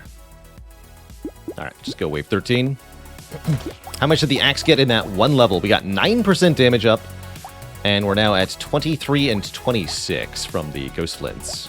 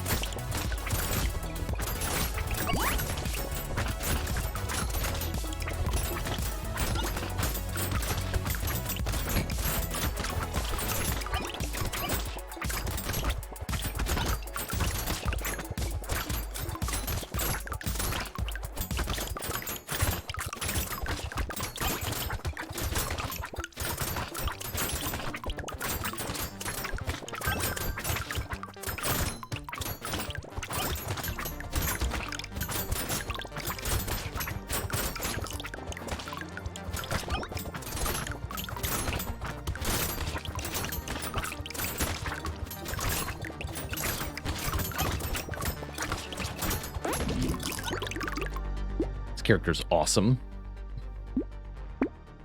4 lifesteal, sure. Just to keep us topped off at all times. Power generator. Take 1% additional damage for every permanent 1% speed we have. Plus 64. Nintendo 64. And another Ghost Axe. Let's go Red Ghost Axe. I'm also going to go double blood donation because hell yeah. And more harvesting. And more luck. I don't think I want alloy though.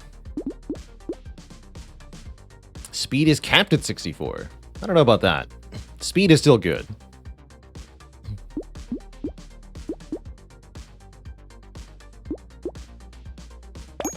I probably should have taken leather vest before the elite. Too bad. It's mom. Bruh. I can just circle strafe you faster than you can attack. Easy. Ow. Okay, this is a problem though.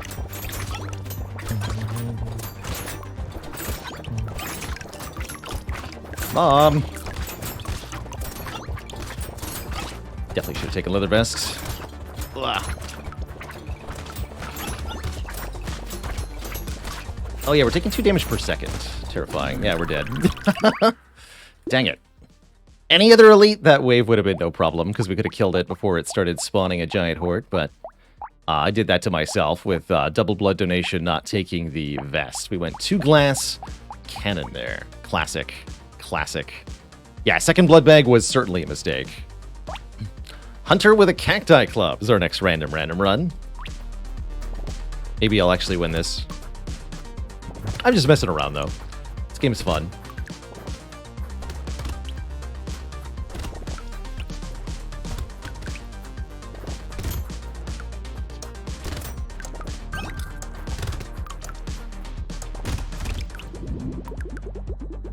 So Hunter's gimmick is that they get more crit chance, have more range, and do more damage based on their range stats. But they get less max health. Don't think I want Ghost Axe or Shuriken. I guess we could go Shurikens. Don't think I want to do that this run, though. This character can't benefit from harvesting, so don't be fooled into taking fertilizer. How about Fighting Stick? Fighting Stick Hunter. Fighting Sticks are bad at crit, though.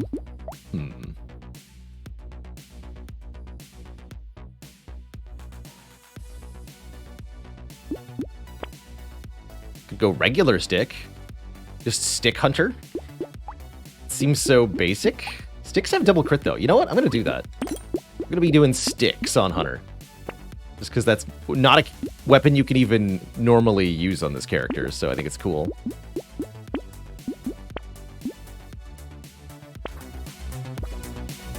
And because they give a primitive health bonus that helps overcome the penalty of this character a little bit. So we're going melee crit sticks. That's the build here.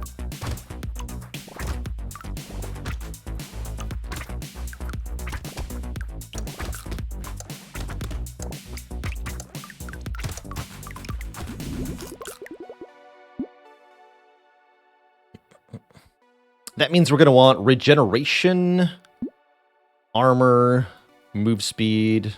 I like that we have the bonus range on melee weapons already. So these sticks have 225 range, which is quite premium, actually. If Gummy Berserkers aren't good on this character, they're not good on anyone. They might not be good on anyone. They're good on Ghost, actually. That's true.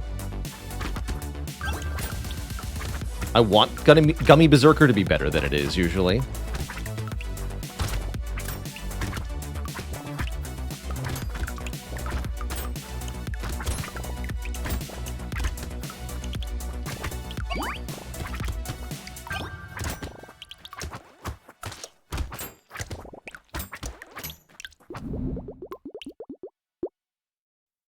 Generally speaking, when you're doing any kind of melee build, you do need to be kind of tanky.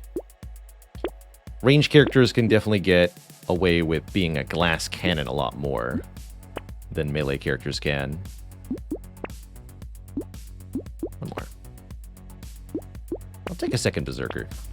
Crazy like that.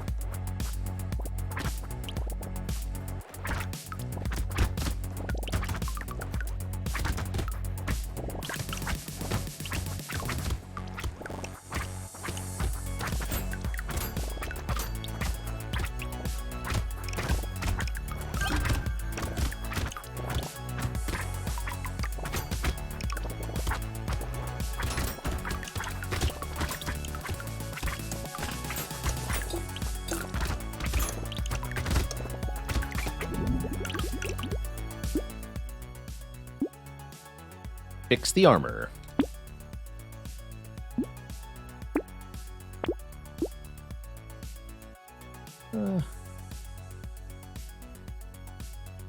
Seems risky. Don't even have a full stick load yet.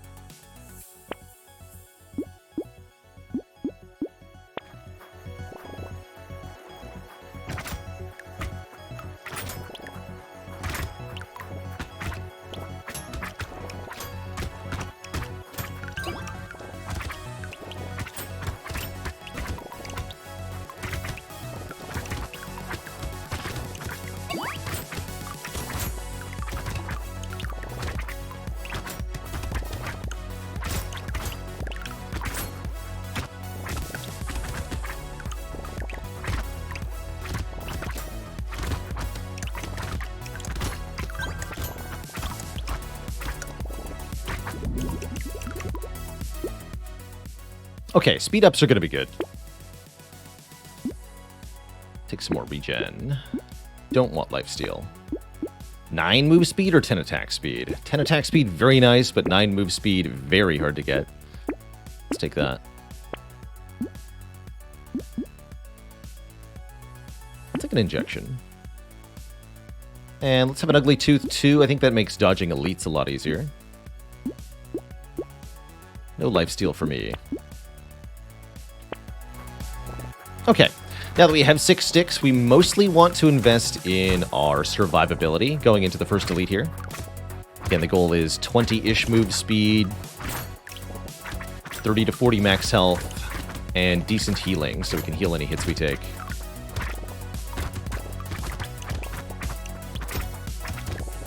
Will it work? Not sure.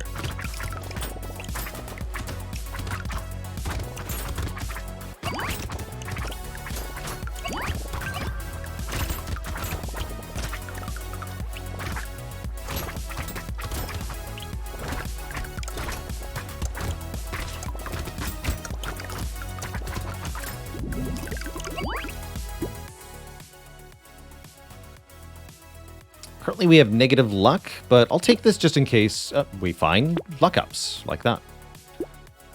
Bat is free on this character. Harvesting modifications are reduced by 100%. That means both ups and downs. Ooh, Poisonous Tonic, one of my favorite items on any character. This character benefits extra as we get damage from the range and more of that crit. Excellent. Start taking luck ups now.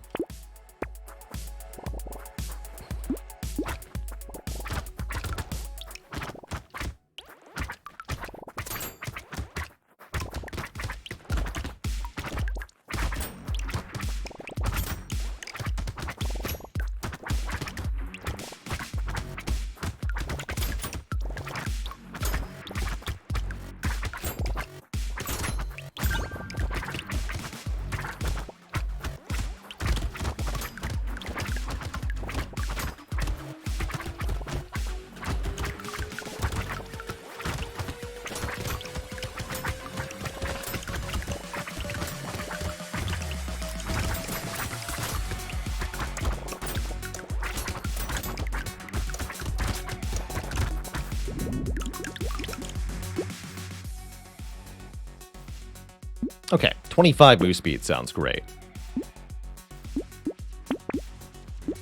If I had more trees, I would think about either of these. As it is, I don't, so I don't know why I would bother. I will take a second baby elephant. Okay, now we definitely go luck. Nice stick.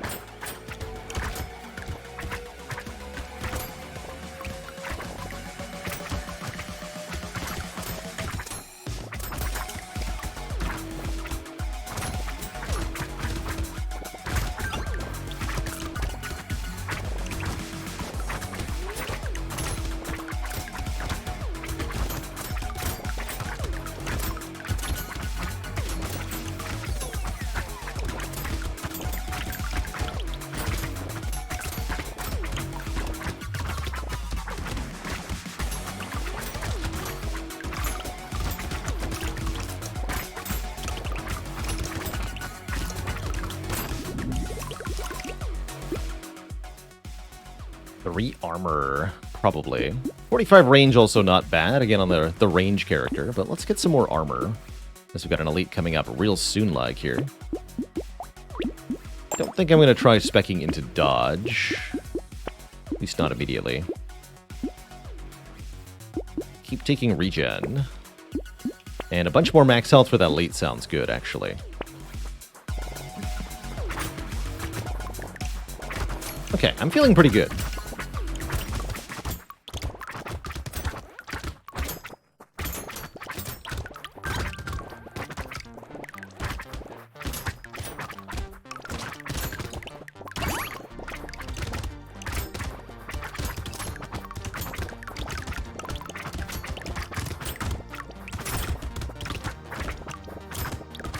In terms of offense, we still want some more crit chance and attack speed, but in terms of defense, we're getting pretty close to where I want to be.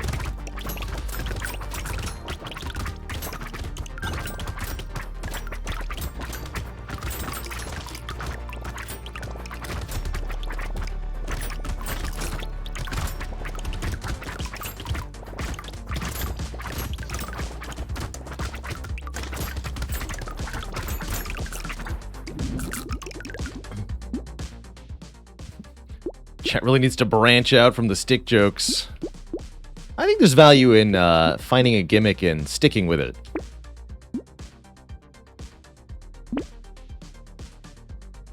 Alright, more max health. Sounds great.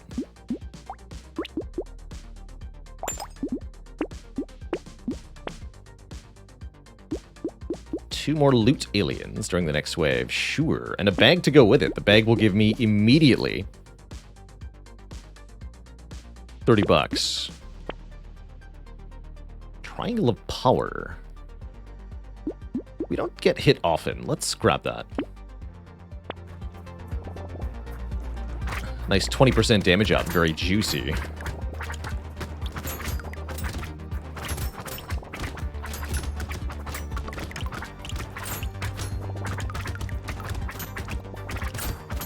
Gotta keep our eyes open for those loot aliens when they appear.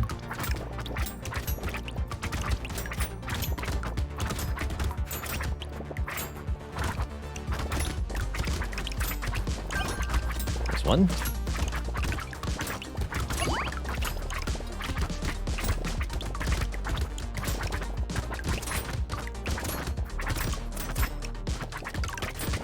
There's two.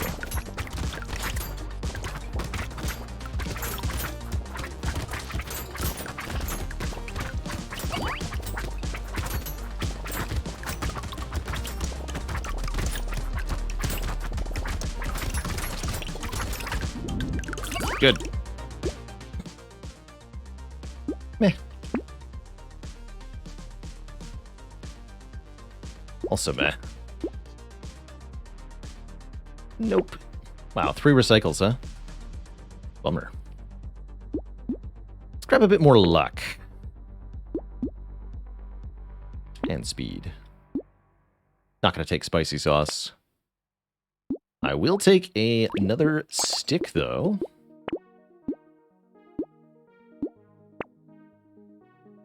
Rocket Launcher 3. Interesting. Second Triangle of Power, also kind of interesting. We really have to not get hit. Otherwise, we lose a ton of damage.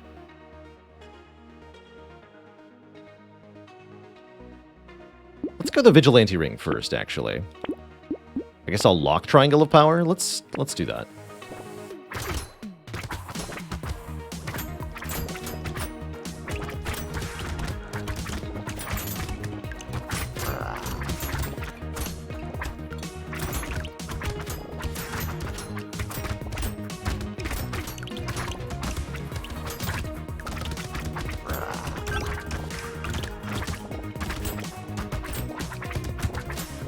You're gonna die.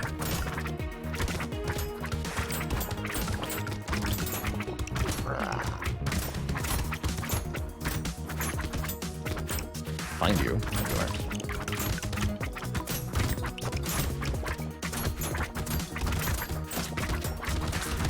Go.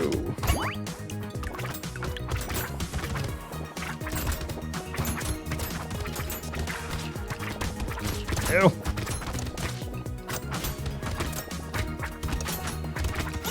Alright, fair enough. Thought we had it. We did not have it, but we do survive. To attack speed up another day. To Triangle of Power another day. To put on another pair of glasses and see the world in sharper focus. I'll take it. We were on the verge of greatness there. I'll take okayness, though. Seems fine.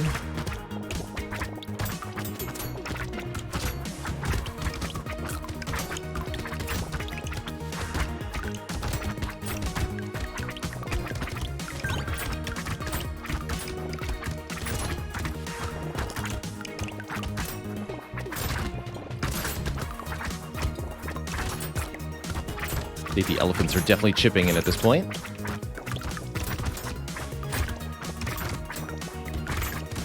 Damage.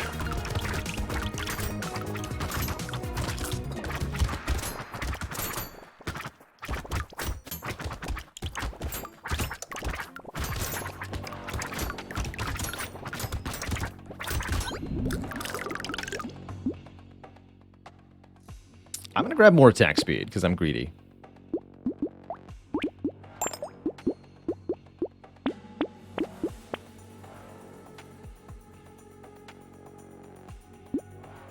Take a weird ghost. And more minus dodge, apparently.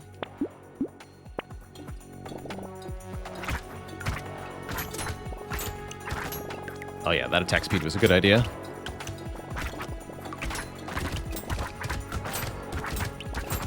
Haven't seen crit in a while. What's our crit chance at? 22, not nearly enough.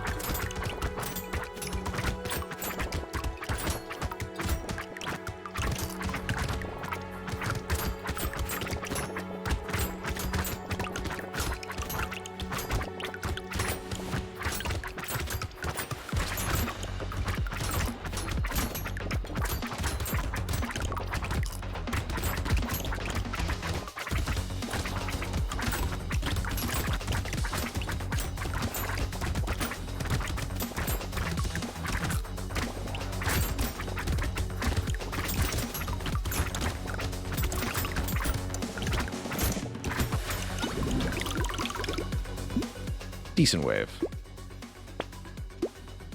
There's crit.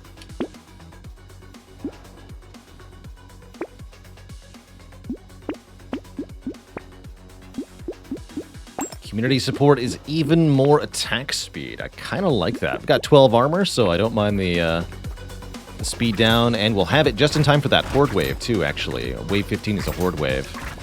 So having a 1% attack speed per living enemy seems pretty awesome, actually. Quick tip for wave 14. Every time you see the big, purple, oozing-looking creatures, when they die, they spawn 3 range attacking enemies. So kill them and then wait a second for the 3 range units to spawn. Kill the ranged enemies so that you don't get overwhelmed. My quick tip for you. And we're not even following our own advice very well right now. There we go.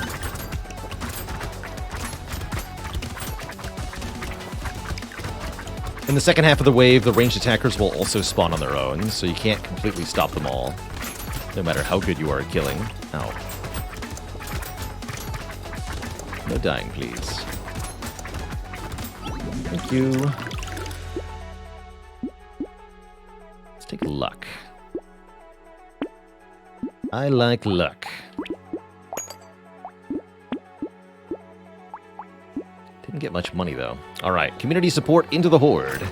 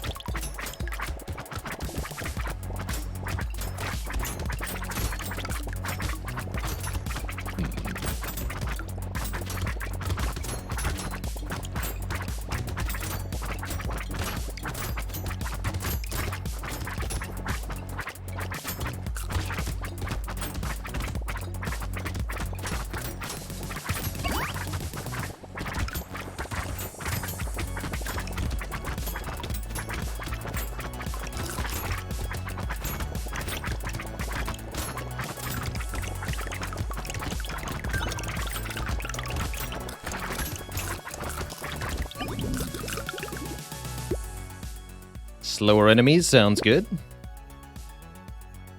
More armor sounds good. More loot aliens sounds good.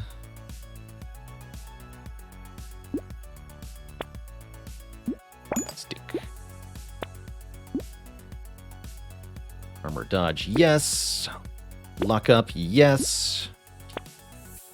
Poisonous tonic, excellent. Got an elite next wave. I'm hoping we can kill it.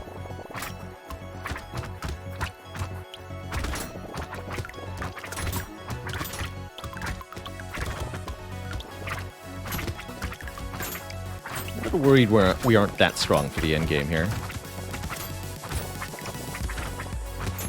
We'll see.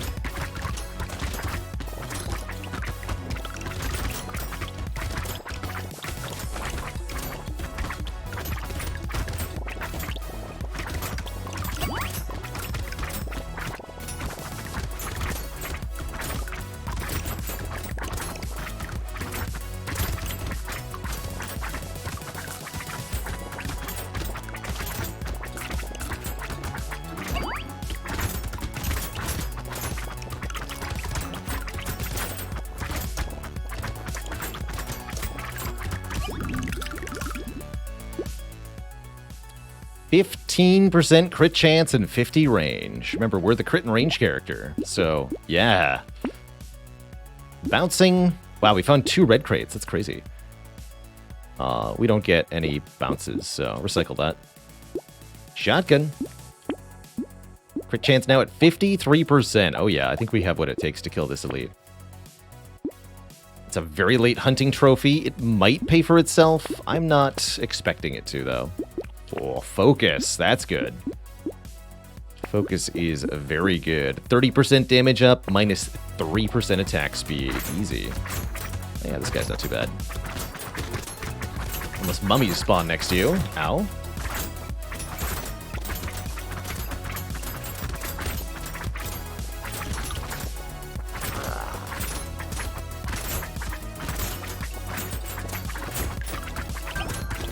Hold on, get some stuff to deal with here.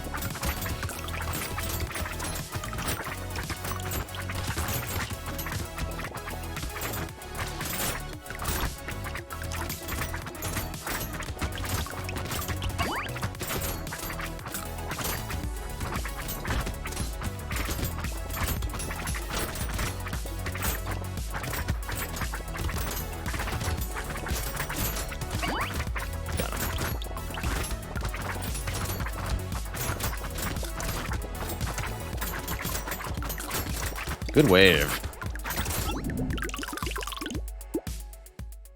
Take another Gummy Berserker. Cape 5 lifesteal and 20 dodge with effectively no penalty, because we don't really care about -2 melee damage on sticks that do 100. That's awesome. We'll happily take that. I do think we want more healing. Yeah, let's start investing in lifesteal.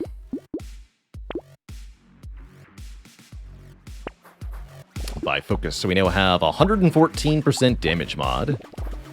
Good times.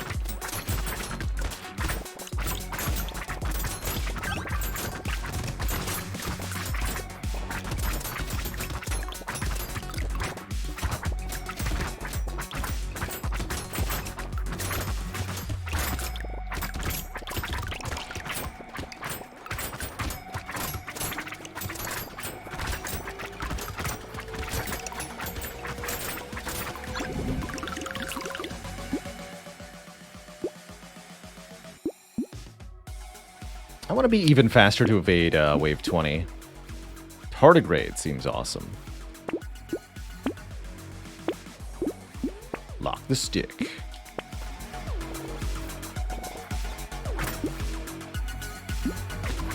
Wait, how did we see a white stick? Oh yeah, I guess you can still see white items late. Just low chance.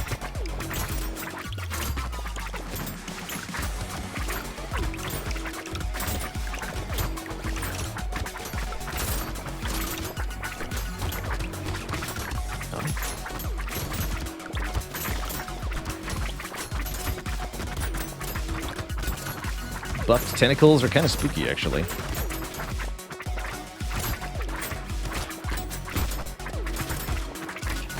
Whoa. Pinned in the corner. Dead. Didn't have enough DPS to kill enemies? That's weird. That was weird. We're hidden behind the webcam for that death, too. In the corner there. GG. Is there ever a point where taking more attack speed is a negative or at least less of a positive? Not really. Attack speed for the most part is always better. You get slight diminishing returns at very high attack speed values with some weapons, but the game tracks essentially every improvement. Such a fear of corners in the game. Yeah, if you end up in there, you're going to die soon. That makes sense. Well, these random runs have not been working out the way I'd hoped, but I won't give up hope just yet. I'm going to take a really quick bathroom break here. Get some more water. Stretch for a second. And we're going to try some more runs. Be right back, everybody. Please don't go nowhere.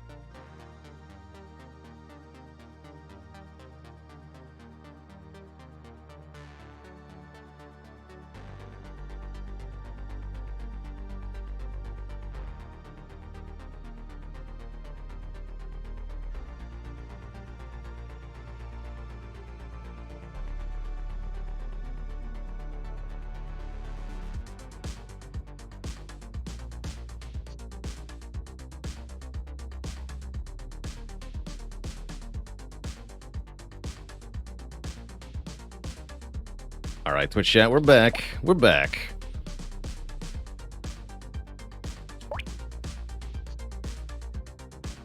Masochist is our random roll with scissors. That actually seems kind of good. Masochist starts with very low damage and then gains % damage every time they take damage. So Masochist with medical weapons, which gives you lifesteal, kind of seems good.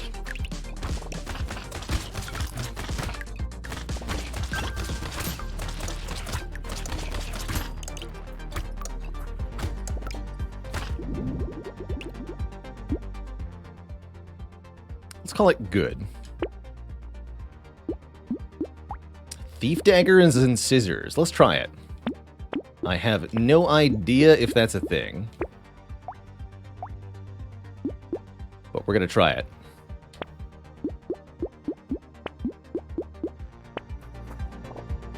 I wonder if I wanted the boxing glove, actually. Keep mummies away from me.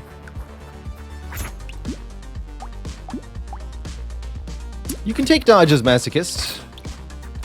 It's actually not that bad. Again, you can only take as much damage as you have health, so at some point, you're going to want to stop taking damage, because you will die. So dodge can help for that.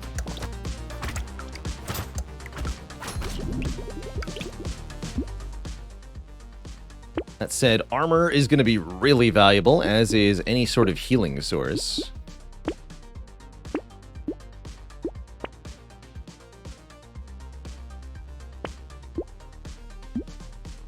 Don't want a helmet, though.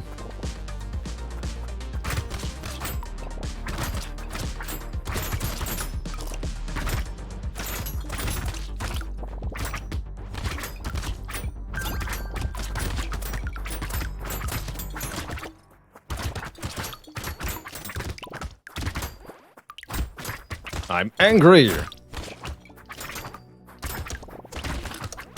Yeah, not good early, but good later, is what dodge is. That's right. That's a good description. Okay, let's add some flat melee damage. We're going to want that. Don't think we should take harvesting, because the thief daggers are already their own form of harvesting. I will take some easy luck ups, though. That sounds reasonable.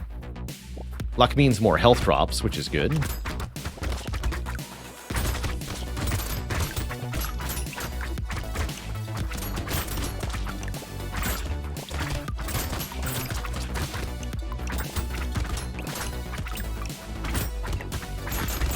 I think overall Masochist is a very good character.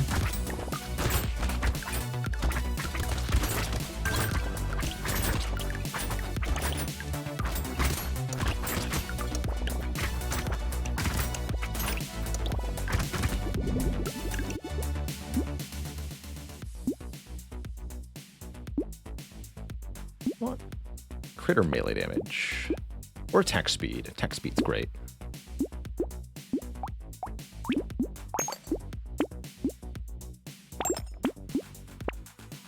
Coffee.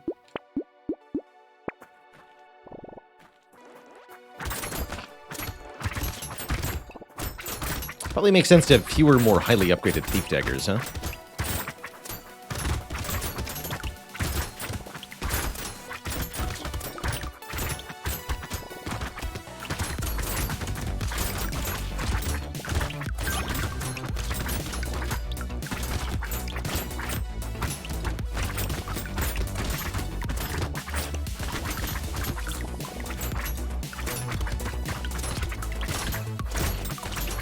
The dream with this character is that you get something like Blood Donation, an item that allows you to take damage constantly, so you can gain constant damage scaling from it.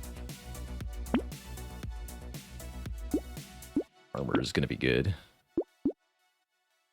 That's a lot of harvesting. Let's do it.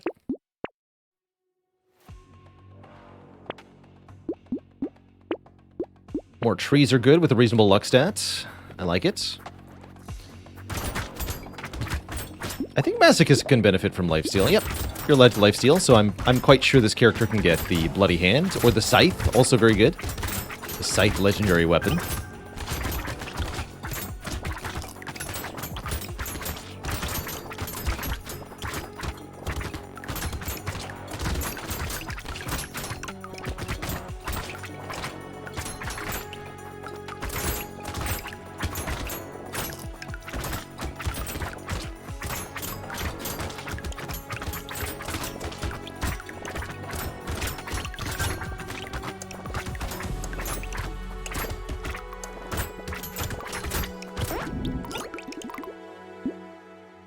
Max health, I'll take. Let's grab the crit here. Got decent armor already. Piggy bank early. Yeah. Plus 20% materials at the start of a wave. Piggy bank plus thief daggers seems pretty good, actually.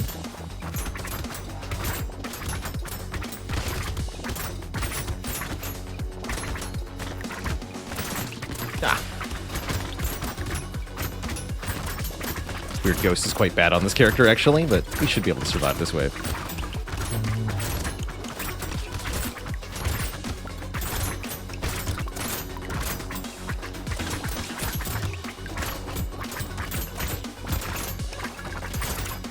After all, what doesn't kill me only makes me stronger.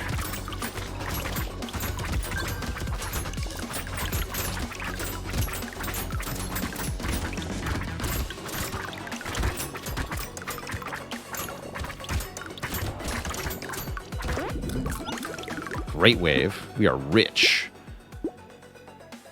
Do I dare take 15 luck? I should probably take more melee damage. It seems more reasonable here.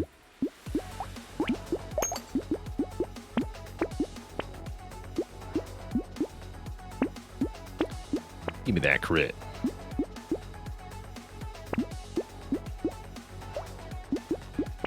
Don't forget we have a piggy bank. Try to use it.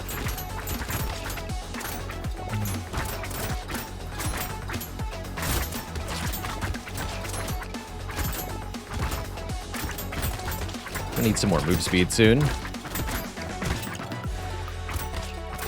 Too many stats in this game. Can't get them all.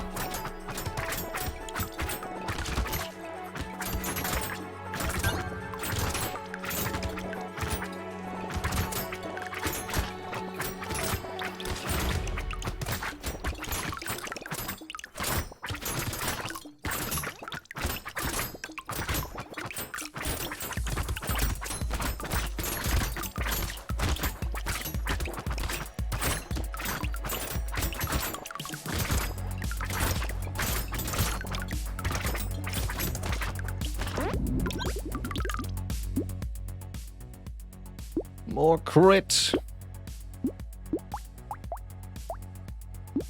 Even more crit. Go wave 9. Keep the money.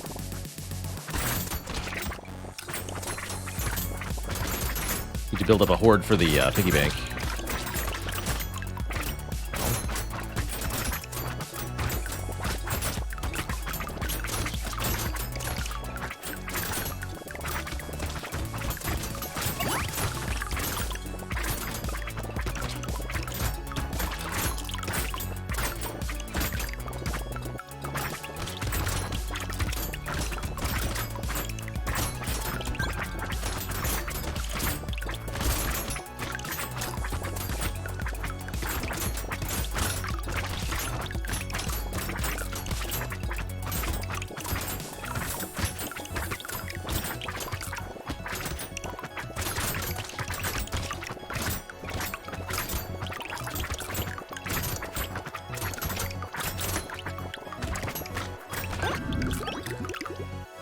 Perfect.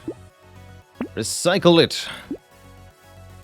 Grab me some... Let's start getting dodge. I think we're going to want that soon. Yeah, 12 dodge and some attack speed. I like it. Do we dare take more enemies? Is that a good idea? I don't think so. Although, we have Thief Dagger. Yeah, it's a good idea.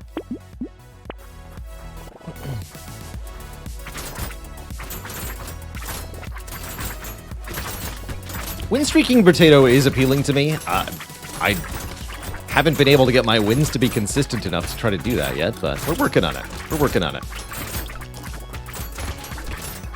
Dip, duck, dive, dodge, and dodge.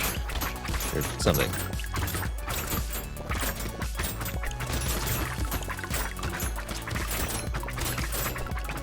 Get him.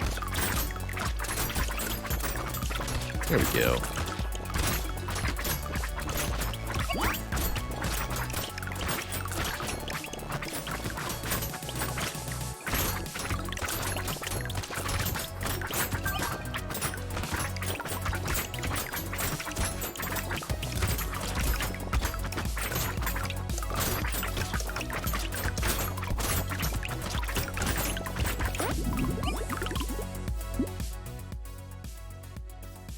Okay, I'll take 106 luck. I guess. Sure. Let's take a % damage up, actually.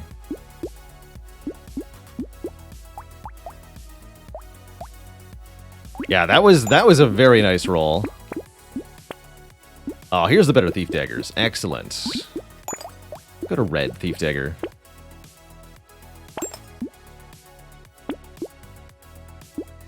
Buy that just for the crit, because crit is luck. But minus luck is not luck. Seems fine.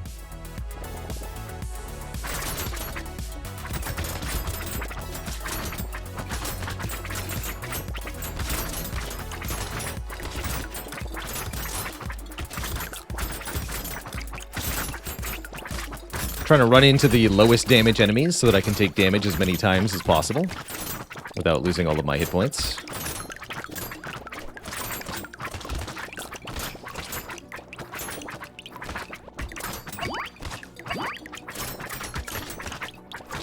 No dying in the corner, please. Thank you.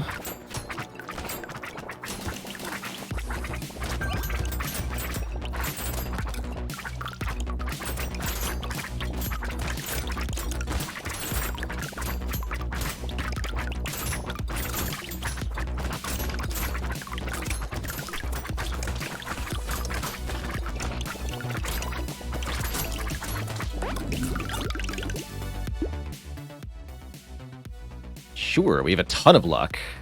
And that'll scale with our % damage up. More crit is more luck, also more crit. Melee damage is not crit, but is good. Lifesteal's good, max health is good. Don't do anything with explosions.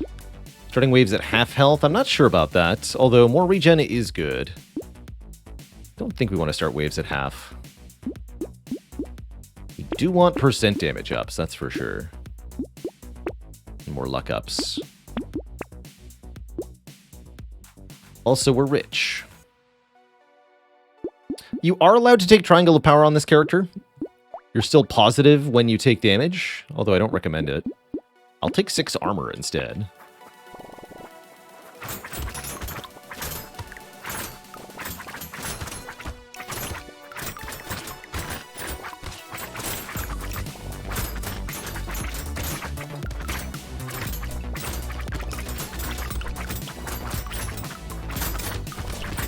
Just because you can doesn't mean you should.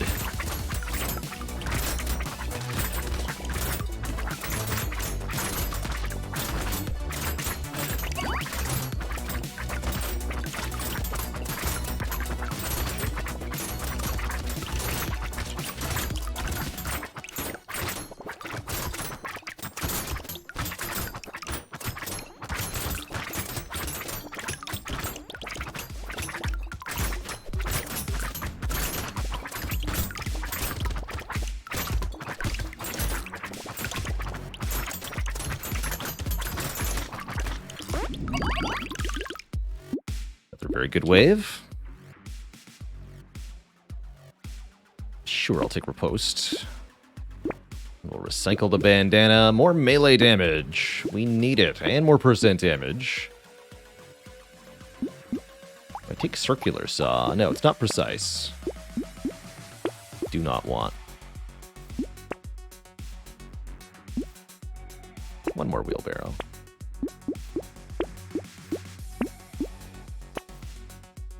Critical hits deal 10% of an enemy's current health as bonus damage, or 1% for bosses/elites. Our weapons have 80-ish crit chance, so that is awesome. The belt.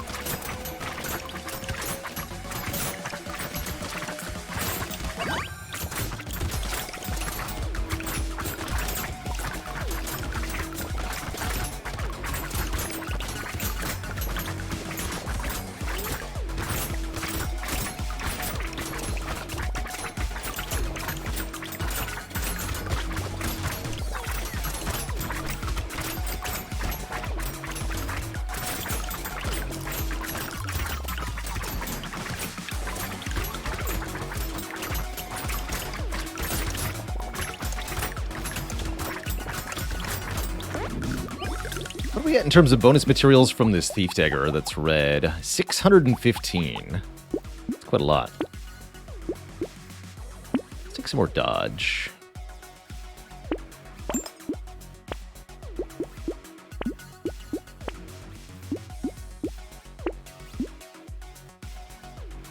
Fast enough.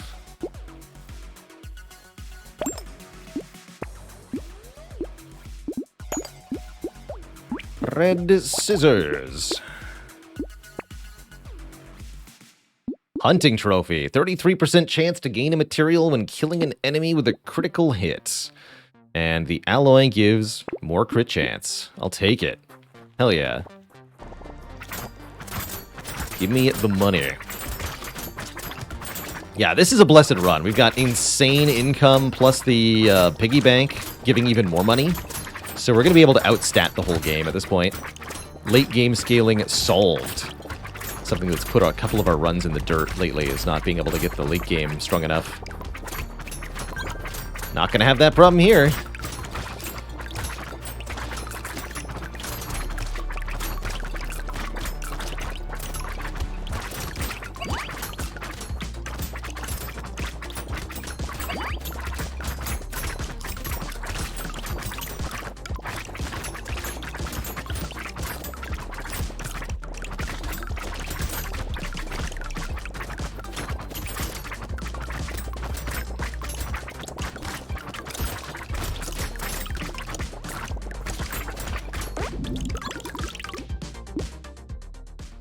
Sure. 9 more crit. Okay, that should be capped crit chance now. Yeah, everything does capped crit. Cool. Still get lots of luck from that, too. Luck is at 170, meaning we're way more likely to see purple and red items.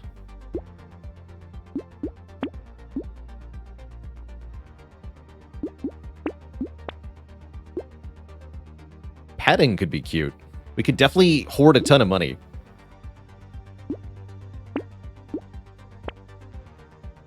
Hunting trophy number 2. Oh man, okay.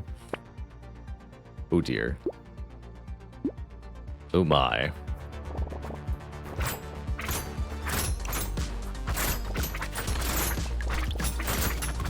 So we have 100% crit, 2 hunting trophies. Giant's belt.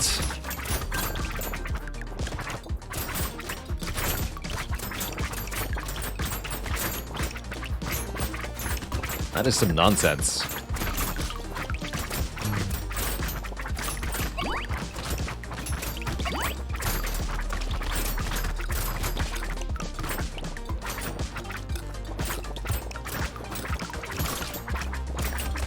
4 loot aliens on this wave.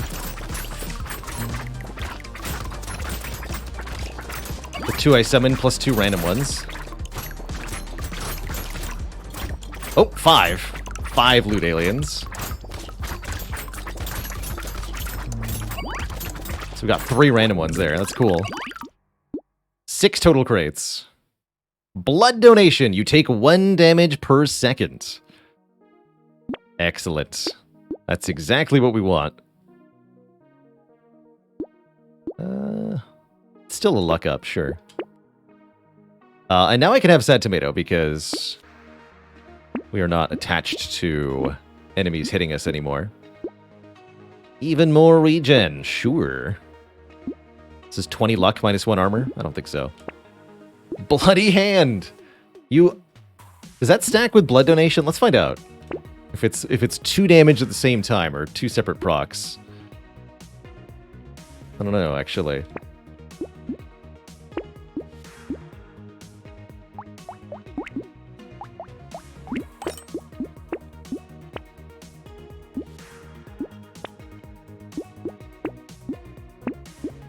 More enemies, please.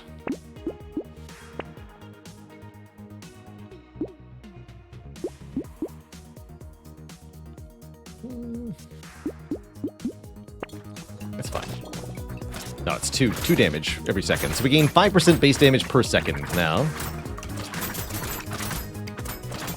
And we are almighty at this point. I think the only question left is how many seconds will the bosses last?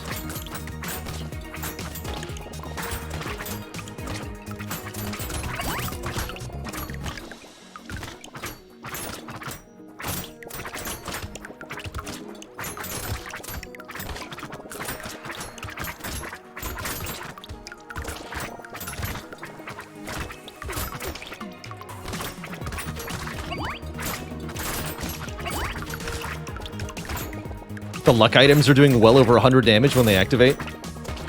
Ludicrous.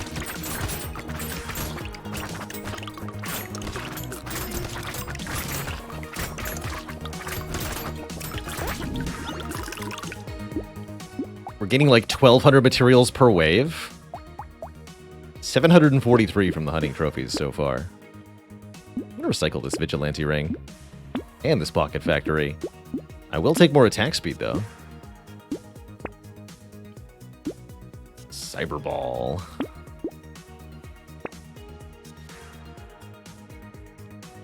Wheat is okay. You know what? Sure, I'll take wheat.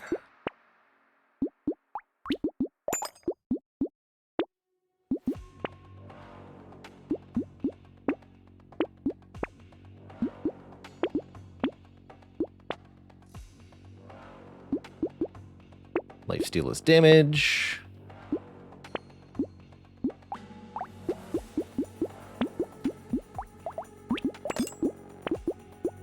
Balthamos with the 32 months. Thanks for the Prime sub. Don't want the adverts, just the Brotato. Well, you're in luck. You're in the right place to be subbed.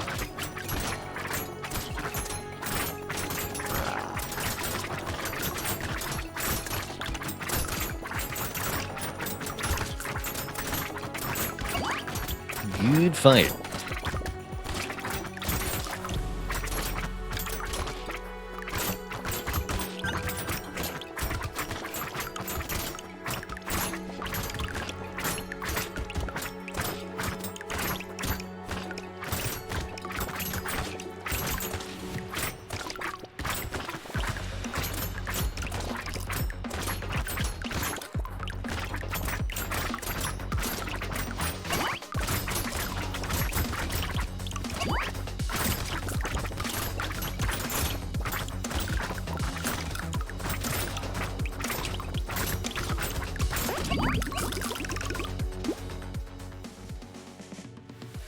$20 luck for 140. I'll take the money, actually.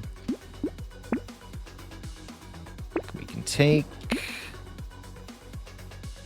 12 damage, 12 attack speed for 183 is quite an ask, but I do like percent damage quite a lot. Let's take more percent damage then. Percent damage. Range and attack speed. This is actually quite a bad fairy. Minus 12 from the tier 4 item penalty. So it's only plus 11, which is still pretty good for a purple item, but we might get more red items. I think it's quite likely, actually. Apply that so it doesn't appear again.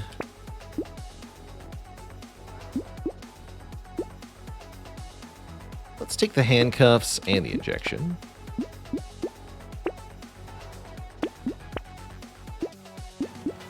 More percent damage ups. All right, go wave 18.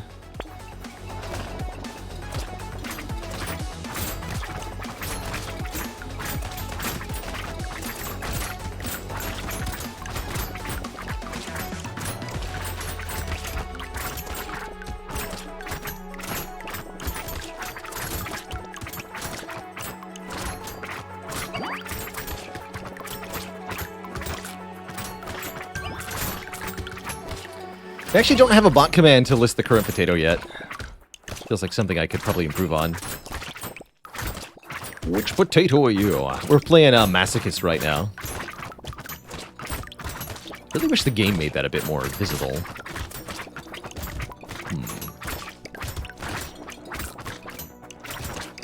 Someone should make a mod that displays it in-game. That'd be cool. I think that'd be the easiest way to do it.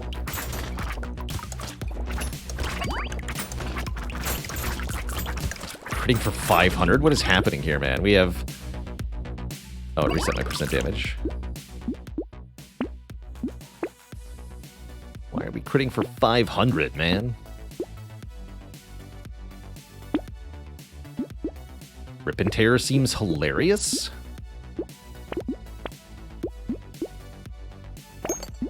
Even more bait. Power generator. We're not actually that fast. Still good, though.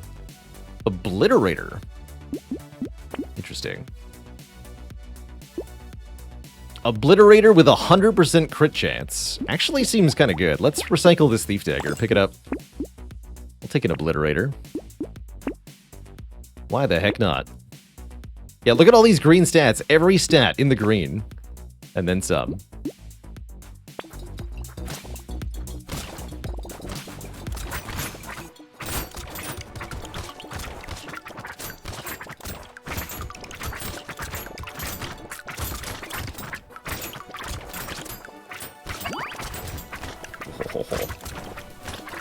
The mega crits.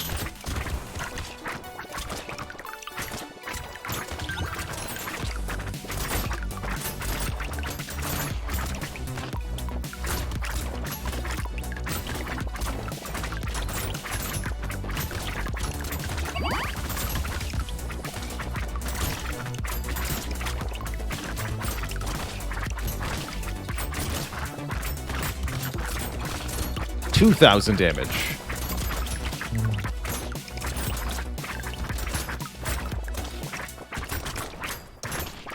My percent damage, we're at 351% damage up right now. Oh my goodness. Vicious. Just vicious. 60 range, I want it. More range, more attack speed. Chain gun.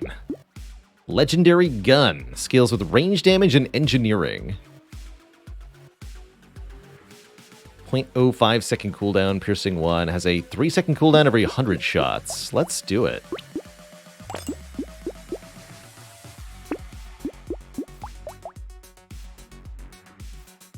How much has the piggy bank got us? Lots. Piggy bank is officially credited with 2012 materials. It's a lot.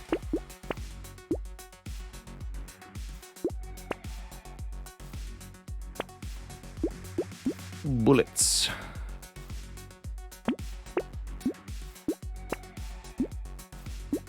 Take whetstone, I guess. Another baby elephant seems alright. So many gentle aliens we've been offered. Reroll cost 100. Excuse you. That's too much. Alright, go wave 20. Let's see how long the bosses last. Oh my goodness, the blapping. Oh my god. Sub 10 seconds as Masochist. That's ridiculous. That's ridiculous. What a run. Got him. Freaking got him.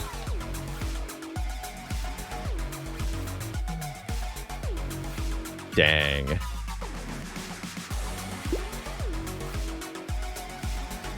Well, that's the power of Super Econ, essentially. We broke the game with the piggy bank. We also got really lucky. You know, lots of luck from Lucky Coin led to lots of red items. Oh, I see what happened. So, chain gun fires 60 shots per second with 100% crit chance, right?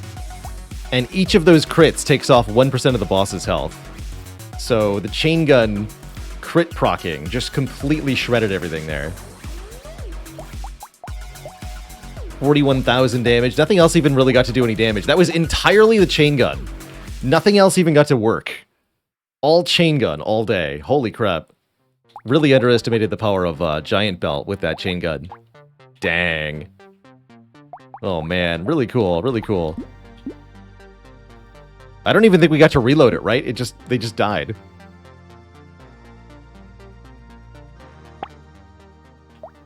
Minigun could do that. I'd like to see that happen with Flamethrower, actually. That'd be a cool way to proc the belt a lot of times. Gladiator. Can't equip ranged weapons. Starting with a Ghost Axe. I love ghost weapon runs. This character has more attack speed as you equip more different types of melee weapon, but suffers a base attack speed penalty, as well as a luck down. Don't necessarily want 6 different types of melee weapon immediately, although getting up to 3 or so is a good idea. If you go to 6 different weapon types, it becomes very difficult to combine and upgrade them further. Took range. I was hoping we'd get Ghost Flint. I don't think I want Screwdriver to be part of the weapon lineup, but I am okay with Scissors, I guess.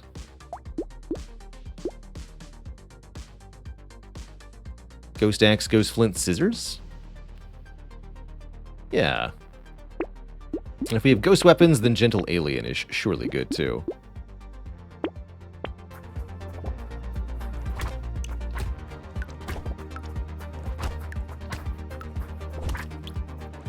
Once you get up to a red tier weapon, or maybe even a purple tier, you can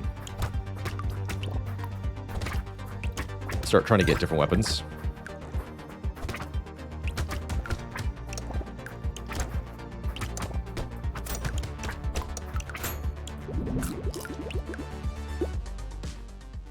Do we take harvesting on this character?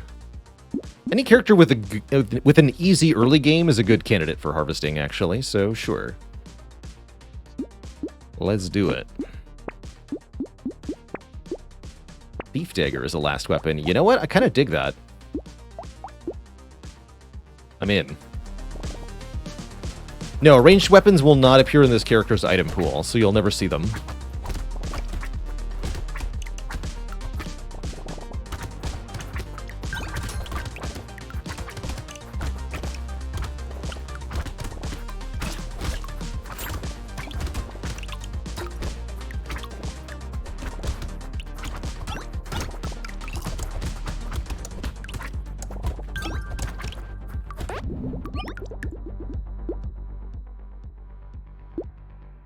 Take a little crit, I guess.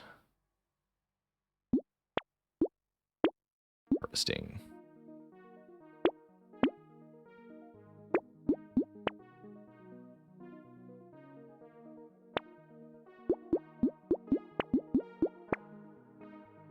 Maybe Gecko's not bad.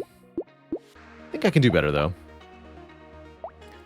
I want to maybe combine these ghost weapons to higher tier. Not at the moment.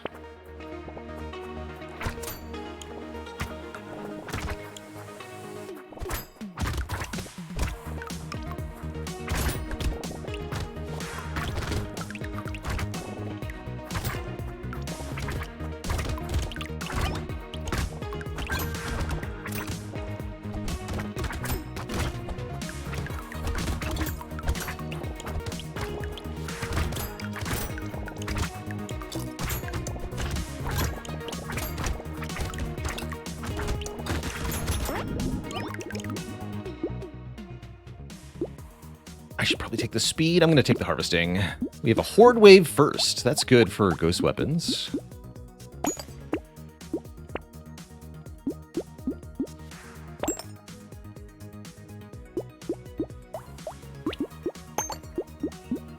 Cute Monkey's also very good as a healing source on this character.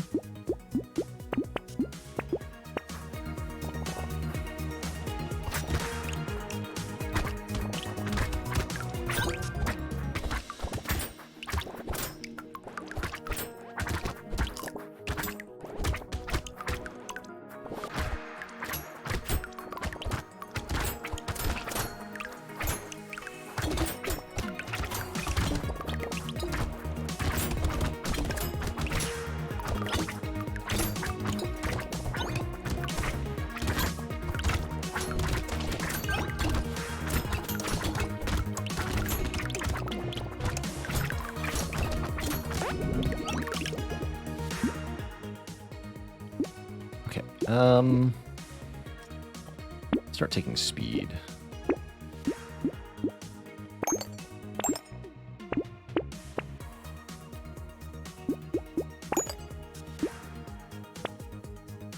Ghost Axe.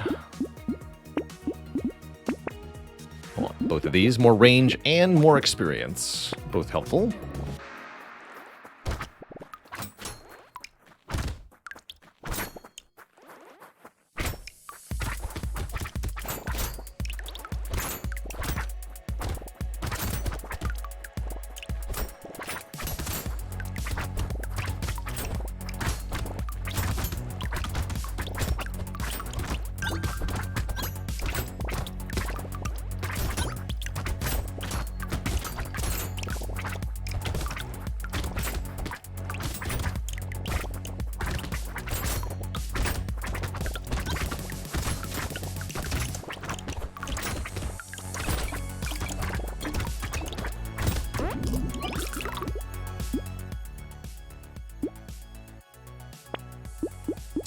Harvesting up so early? That's totally worth it. Totes. Speed up here too.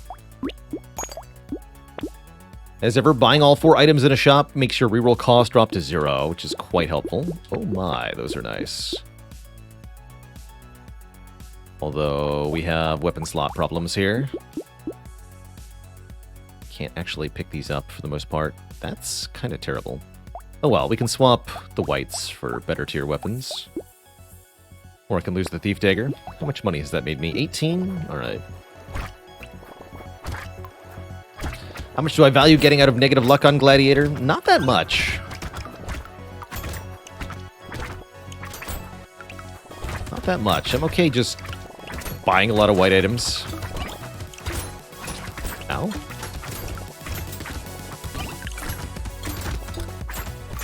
Okay, we need more max health. That's what I see. If we get an easy way to do it, like a 20 luck up or some cheap 10 luck items, I'll probably start buying them, but mostly I'm going to value being able to keep killing the enemies and staying alive a lot more than picking luck. Especially since we've already got harvesting. Feels too greedy to take both luck and harvesting.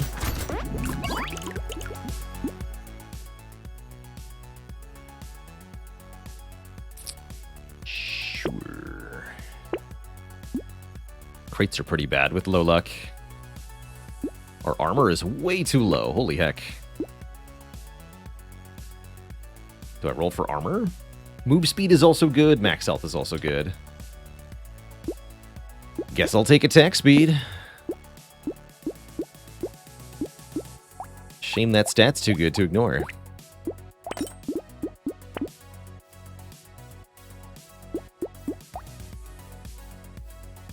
You're at 40 materials, huh? Better recycle this.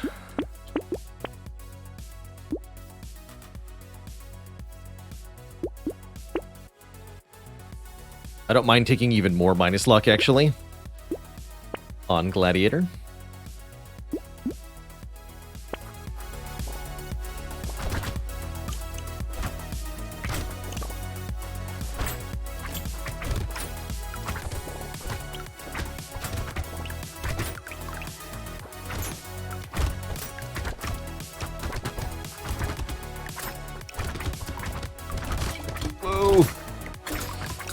don't die. Alright. We are squishy.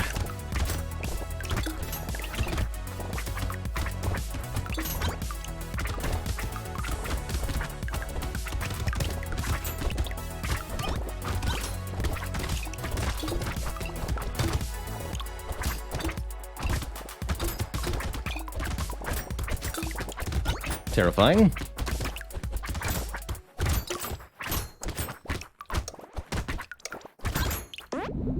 Not too bad. Alright, healing sounds great. Give me some of that.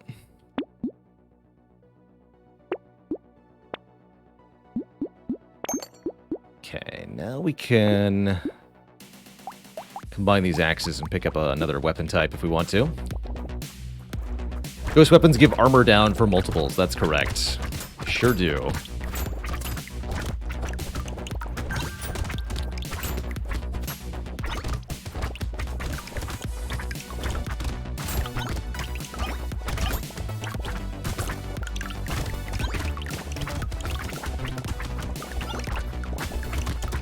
Who even needs luck, right?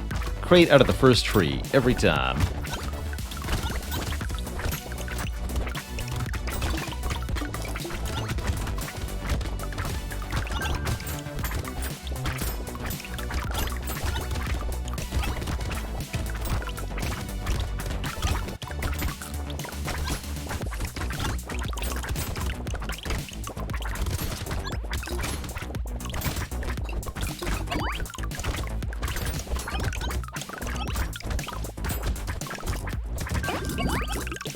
Very good wave. Sure, more healing. Okay, we can fix some of our luck. Sure. Sure. Do I take this 15? I don't think so. I think we roll for max health here. The heck. Ooh. I'll take that. I'll take that. More crit. 16%. Don't lose dodge. Do take wings. Do consider hunting trophy. Our crit chance isn't huge, but it's high enough that that's not bad. Can I survive wave 10 as we are? I think so.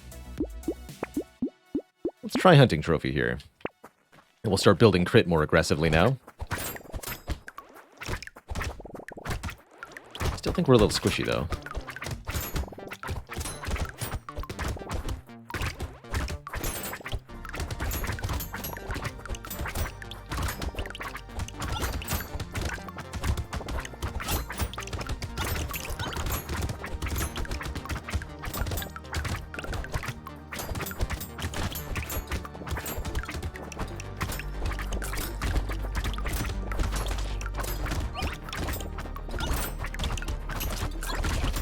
Oh, got triple tap there.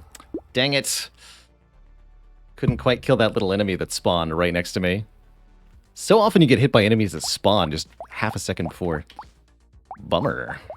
That was a promising run. I think that had a chance. I definitely shouldn't have bought the hunting trophy. We should have bought something else at that final shop. And I shouldn't have neglected max health quite as much as I did, but so it goes. So it goes. Yeah, too low max health on that run. Apprentice, finally a fun character with a hatchet? That's cool. Apprentice is a character that gains a damage up to every stat every time they level up, but loses max health upon leveling up instead of gaining max health. I think they're one of the best characters. Very glass cannon, but oh man, are they a cannon.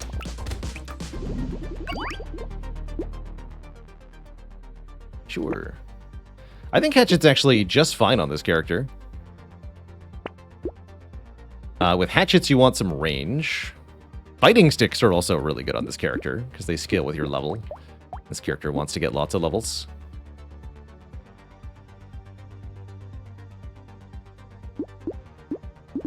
Let's go Fighting Sticks and Hatchets.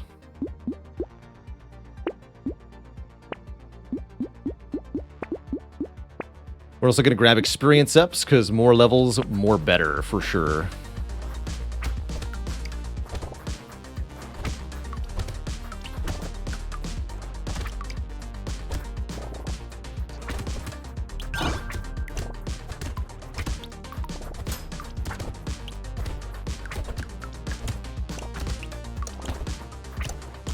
And then I think the main stats we were going to want is just attack speed and range. If I take lots of both of that, we should have a really good time. Let's also invest in defenses. Dodge is good. I don't think this is a character to go harvesting on.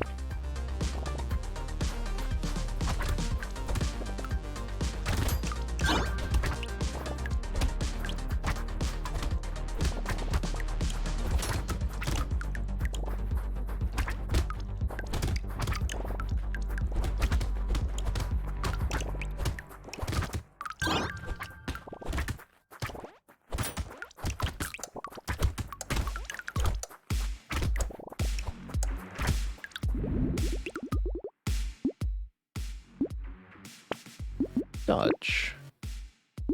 Dodge and range.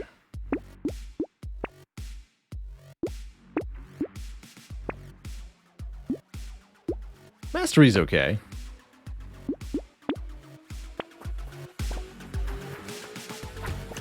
6 melee damage is pretty efficient.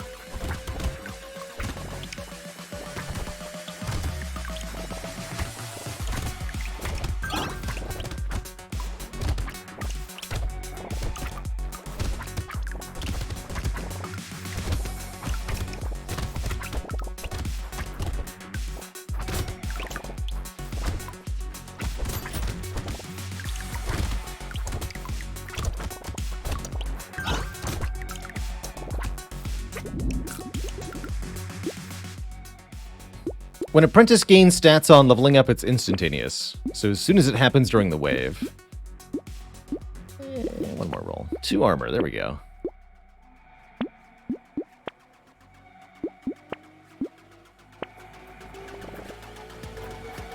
And yeah, we want as many levels as possible. There's no such thing as too many.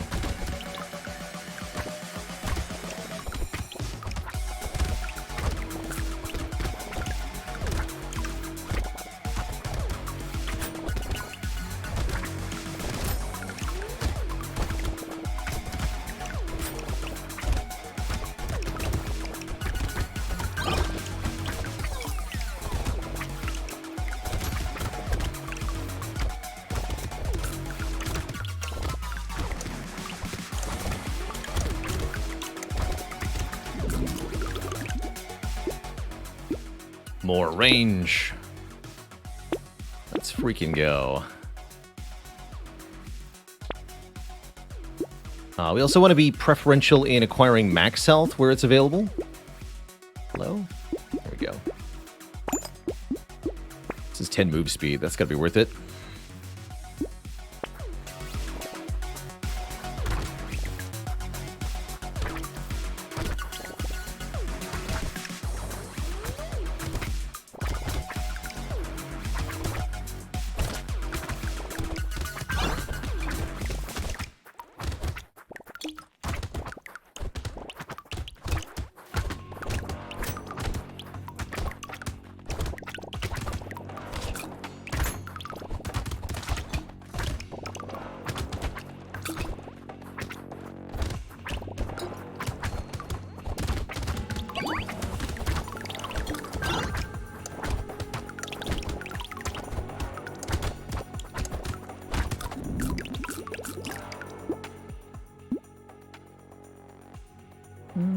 No. Maybe? Sure. Let's take more dodge. Do we want any luck ups? Luck will make our level ups better. I don't think so.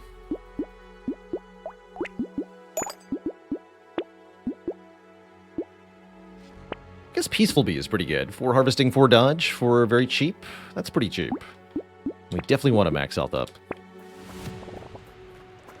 Has anyone done a no-hit run? I'm sure people have done no-hit Brotato runs. You can go full glass cannon build. With Demon or Apprentice, you can have 1 max hit point.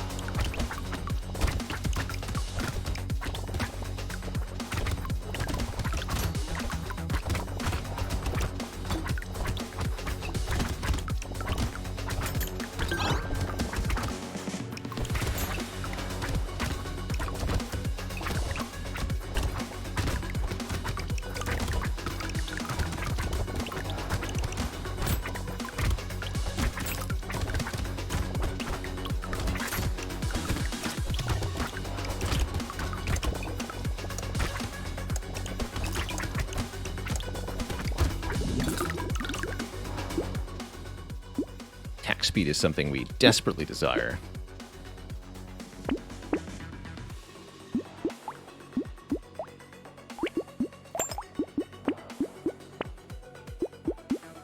Max health is good too, as is more experience up. So we're now at triple scar, 60% plus XP gain, but I'm not going to stop there. Apprentice is coded, I believe, to find more experience up items than normal.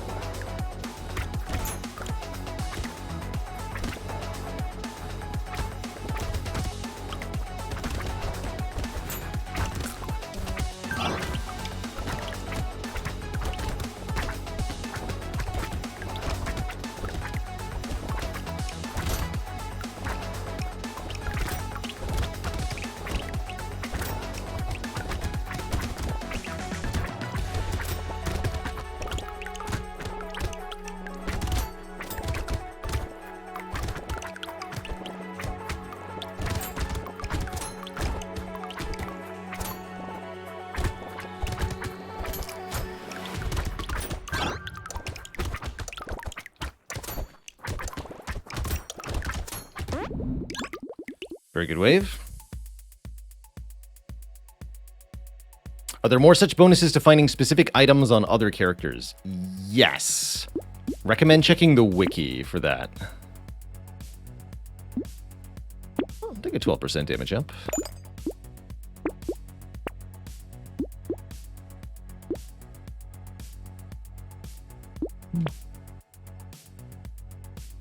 Strange book on this character is a ton of engineering, but to what purpose? For us, none at the moment.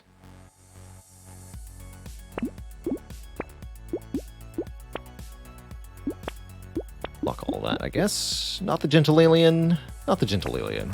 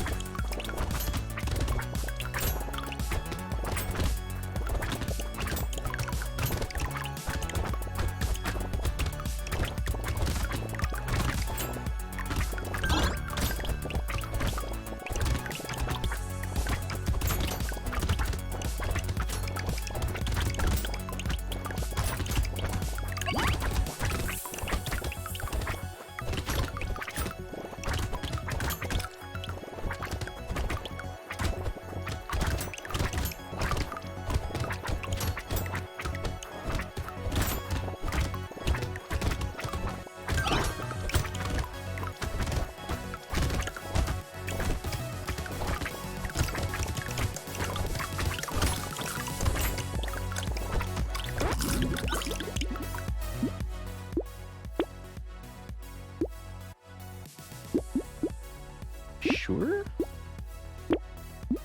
Sure. Cap speed at 20 to get 80 range, 8 HP regen. Don't think so. Not terrible, though. Definitely take a lure. Rip and Tear could be very strong. We lose our harvesting, but I'm going to take that.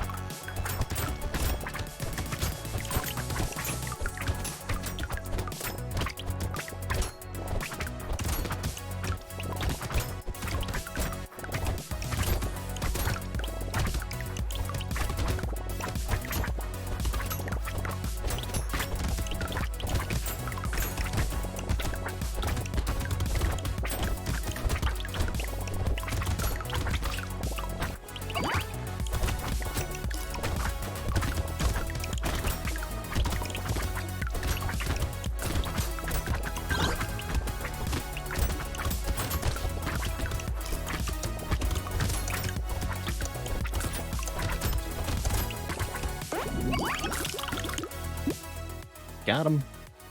We have really good engineering, so you know what? I will take an incendiary turret for free. I won't take an injection, though, because I think we need hit points. Hit points and armor. ASAP, please.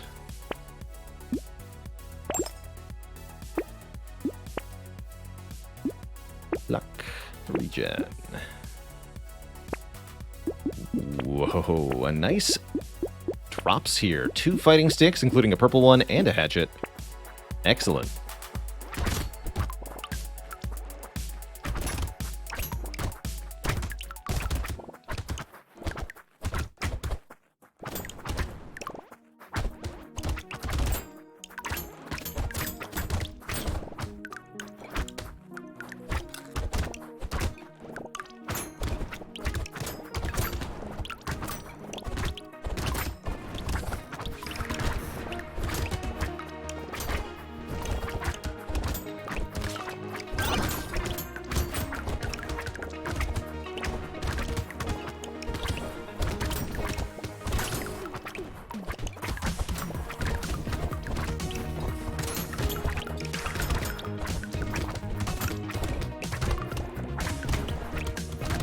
No bullets, please.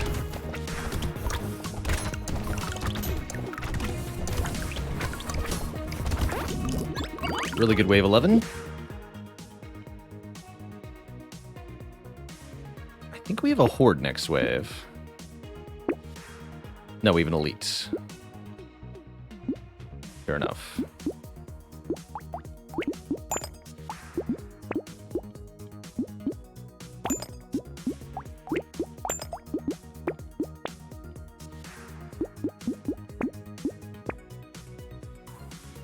Don't take a wheelbarrow.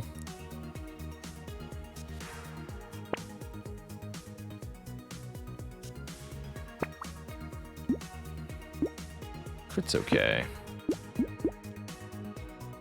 Handcuffs seem better on this character if you can get to a decently high max HP value, since you don't gain max HP with levels. You have to actively invest in it. Keep investing. That said, 8 melee damage is just not that much, so I'm not going to bother.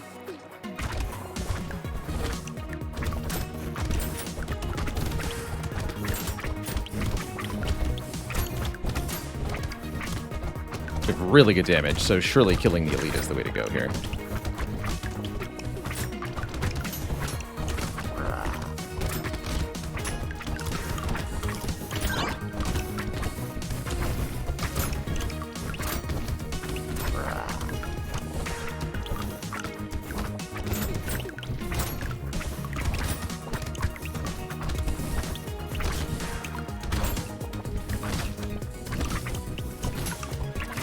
Die. Thank you.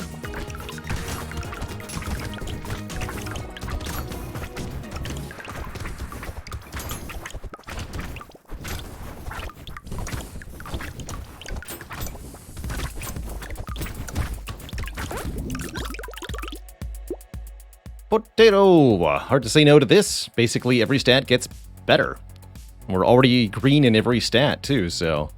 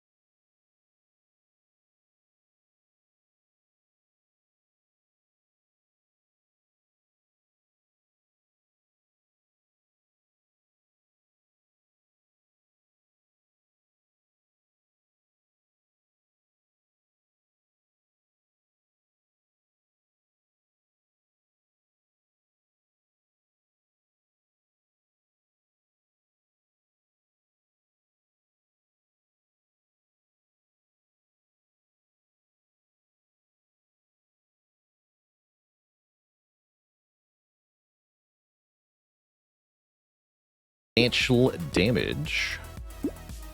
I'll still roll past it. Cute monkey is excellent. All right, elite number 2, the Chargy Boy.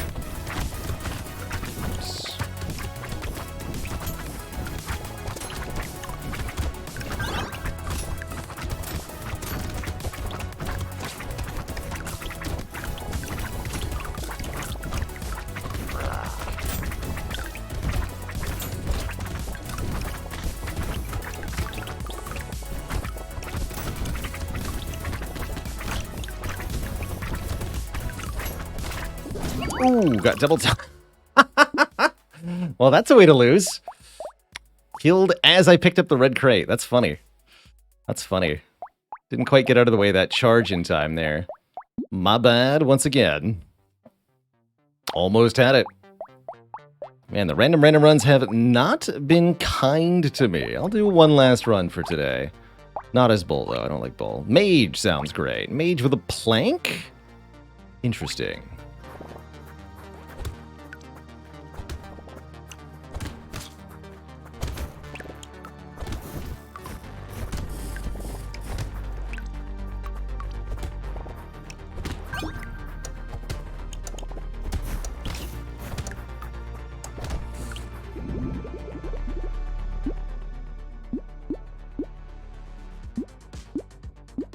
That was an example of a run dying to dodge not proccing, by the way. We had plenty, but it never went off.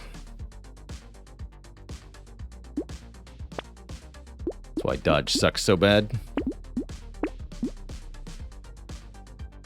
How is Lightning Shiv on this character? Not very good, right? I don't think so.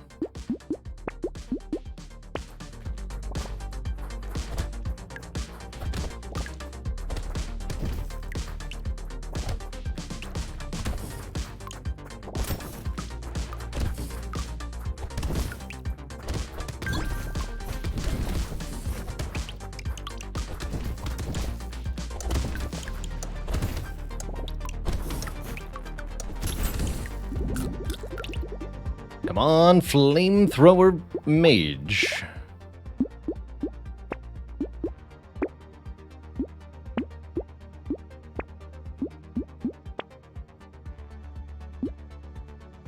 One-off wand actually seems pretty good here. Should have taken the cute monkey too.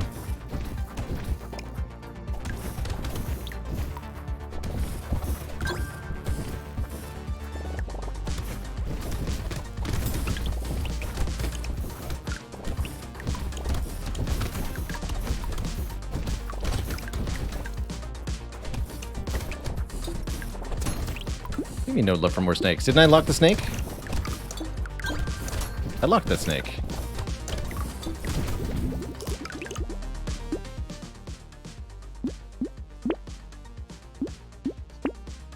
Yeah, there it is. Get in here. Snake. Snake Town.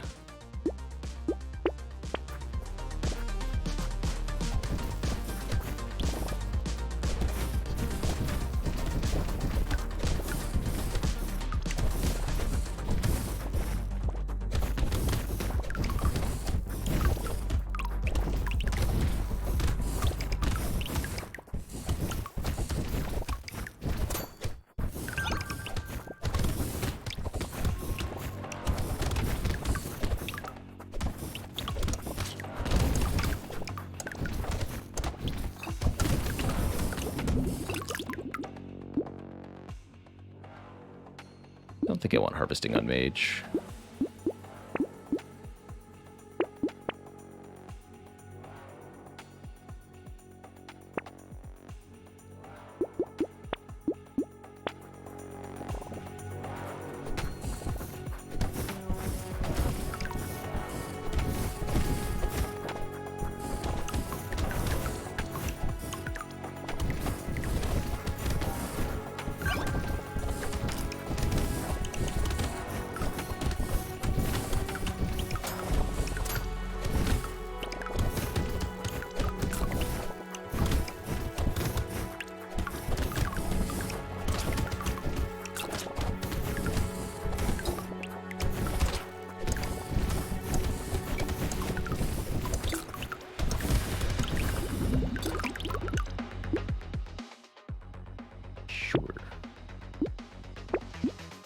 Ooh. Gun.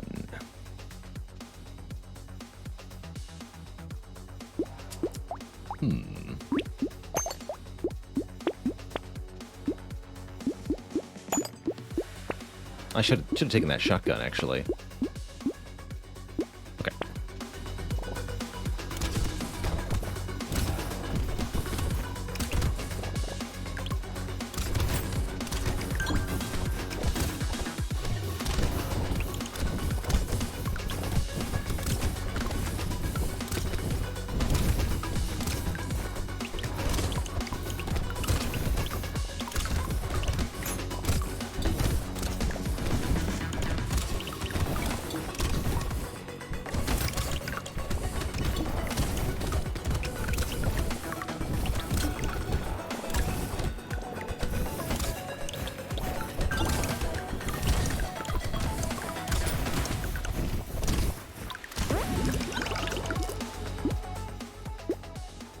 Okay, we need some defense perks. Range sounds good, actually. Don't believe the alien eyes can ignite things. Sharp bullet is excellent. Truly excellent. Percent damage sources are going to be very good as well. Turrets can also ignite enemies. Oh, man. Oh, that turret's going to be very good. We definitely want turrets.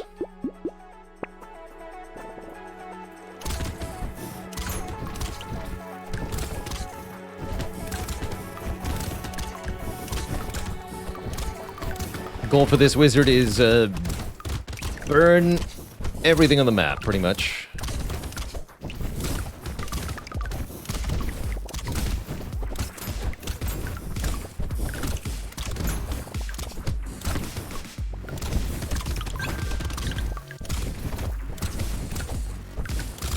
Spread ignites through proccing stuff.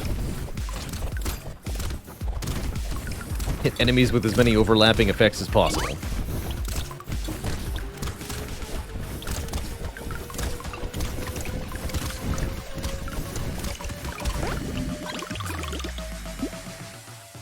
Armor's good. So is move speed. Wave 8 Weird Ghost seems questionable.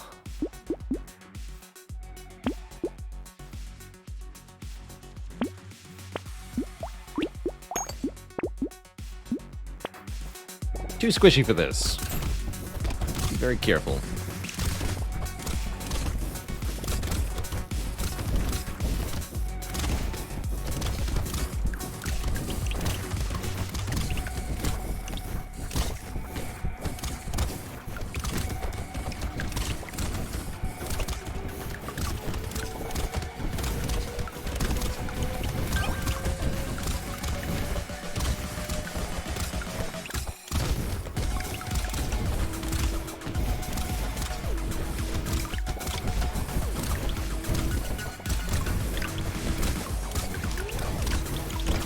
Ah!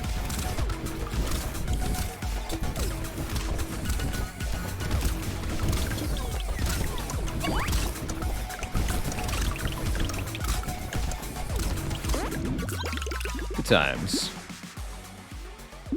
Don't think I need bonus piercing damage, even with the sharp bullet. Let me max out, please. Never mind, I'll take elemental damage. Because I'm a fool.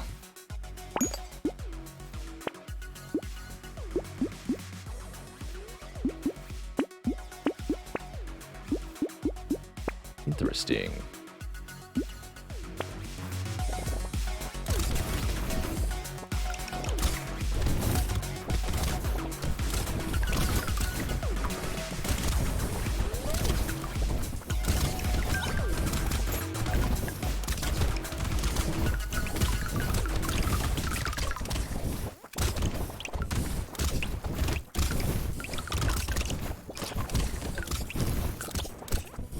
I think I will actually get one shot by the big guys. Gotta be really careful.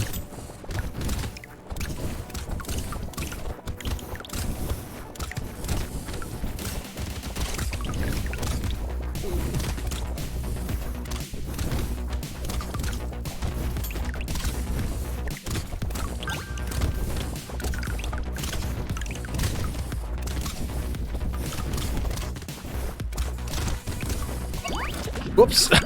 Damn it. All right. It's not my day in Brotato. I'll take that as a sign that it is time to get out of here. Twitch chat. We'll be back at it tomorrow, not later than noon Eastern time, with...